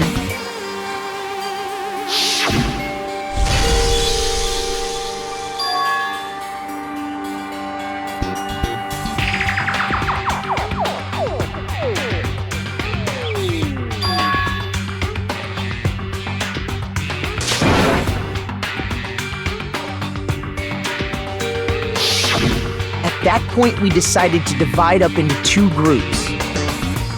Celeste, Hina, and I went back to the nurse's office, while Sakura, Byakuya, and Toko chased after the suspect.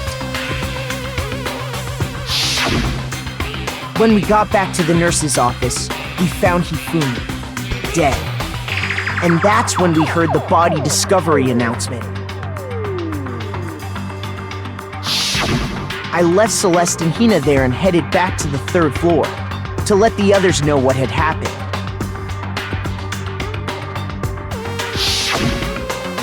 Meanwhile, we had just discovered Taka's body in the equipment room.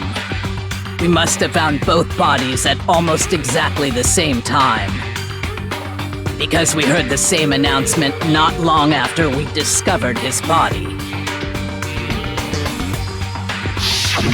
And that's when I told you guys about Hifumi. Then the three of us headed for the nurse's office. But right after we left the physics lab, we ran into Celeste, who'd arrived after us, and she told us something very surprising.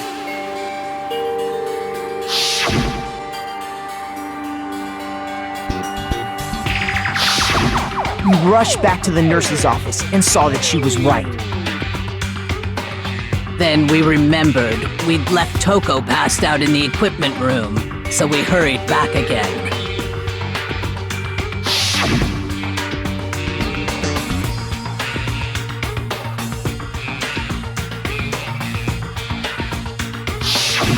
But when we got there, we discovered that now Taka's body had also gone missing. Next thing we knew, we were searching the school for 2 missing dead bodies. And after some time... Celeste informed us that she'd found the bodies, and we all headed to the repository, which is where we rediscovered the corpses.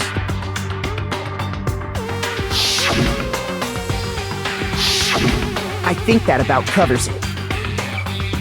I see. The whole thing sounds exceptionally complicated. It certainly seems to me that these are not a simple series of connected events.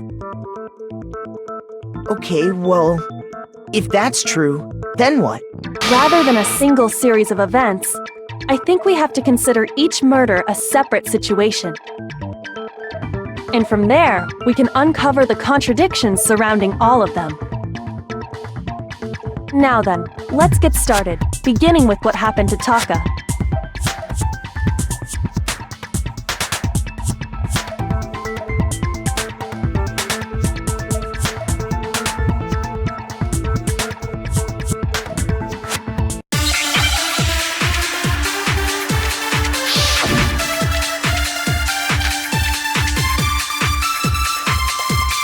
So, regarding Taka's death, I wonder if he died before Hifumi, or perhaps it was after? We already know what order they were killed in. Taka came last. What makes you say that? Because of the numbering of the Justice Hammers. It's true that Hifumi was killed with Justice Hammer 3, while Taka's death came from a swing of Justice Hammer 4. See? So it's obvious Taka came after.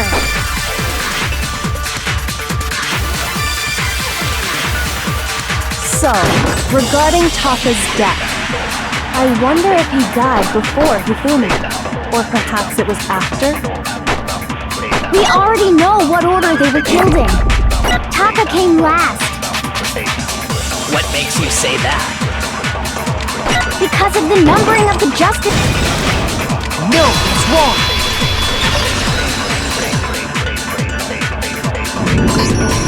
Hold on. There's no reason to assume that the hammers were used in the same order as their numbers. If anything, that's just another way the killer tried to disguise their actions.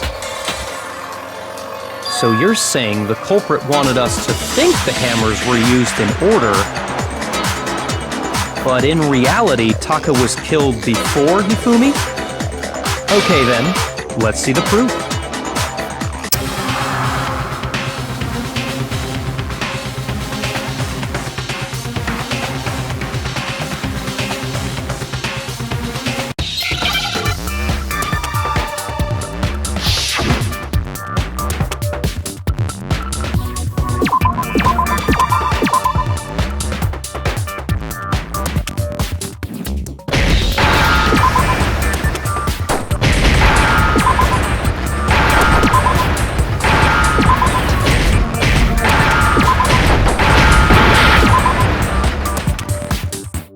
Understand?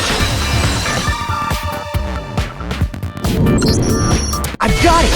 Taka's wristwatch! See? Look! It broke with the hands pointing just past 6 o'clock. It must have gotten broken when he was attacked by the killer, because as of last night,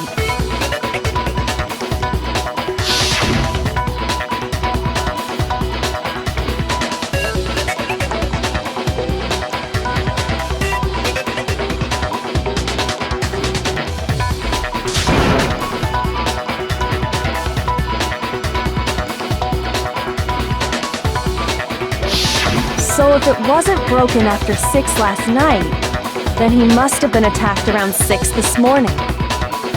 And that would be his official time of death. But if that's true, then he was killed well before Hifumi. And before Celeste was attacked this morning, which happened around 7. That's right. Taka was killed before any of the other incidents took place. That simple fact slipped past all of us. We made the wrong assumption about the order of events, all because of those justice hammers. That's exactly why the culprit wrote the numbers on each hammer and had them increase in size. That way, when we saw how they were used in each incident, we'd easily make that wrong assumption. Now, if Taka was killed around 6, then everyone's alibis for his murder go out the window. Because when he was killed, we hadn't met up in the dining hall yet. That may be true in the case of Taka's murder. But all of our alibis still hold true for Hifumi's death. That's right. With him, at least, we're all safe.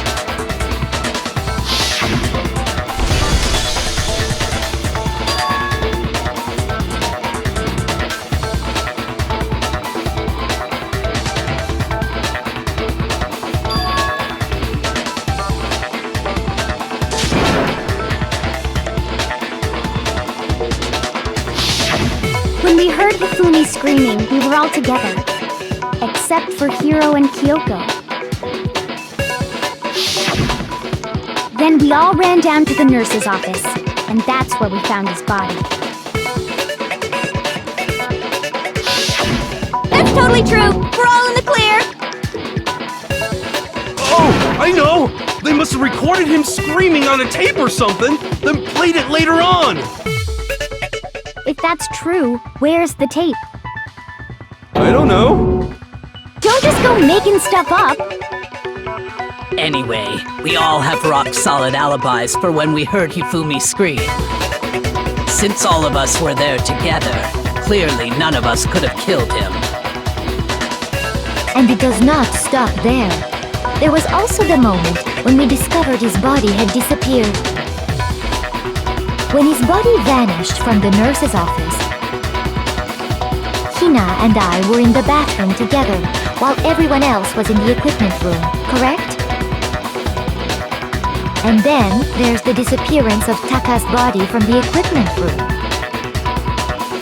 At that time, we were all gathered together in the nurse's office because of Hifumi going missing. Well, don't forget, I was passed out in the equipment room the whole time. Wait, then what if Genocide Jill did it? She could have dragged Taka's body out of there right then! Even if she could pull that off, there's no way she could have done the same with Hifumi's body. Because, as we just established, she was passed out in the equipment room when his body disappeared. Besides, I didn't do either of them anyway. In other words, it is impossible that any of us could have killed Hifumi or moved either of their bodies. On the other hand, Hiro and Kyoko had disappeared, so they most certainly could have done those things.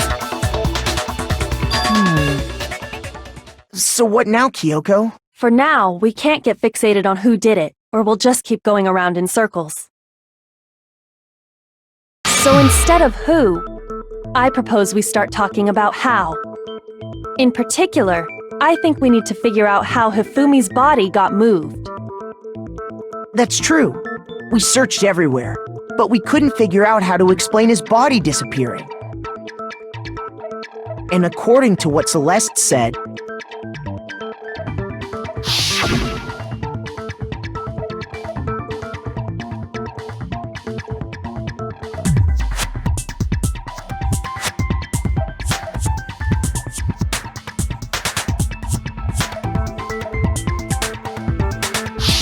his body apparently disappeared in the 1 minute her and Hina took their eyes off of it. But to carry that much weight from the first floor up to the third in that short amount of time? Oh man, yeah! There's no way! It'd be impossible! Well, what if I told you there was a way to make the impossible possible? What? How? If the dead body were to move itself. The dead body moved on its own? No! Not another... ghost! I don't think it has anything to do with the occult. I think what she's implying is... we thought Hifumi was dead, but perhaps in reality he was still alive. He was... alive? Are you saying Hifumi wasn't carried out of the nurse's office, but simply walked out on his own? But I mean, we found his body. He was dead. Perhaps he was simply playing dead. That it isn't possible.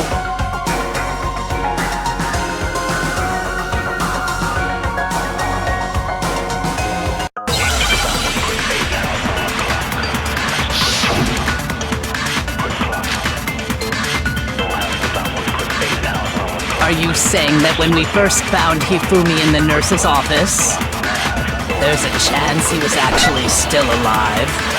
No, it is impossible. Hifumi was dead, without a doubt. And you know that how? Surely you heard the body discovery announcement along with the rest of us. Hifumi's dead body had been found. And that is why the announcement was made. Are we really so sure about that? Maybe the announcement was intended to signal someone else's discovery.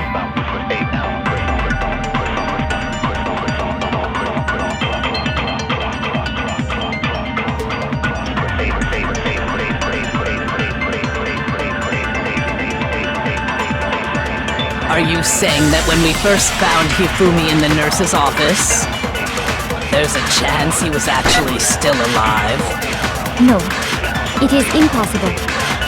Hifumi was dead, without a doubt. And you know that how? Surely you heard the body discovery announcement along with the rest of us. Hifumi's dead body had been found.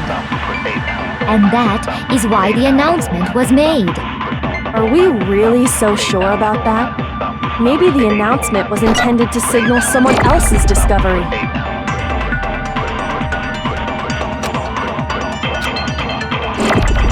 saying that when we first found Hifumi in the nurse's office, there's a chance he was actually still alive?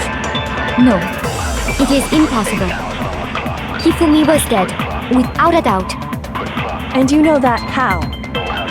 Surely you heard the body discovery announcement along with the rest of us. Hifumi's dead body had been found. And that is why the announcement was made. Are we really so sure about that? Maybe the announcement was intended to signal someone else's discovery.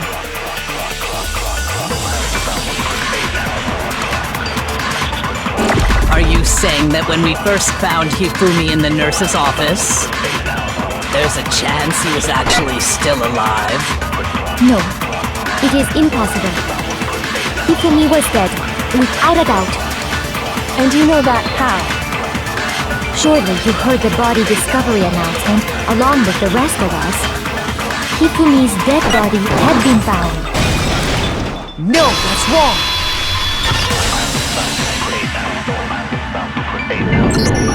Was the body discovery announcement that was made really intended for Hifumi?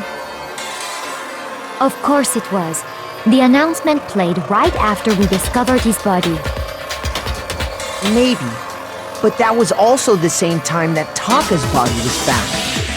That's right. It wasn't long after finding his body that we heard the announcement. So there's a good chance we've made a mistake in there somewhere. I think we've confused whether the announcement was for Hifumi or Taka. First of all, if 2 bodies had been found, there really should have been 2 announcements. Maybe Monokuma simply got lazy and rolled them together into one. What do you say, Monokuma? Any comment? Well, it's a very sensitive issue, so I can't go into too much detail. But what I can say about the body discovery announcement is that it's only broadcast when 3 or more people find a dead body for the first time. That didn't answer our question, man. We're asking if you're a lazy bum. No, actually, that was plenty. Huh? He said it's only broadcast when a body is discovered for the first time, which means even if we find the same body again later, he won't make the announcement again. If that's true, then why was the announcement made again later on? Huh? Later on? Exactly. We heard the body discovery announcement twice.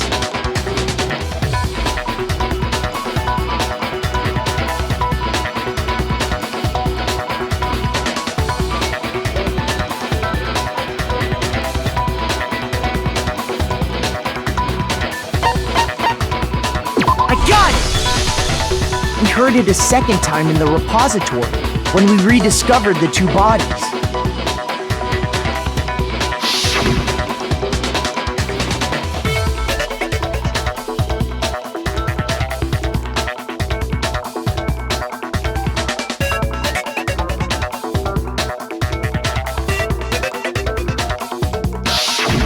It didn't seem weird at the time, but it contradicts what Monokuma just told us, doesn't it?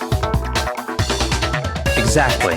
If we were actually rediscovering both bodies, the announcement shouldn't have played. Then in reality, when the 2 dead bodies were rediscovered, one of them was actually being discovered for the first time. So, when we found Hifumi the first time in the nurse's office, he wasn't actually dead yet. Meaning, he wasn't actually found dead until we came upon him in the repository. And that's just part of it. There's one other thing that leads me to believe he was still alive in the nurse's office. Oh, I know! Because he was super good at playing dead! Bada bing, bada boom! That is the worst logic I have ever heard. But honestly, I do not think there's anything that can prove he was still alive. Okay then, let's take another look at the events surrounding the discovery of his body. Then it should become clear whether he was really alive or not. This whole thing is pointless.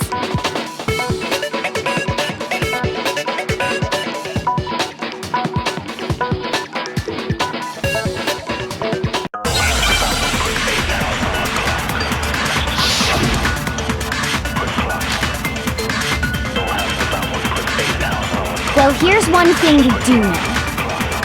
The first time we found Hifumi's body was in the nurse's office. And then, while me and Celeste were in the bathroom, his body disappeared. And the next time we saw his body, it was in the repository. But when you compare his body before being moved and his body after being moved, other than the change in how it was positioned... Shoot!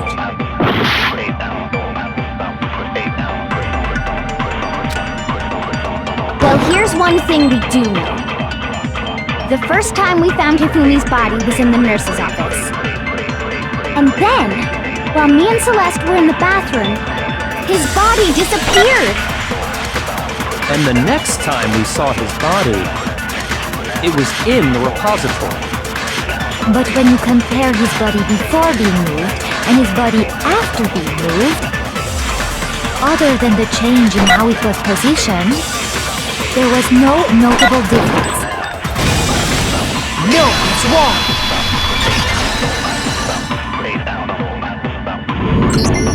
In fact, there was one clear difference between Hifumi in the nurse's office and the repository. His glasses. That fact alone proves that he was only playing dead in the beginning. Perhaps you'd like to fill the rest of us in? When we found Hifumi in the nurse's office, his glasses were covered with blood. But when we found him again later in the repository, they were spotless. And I found the item he used to wipe them clean in the nurse's office trash can.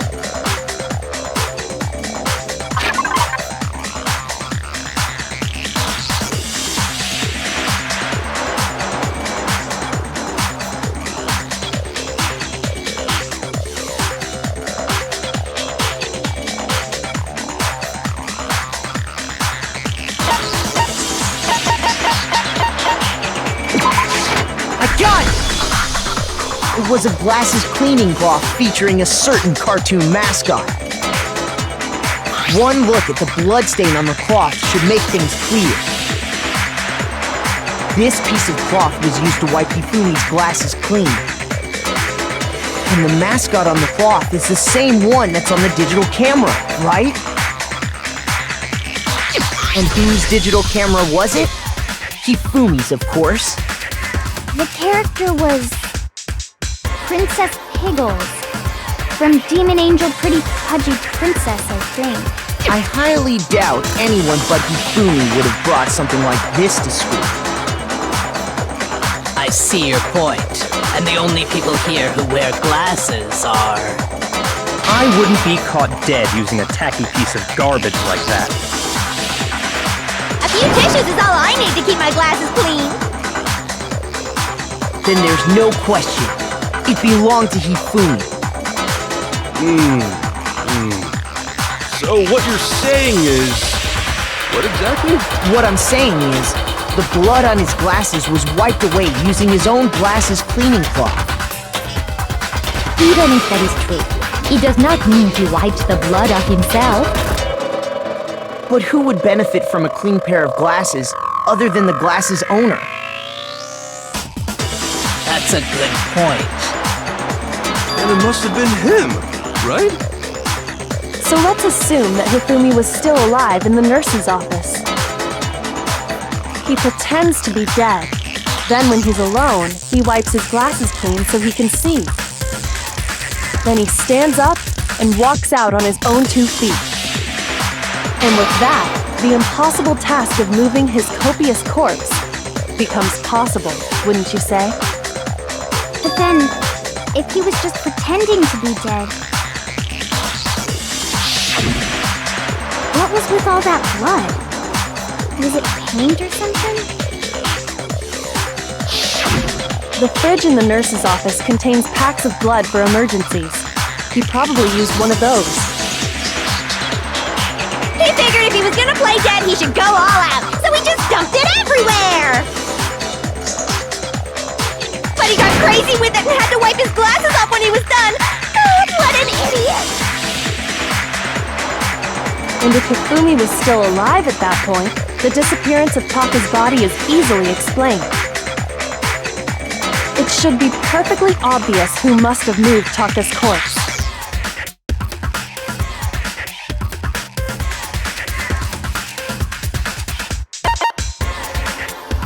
I got it! If it only had been Hifumi. While we were all gathered in the nurse's office, he went to the equipment room and took Taka's body. That also explains how the door to the repository got locked. The door was locked? Well, after the bodies disappeared, we all went looking for them, right? So me and Sakura headed for the repository. But when we got there, the door was locked. And the repository door can only be locked from the inside.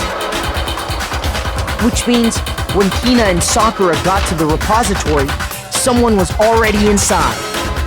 And it could only have been Hifumi, who just finished stashing Taka's body there.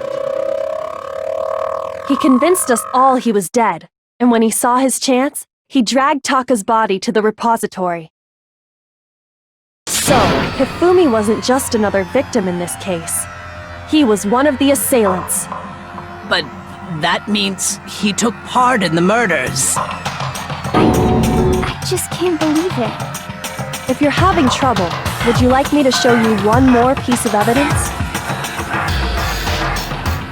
There's more? Oh, absolutely. The single biggest fact pointing to his involvement has yet to be revealed. You know what I'm talking about, right, Makoto? The item he took off of Taka's lifeless body?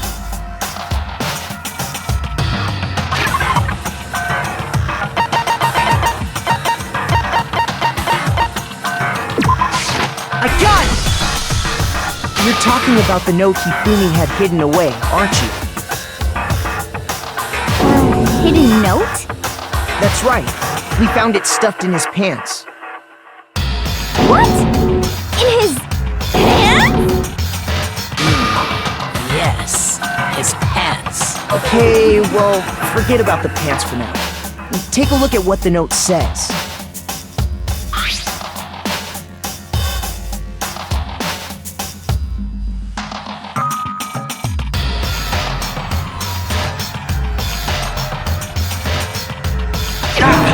That's the note I was telling you about.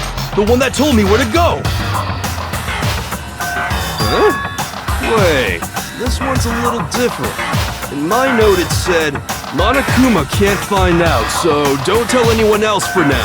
Let's meet in the rec room at 1 a.m. I see. Then this note isn't the same one Hiro got. It's not the same? In other words, the killer got in touch with another person besides Hiro. And that person could only have been...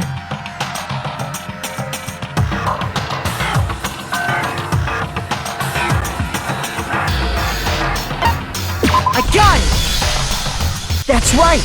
Taka! The killer used this note to draw out Taka and murder him. Hello? Over here! Objection! Objection! I don't really understand what's going on, but Hifumi had that letter, right? So whoever wrote it wasn't drawing out TikTok, they were drawing out Huffy! Just to be clear, TikTok is Taka and Huffy is Hifumi, right? Ugh! Yes! Why must you ruin it every time?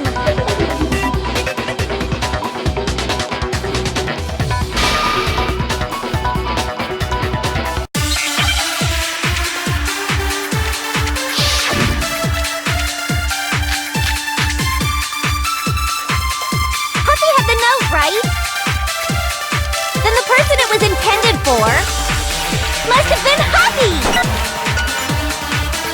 But remember what the note said. What time did it say to meet? 6 a.m., I believe. The time doesn't matter! The note has nothing to do with TikTok! No, that's wrong!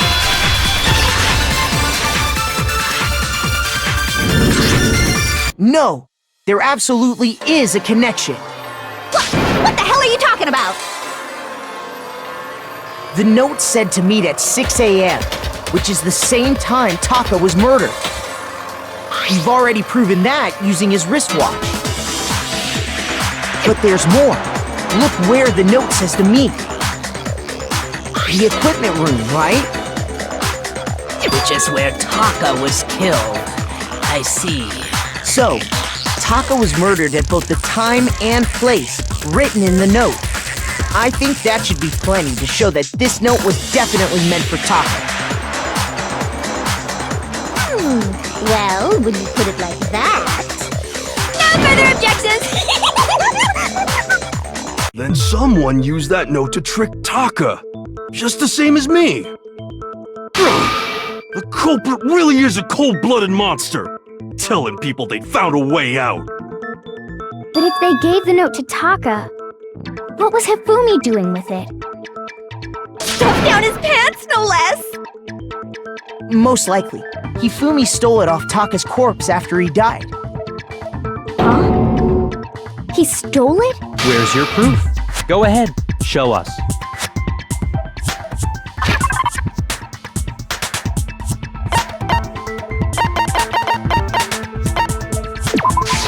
I got it! When I searched Taka's body, I saw that his lifeless hand was gripping a small scrap of paper.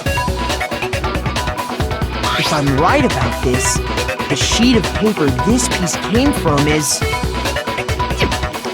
I knew it! It fits perfectly with the note we found hidden on Hifumi. Then Taka's scrap and Hifumi's note... Yup, they're from the same piece of paper. Hifumi had the note meant for Taka, while Taka's corpse still grasped a small piece of that note.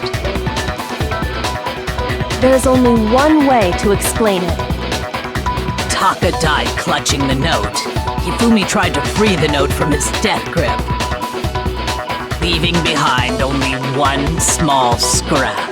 Did I get all that right? That means Hifumi knew the note was important. Exactly. Which proves that he was an accomplice in the murder. Whoa. Yeah. After seeing all this, Hifumi was super involved in this whole thing for sure. In fact, he was behind the whole thing. In fact, he's still alive! Sorry, no. When we found him in the repository, Hifumi was truly and completely dead. The second body discovery announcement proves that. So then, who killed Hifumi? Whoever did is the mastermind, the true killer.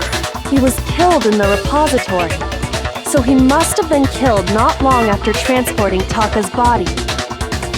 So, he must have been killed after Taka's body vanished, but before we found both bodies in the repository. During that time, we'd all split up and were searching for Taka's missing body. In other words, during that time, none of us have alibis. Wait, but me and Sakura were together. Stop trying to steal the spotlight, you stupid walrus! Who are you calling a walrus? Anyway, when they were killed bothers me too. But there's something that's been bothering me even more.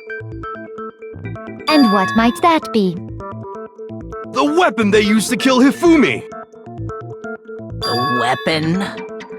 Yeah, because I mean, according to the Monokuma file, the way Taka and Hifumi were killed was almost the same, with them having similar fractures and all. But Justice Hammer 3 and 4 were still laying around in the nurse's office and equipment room, right? So if Hifumi was killed in the repository, the culprit would have had to grab one of the hammers, kill Ifumi, then put the hammer back where they found it. But wouldn't that be seriously risky for him? I'm surprised. It seems there's some semblance of a brain knocking around that skull of yours after all. Hell yeah, it's packed in there good and tight. He's right, though. I don't understand it either. The Monokuma file makes it clear that they were killed using similar instruments. But if the hammers were already laying around those other rooms... So the question is, how could the culprit have gotten their hands on either of the hammers? Personally, I haven't a clue. So which hammer was used to attack Celeste? Number 1 or number 2? Those were accounted for in other rooms too. And I don't think either one is big enough to kill someone. Then, Is it not possible they used a different weapon? I don't think it is possible. They were both killed with the same kind of thing, right? So then, what was used to kill Hifumi?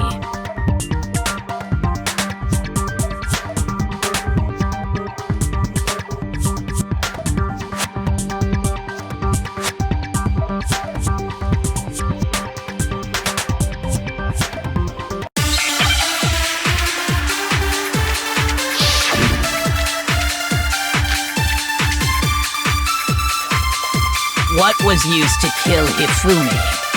Was it Justice Hammer 3? Maybe Justice Hammer 4? Well, whatever it was, there's one thing we have to figure out. How was the culprit able to move around so freely with the weapon? How did nobody witness them carrying it? sounds like a Justice Hammer 5 is about to make its appearance! Check out murdergear.com/hammertime for more info! Well, one thing seems pretty clear. The murder weapon had to be one of the Justice... No, it's wrong!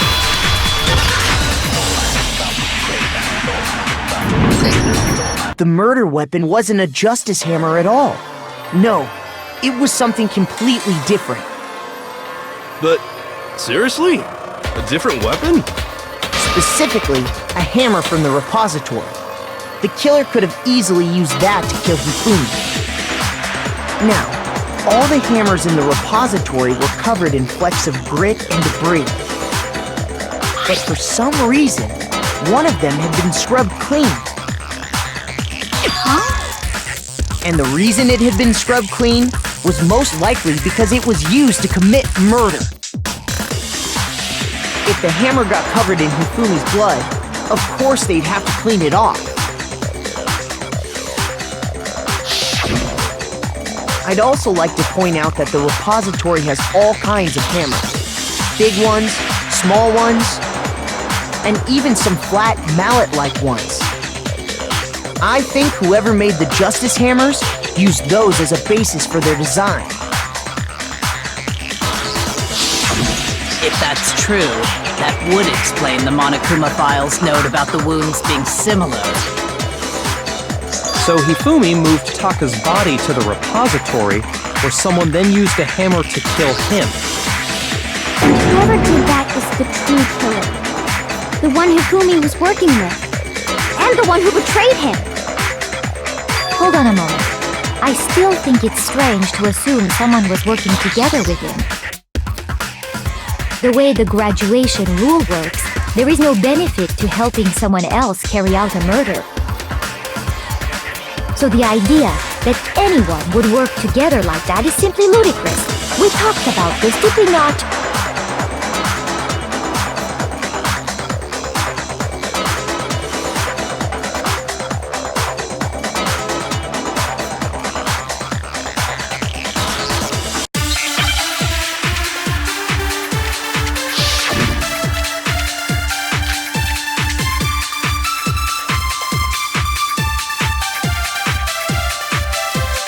Based on the rules that have been laid out for us, even if more than one person is complicit in the murder, Only the one who actually carried out the act can graduate and survive. Assuming the rule holds true, it is simply impossible that two people work together on this. That is how the rule was explained to us. But that only really applies if there's one murder, right? In this case, however, there were two murders.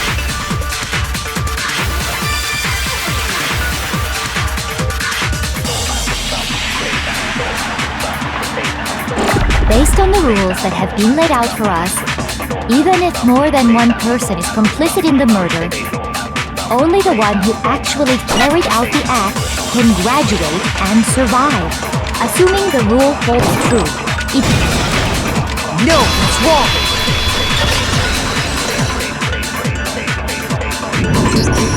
Since there were two murders, it's at least plausible that more than one person was involved. What do you mean? If there'd only been one murder, then yes, the idea of an accomplice isn't really worth considering. Naturally, if only one person can be saved per murder, an accomplice has no risk versus reward benefit. Risk versus reward benefit? The payoff for working together. The reward that balances out the risk of taking part in a scheme. There's no point in being someone's accomplice if there's no benefit to you. However, if there were some potential mutual reward for the risk, then cooperation becomes possible. You're saying that two people could act as each other's accomplices to commit two separate murders. I think that's what the true killer told Hifumi. They would each have an accomplice for their crime. And based on the case's events, Hifumi would have been the first one to act, murdering Taka. They made him carry out the first murder so he couldn't back out of helping them later on. So in this case, there wasn't one single person committing multiple murders. Instead, each person killed someone, creating two separate incidents. And it only looked like one person because that's how the true killer designed it to look. A single suspicious individual, a similar weapon used in each crime, disappearing bodies. By creating one seamless set of circumstances, they made it look like one person was behind it all. The mastermind picked their target and managed to convince him to go along with their plan. And then, to avoid the no accomplices rule, they simply killed their accomplice. Which, if true, means that betraying Hifumi was part of the plan from the very beginning. That's just awful! How could anyone be so cruel? You think so? I can't help but admire its cunning. Still, their choice of accomplice seems odd.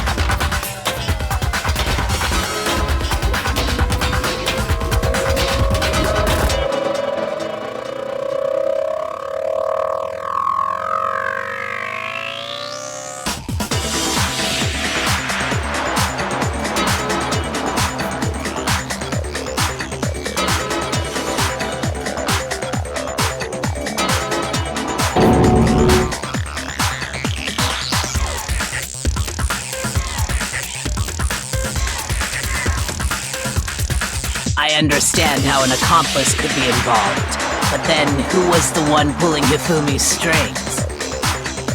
That's problem numero uno right now!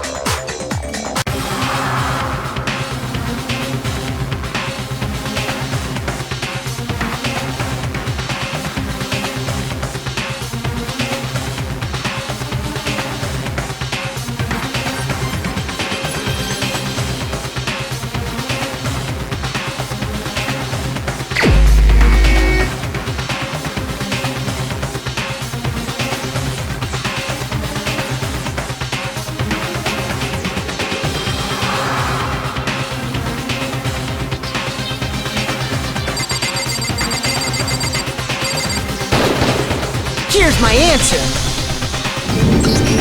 It was Celeste. Ah, so I'm the suspicious individual now, am I? I really do hate this kind of joke. A joke? I wonder. So what you are saying, then, is that I specifically chose to work together with Hifumi. The idea that I would choose to spend any amount of time interacting with him, that I would go within 10 feet of that shit for brains, that lazy, worthless goddamn idiot! Pardonnez-moi. Just to be clear, there is evidence to support it. Is that so? It is. Throughout the investigation, there was certain behavior that was common only to the two of you. Considering what we've learned so far, it only further proves that the two of you were working together.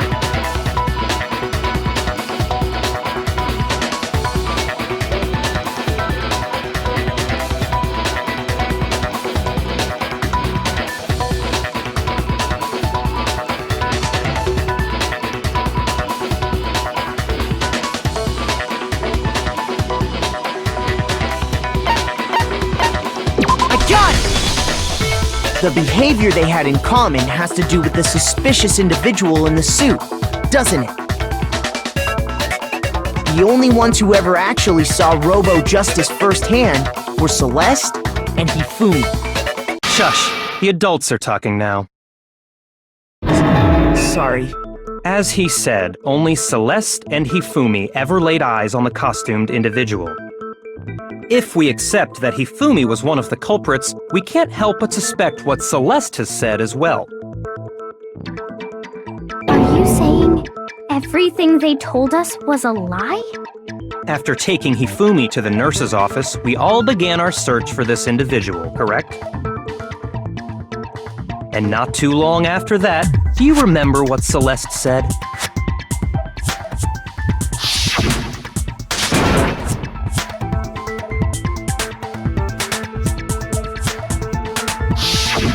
We headed to the second floor specifically because of what she claimed to have seen. Next, to draw us all to the physics lab up on the third floor, She let out a blood-curdling scream. and when we'd all come to see what was wrong, what was it she said?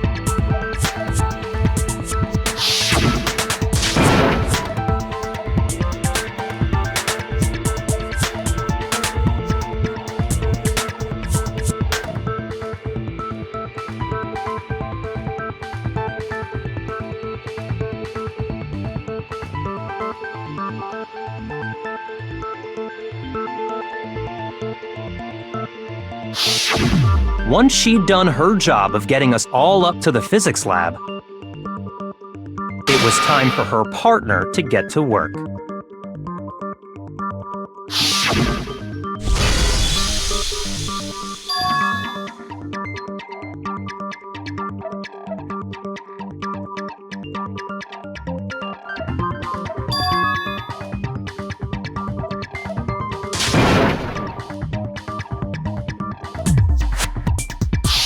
It was to get us to divide into two groups, so that we would discover both bodies at the same time? In fact, Celeste was precisely the one who proposed that we split up.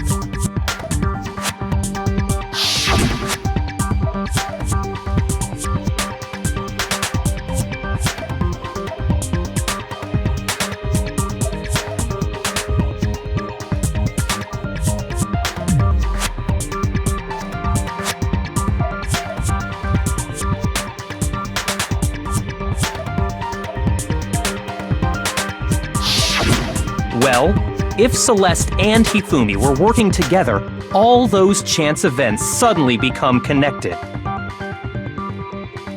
on top of that, that piercing cry of yours early on.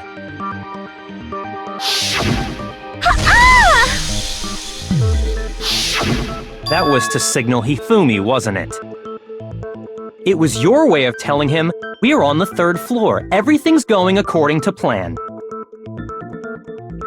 Why else would you let out a scream that could have carried across the sea?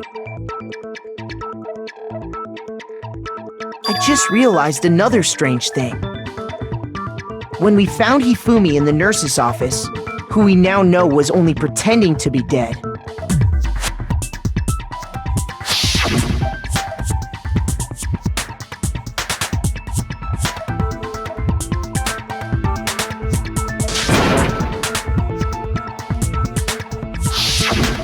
Celeste, you were the first one to say he'd been murdered.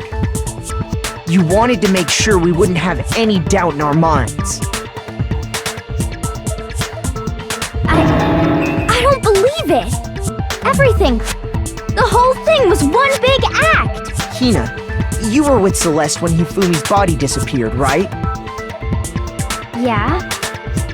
I was feeling kinda sick, so Celeste took me to the bathroom. Wait! Then that was... She wasn't worried about you. She just saw a chance to help Hifumi sneak out of the nurse's office. Each piece isn't much by itself, but start putting them together and the picture gets very ugly indeed. Wouldn't you agree, Celeste? I have no idea what you mean. Don't bother trying to deny it. You made one fatal mistake. Oh, did I? I didn't even catch it myself when you first said it, but looking back, I can say that that one little slip-up was your undoing. What are you talking about? I'm talking about what you said after Hifumi's body disappeared and we returned to the nurse's office.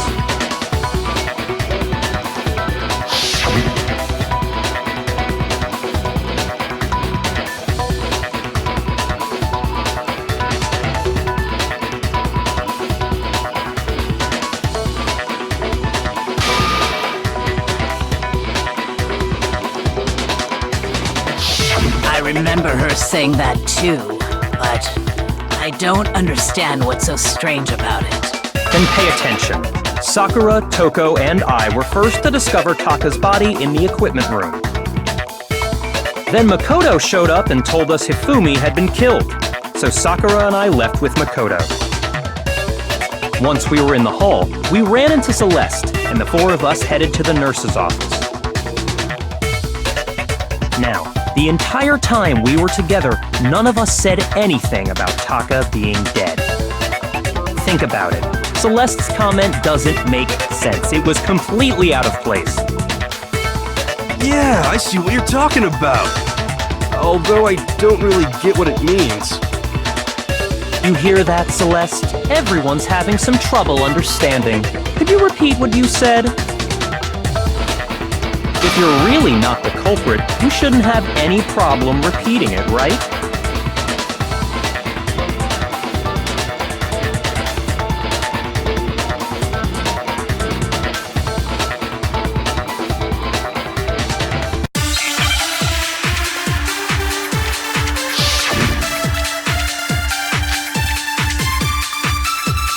All I said was, they must really be enjoying this.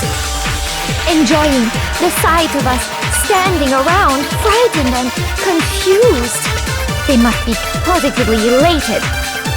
We are all going to die here. We are going to die, just like those guys died. And that is all I said. And that's all it takes to finish this. It's obvious, isn't it? What was so strange about Celeste's comment?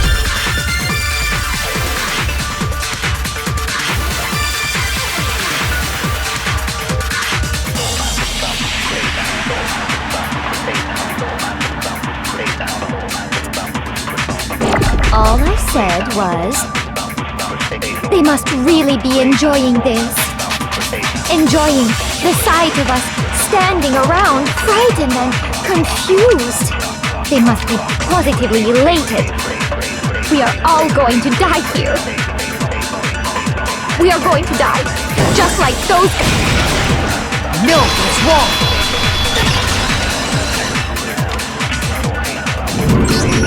That's right. There's no reason Celeste should have said, just like those guys died. When she said that, none of us had told her Taka was dead. Exactly. And we didn't run into her until after we were all out in the hall. So there was never any chance for her to have seen his body in the equipment room for herself. So how did you know, Celeste? How did you know more than one person had been killed? And how did you know they were both guys? Because Kyoko had also disappeared, right? So she could have been dead too. You all have such vivid imaginations. You know that? Imaginations? You claim that I was lying when I told you about the suspicious person I saw. Then what about the picture I took? How do you explain this picture of the costumed villain dragging Hifumi away? It has to be some kind of setup, right? So let's put the suit on, and then she used the camera's timer to set up the picture. Have you so quickly forgotten? You are the only one who could have possibly fit into that suit. Plus, I happen to know that this particular camera does not have a timer. In other words, it is an unassailable fact that this is a picture of Hifumi being dragged away. If everything I told you was a lie, how can this picture exist? Simple. Are we sure that's really a picture of the suspect dragging Hifumi away? What could you possibly mean by that?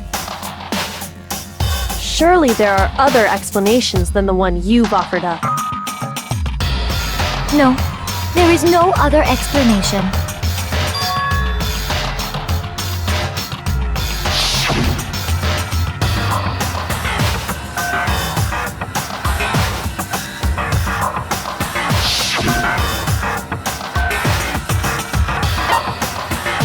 I got it! It's not a picture of the suspect dragging Hifumi away. I would say it's a picture of Hifumi dragging the suspect away. That's certainly within the realm of possibility. The one being dragged off in that picture isn't Hifumi, but the person in the robot suit. We've simply been led to believe that it's the other way around. And the strange costume might only exist to lead us astray even farther. If you saw someone wearing something like that in this situation, of course you'd notice and be suspicious. That's what happened! You put me to sleep and made me out to be the bad guy in all this!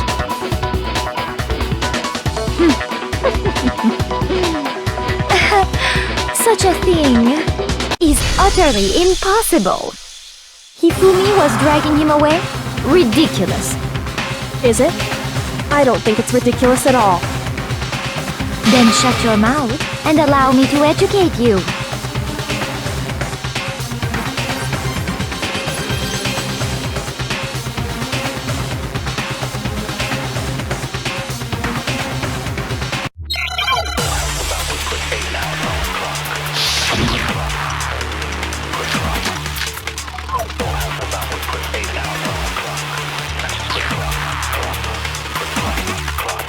Dressed me up in that suit after I passed out. Then you just draped me across Hifumi and had him carry my weight. You tried to make me look like the bad guy. Like I said, ridiculous. As you can see in the picture, the suspect is standing perfectly upright. If the person inside the suit was unconscious, there's no way they could stand up straight like that. Then the fortune-telling idiot is the culprit after all! No way!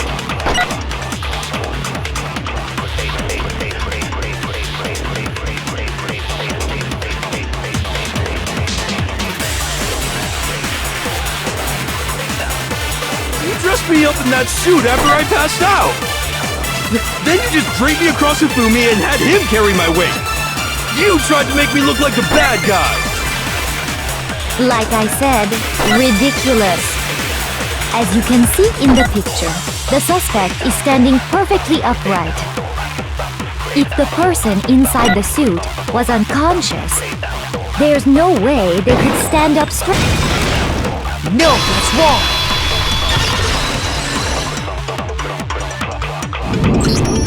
No. Even if the person inside the suit were unconscious, they could still stand up like that. Because that Robo-Justice suit had a certain characteristic.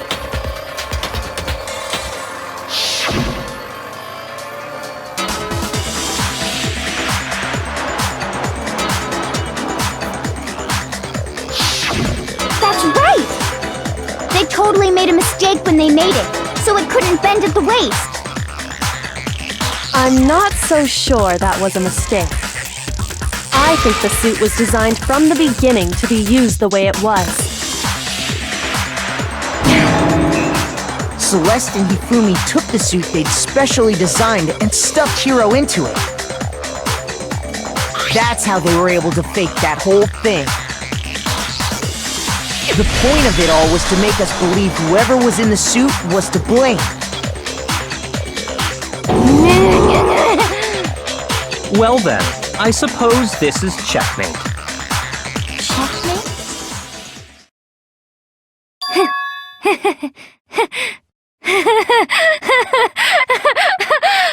Don't make me laugh, you idiot!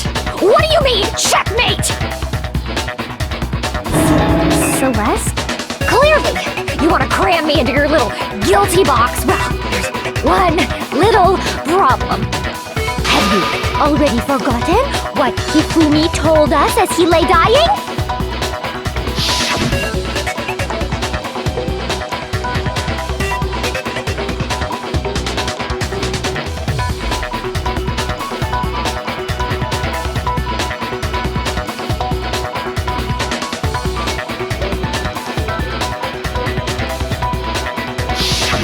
When we asked him who had attacked him, his answer was quite clear, was it not?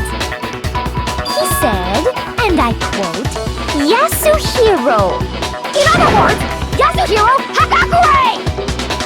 Wait! But my name isn't really Yasuhiro! It's actually Taro! Your confusing statements don't make any sense. You're only making things more complicated.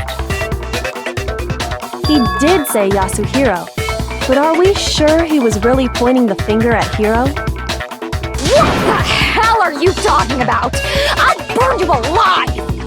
Kyoko, what do you mean by that? Think back to how Hifumi used to talk to us. How did he refer to each of us? I got it! That's right! Our last names! He called us all by our last names! Exactly. I know I heard him say Mr. Naegi more than once, for example. So if Hifumi did mean to say Hiro's name, he would have said his last name, Hagakure. I'm sure it was just incidental. By chance, his first name. Indecent? Don't talk. Random chance. Now isn't that a convenient explanation? No, there's no reason to think he would have said the name any different than normal. But he must have run out of energy before he could say any more. So Hifumi was trying to tell us the last name of whoever killed him? But the name he said doesn't apply to anyone here. Well, no. Hold on. There's one person it could apply to, and that's Celeste. She never actually told us what her real name is. What did you just say? To think you'd take your false accusation so far, I don't know whether to laugh or spit! Come on! Enough with your idiotic blather! Yasuhiro is a loser's name! Do I look like a loser to you? Well, do I? What? I think I've earned the right to be a little on edge. Okay, then fill us in. What's your real name? Make sure your ear holes are wide open and listen up!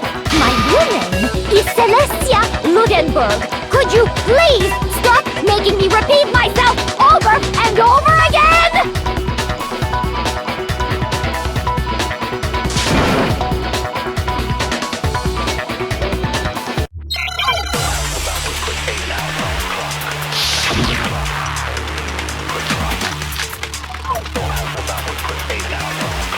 Hifumi was trying to tell us something. He wanted us to know the killer's last name, Yasuhiro. If there's one person here who might have that last name, It would have to be you, Celeste. You haven't told anyone what your real name is. How many times do I have to tell you? My name is... Celestia Ludenberg, god damn it! How long do you plan to go on pretending? I'm not pretending. It's the truth. And since you have no way to contradict me, That's the only truth there is! Moron!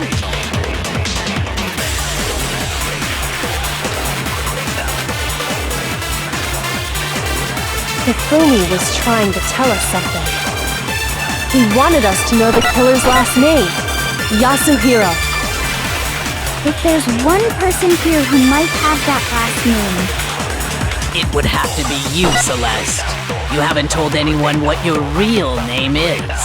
how many times do I have to tell you?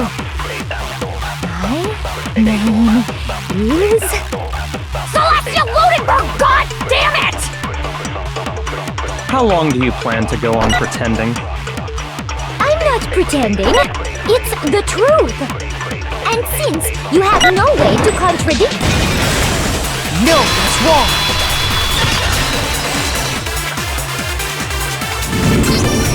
That's it! The handbook! What? Anytime you turn your handbook on, it shows the owner's name when it boots up, right? Monokuma told us all about it before.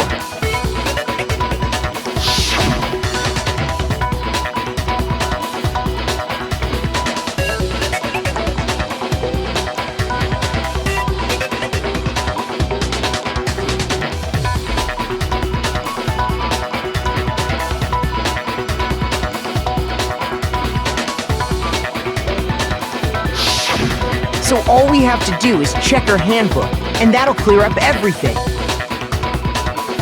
That's how we can find out Celeste's real name. That's an invasion of privacy! I refuse to cooperate! Celeste, can you please just tell us what really happened? Please, just tell us. Even when I'm put in check, it's just my nature not to give up. Because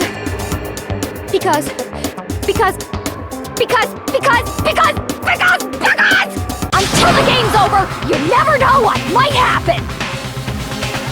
Fine then. Let me settle it. Let me go over the case again, from the beginning, and shed light on all your crimes. And that'll bring everything to an end.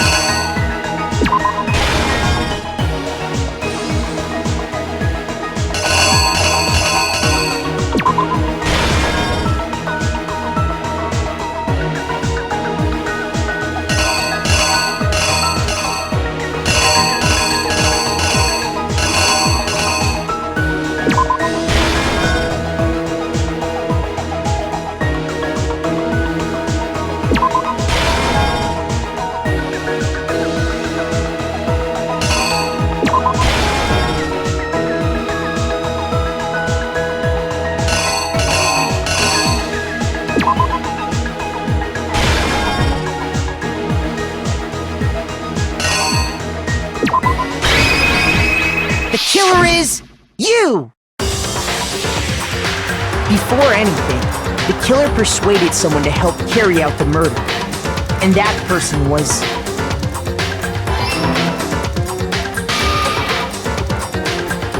Hifumi, with an accomplice. the killer was able to execute a number of otherwise impossible schemes.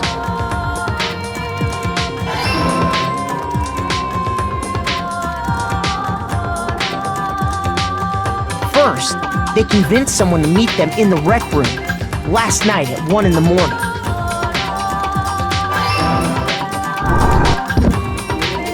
That someone they met with was Hiro.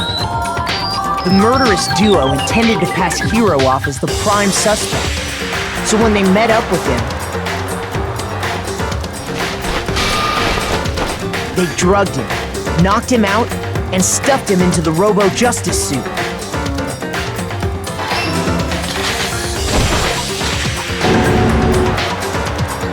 Next, Hifumi positioned himself to make it look like Robo-Justice was attacking him, while the killer used a digital camera to take pictures of the assault.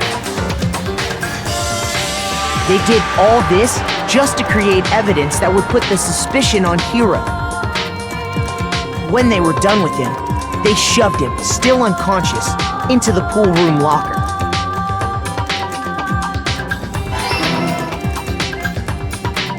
And then finally, at 6 a.m., they moved into the murder phase of their plan. They called Taka to the equipment room.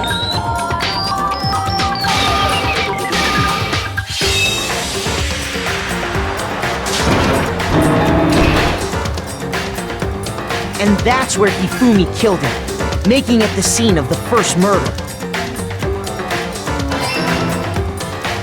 The murder weapon was Justice Hammer 4, which was left there in the equipment room. The reason hammer number 4 was used was to create confusion about the order of the crimes. So, next they falsified 2 more assault incidents. For these attacks, the killers pretended to be the victims to solidify Robo-Justice as the suspect. The first fake incident was the attack in the rec room.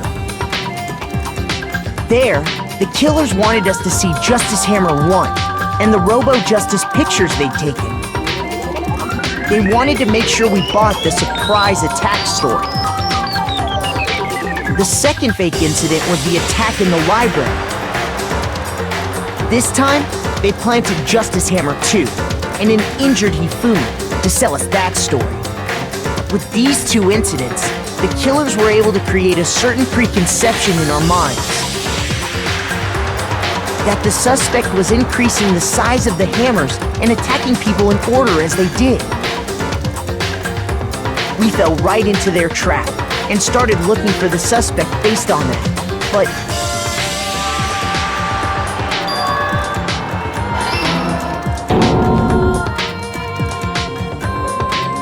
while we did that, we left Hifumi alone in the nurse's office. This was exactly what Hifumi was hoping for.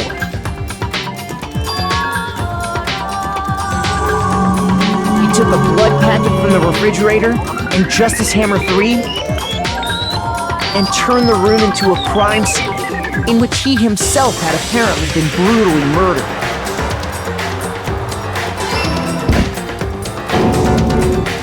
He let out a scream to draw us back, and when we returned, that's what we found. Meanwhile, the other group that had been out searching found Taka's body at the same time.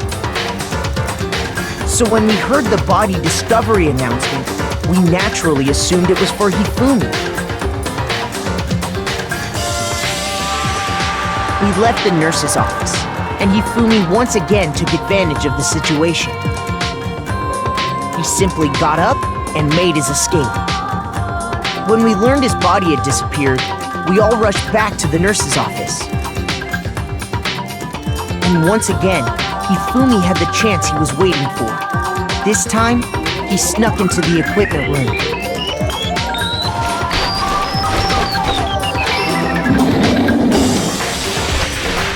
He wrapped Taka's body in a tarp and used the dolly to move it all the way down to the repository. That explains how each of the bodies disappeared.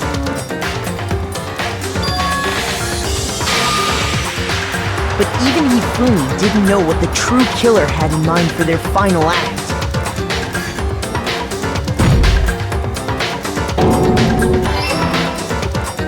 Their plan all along was to kill Hifumi and get rid of the one person who could betray them.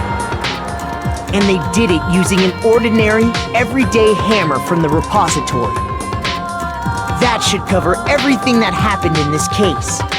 And the villain behind it all is...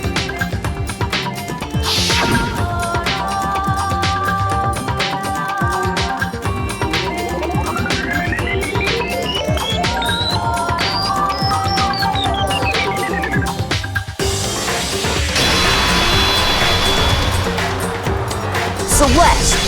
Sorry, you lose. I lost? When was the last time I was forced to utter such words? They hang heavy around my neck. Then you admit it? You're the killer? Listen to you, trying to take charge, as if you're my private instructor. I, Celestia Ludenberg. Actually, no, Taiko Yasuhiro is fine. Taiko? So, you finally accepted it. I'm the kind of person, once I've lost, I don't like things to drag on. Interesting.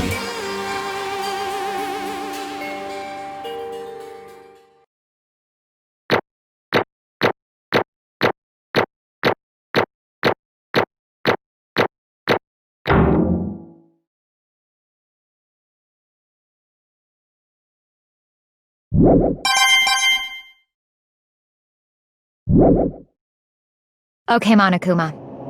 I'm ready to begin. Or, no. I suppose this is the end, isn't it?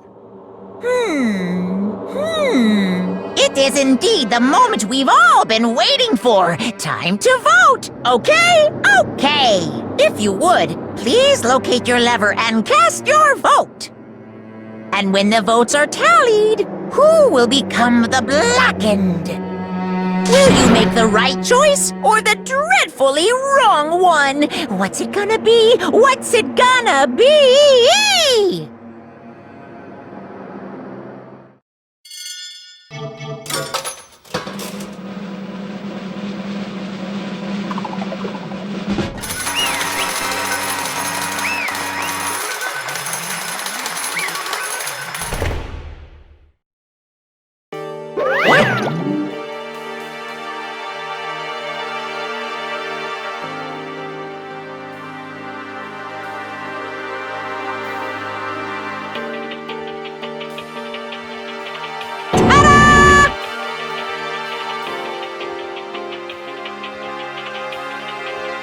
Honestly.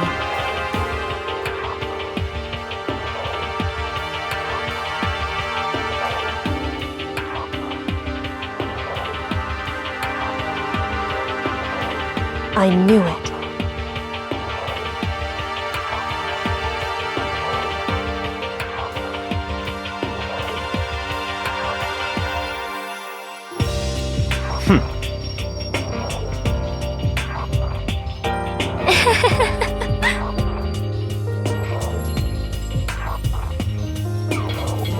So then...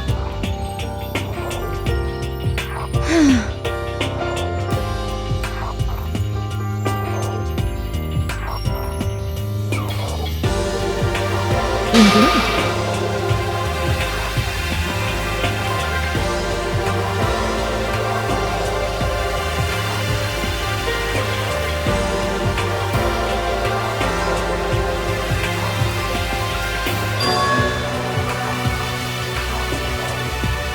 Say what?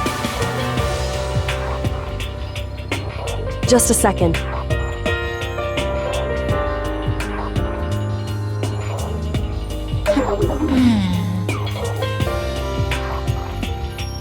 In other words... Indeed. I see.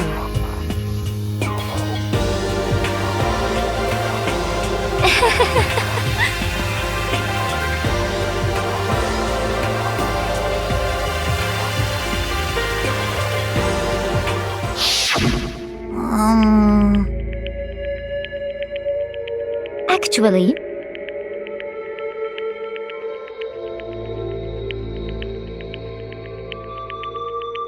What? are you okay with this? Yeah! So then,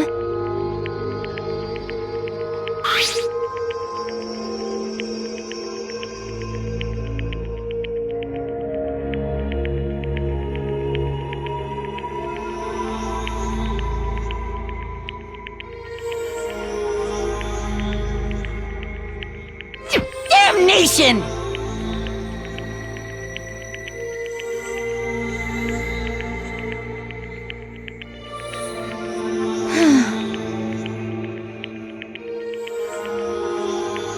Say what? as for me, Oh, as for me,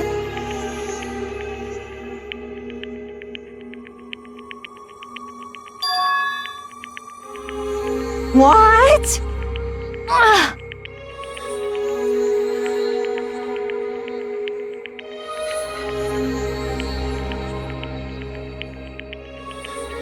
Damnation!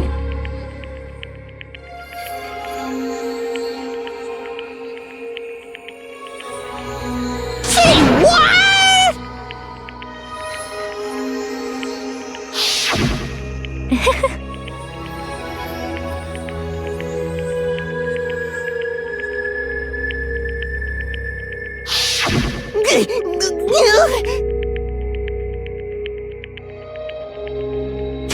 Completely unforgivable! most unfortunate.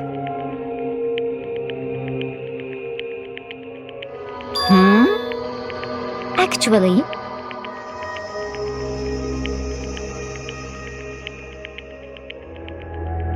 What?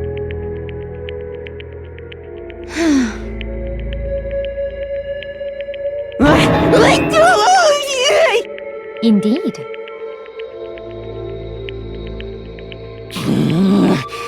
This is unforgivable! Completely unforgivable! Honestly,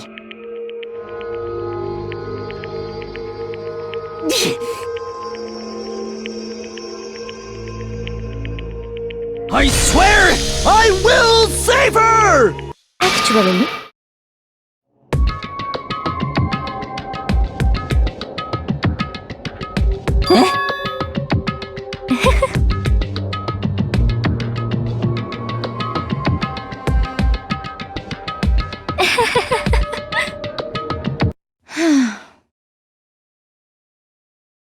Hmm?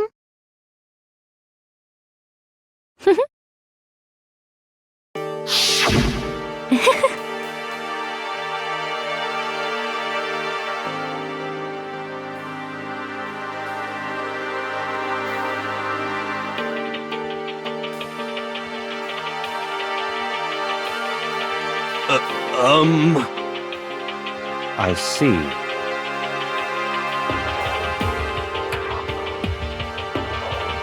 indeed.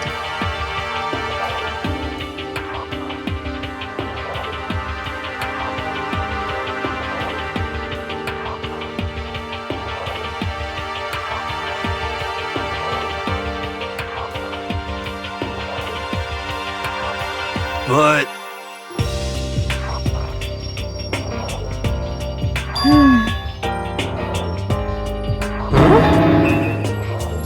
Let's see.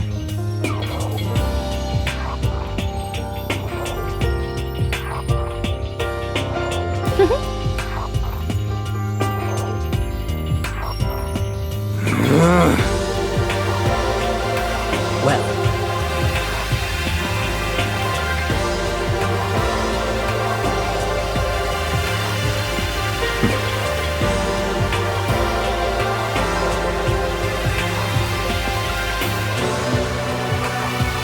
Are you okay with this?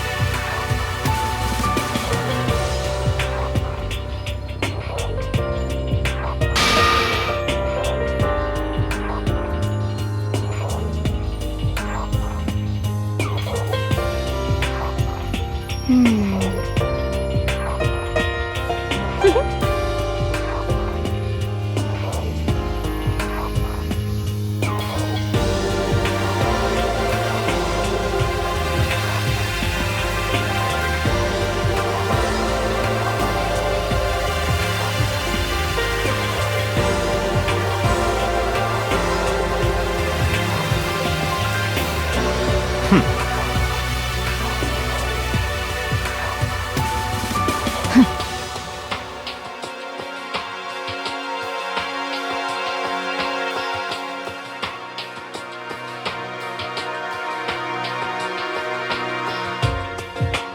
in the end,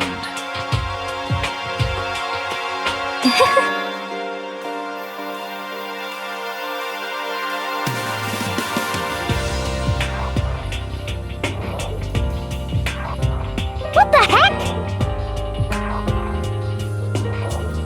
Well,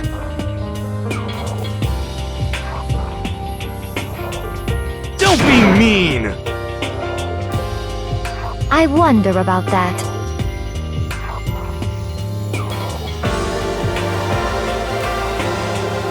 Why? What the heck?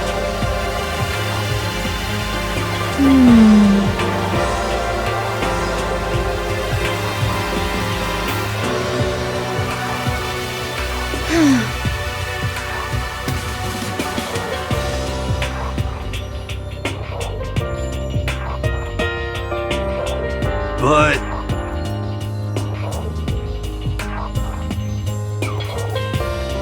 You little bitch! Hey!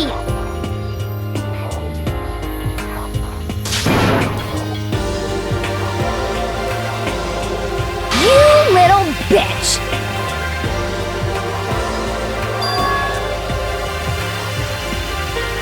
This is fine.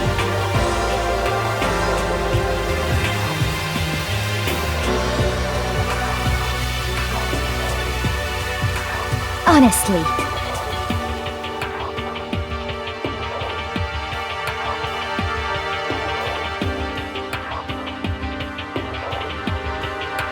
As for me,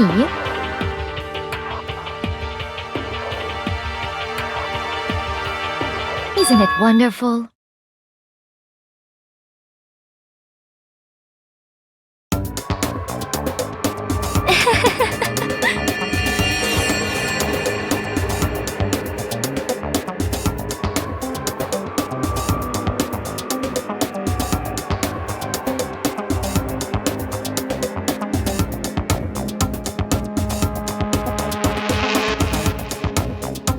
This is fine.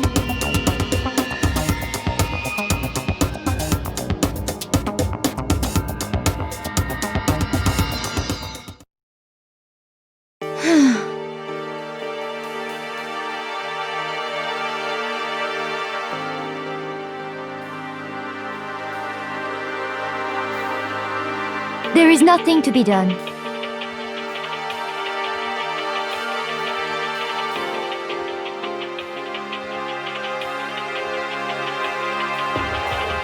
Just the worst.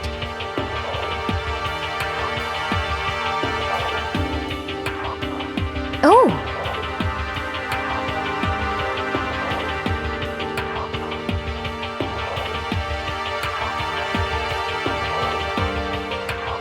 Do you understand?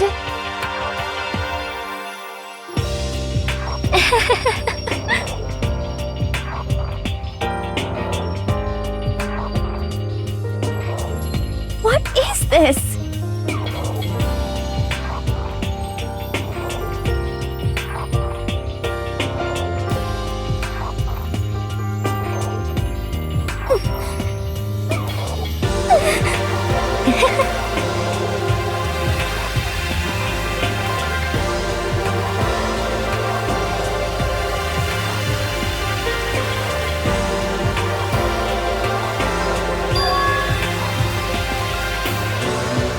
Yes, indeed.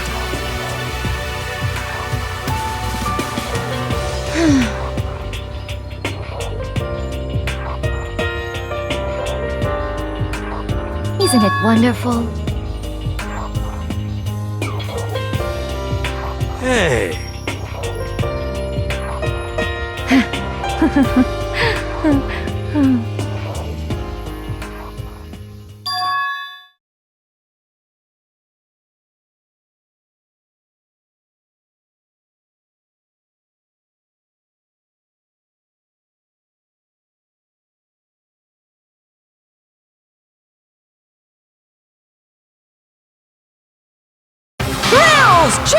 kills, kills!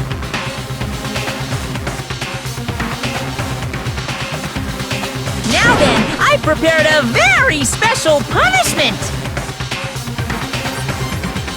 Let's give it everything we've got! It's punishment time! I guess I'll let Kyoko hold on to this. What? Will it really give you the hope you're looking for? I can't say I ever saw it that way. Which is why... Actually, it's not important. Well then, take care, everyone. Perhaps we'll meet again, in another life.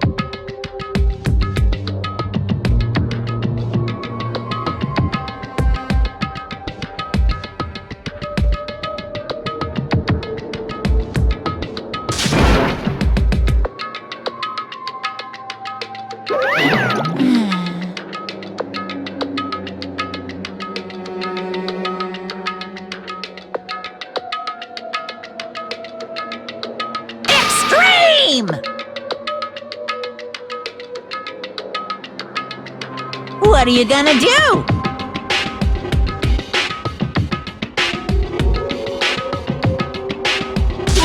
Let me out of here!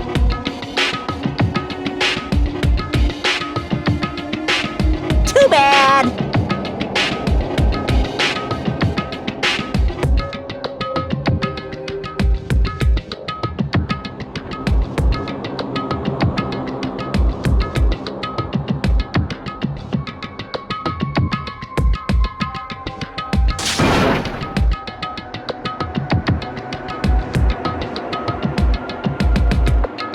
How strange.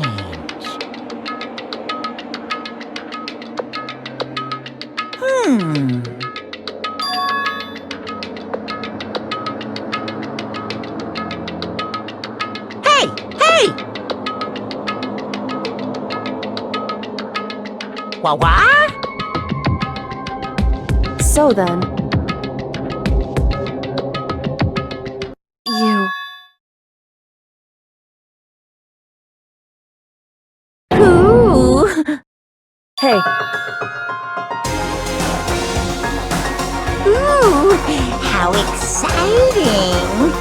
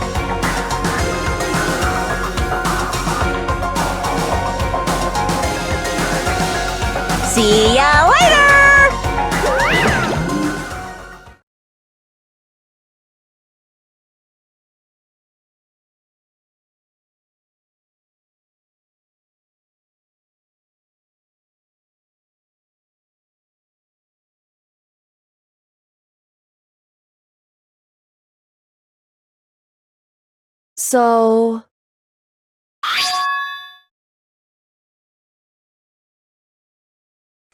Huh?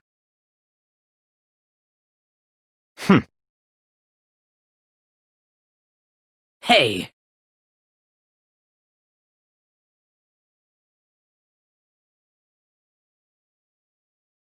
Indeed.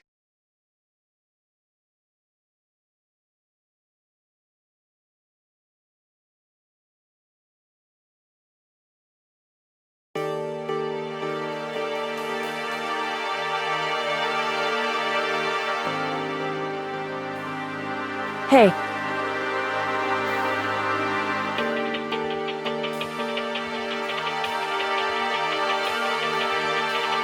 What? so...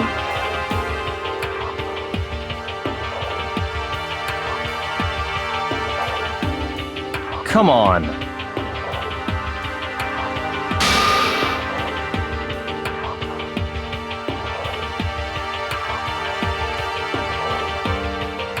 What?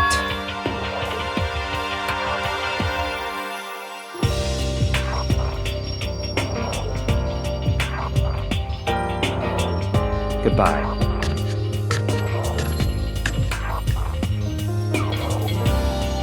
well then. Yo!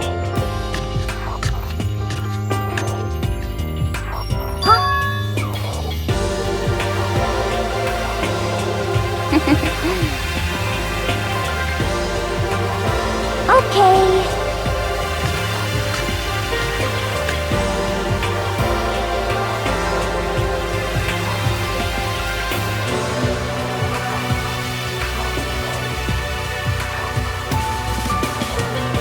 Shall we go?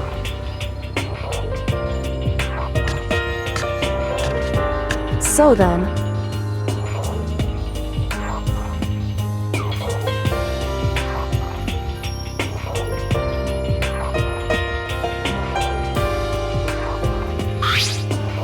You really came.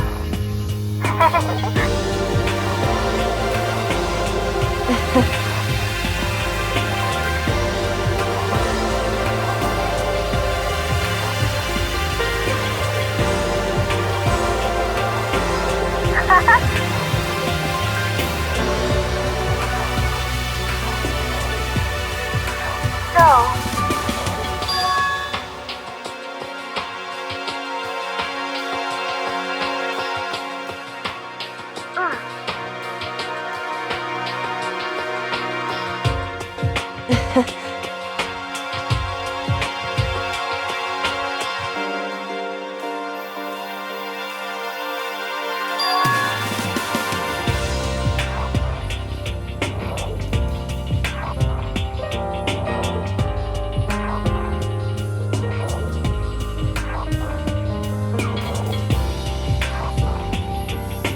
You... However...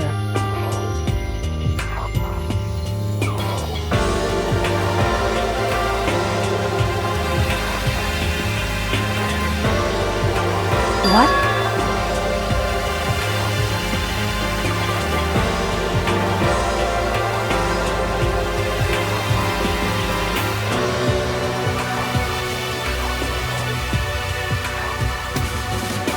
Indeed.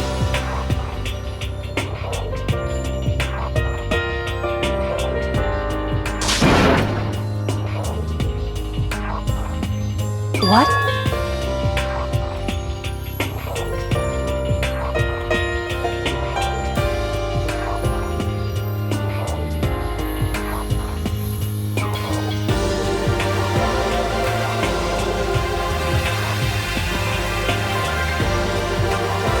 It's true.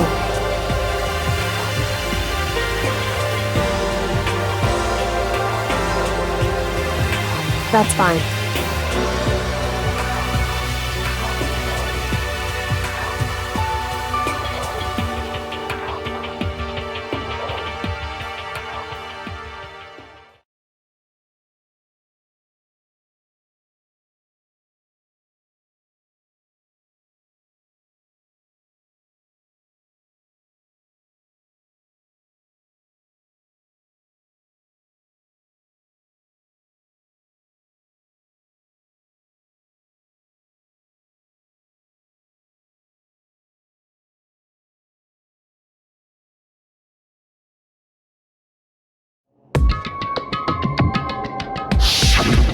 Correct.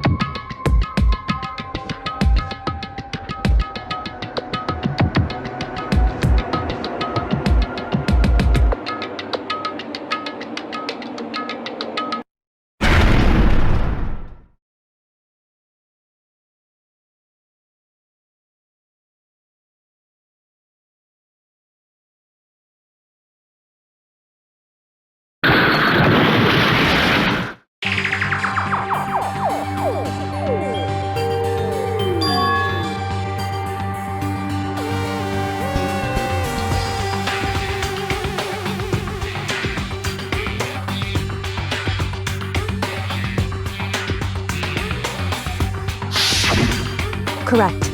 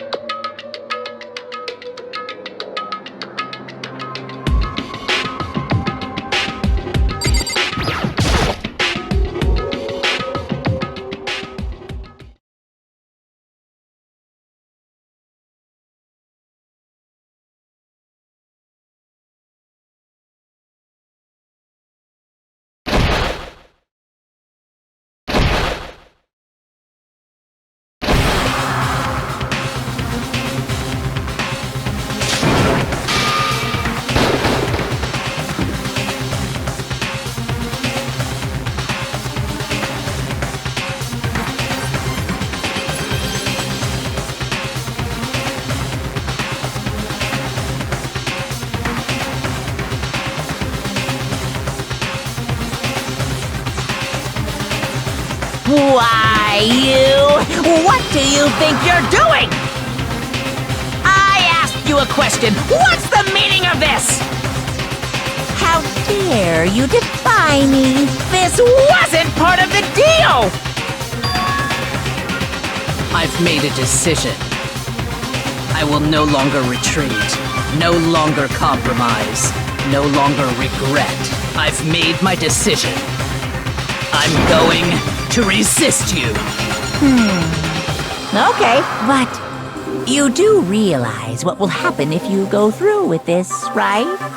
You haven't forgotten, have you? What I'm holding hostage?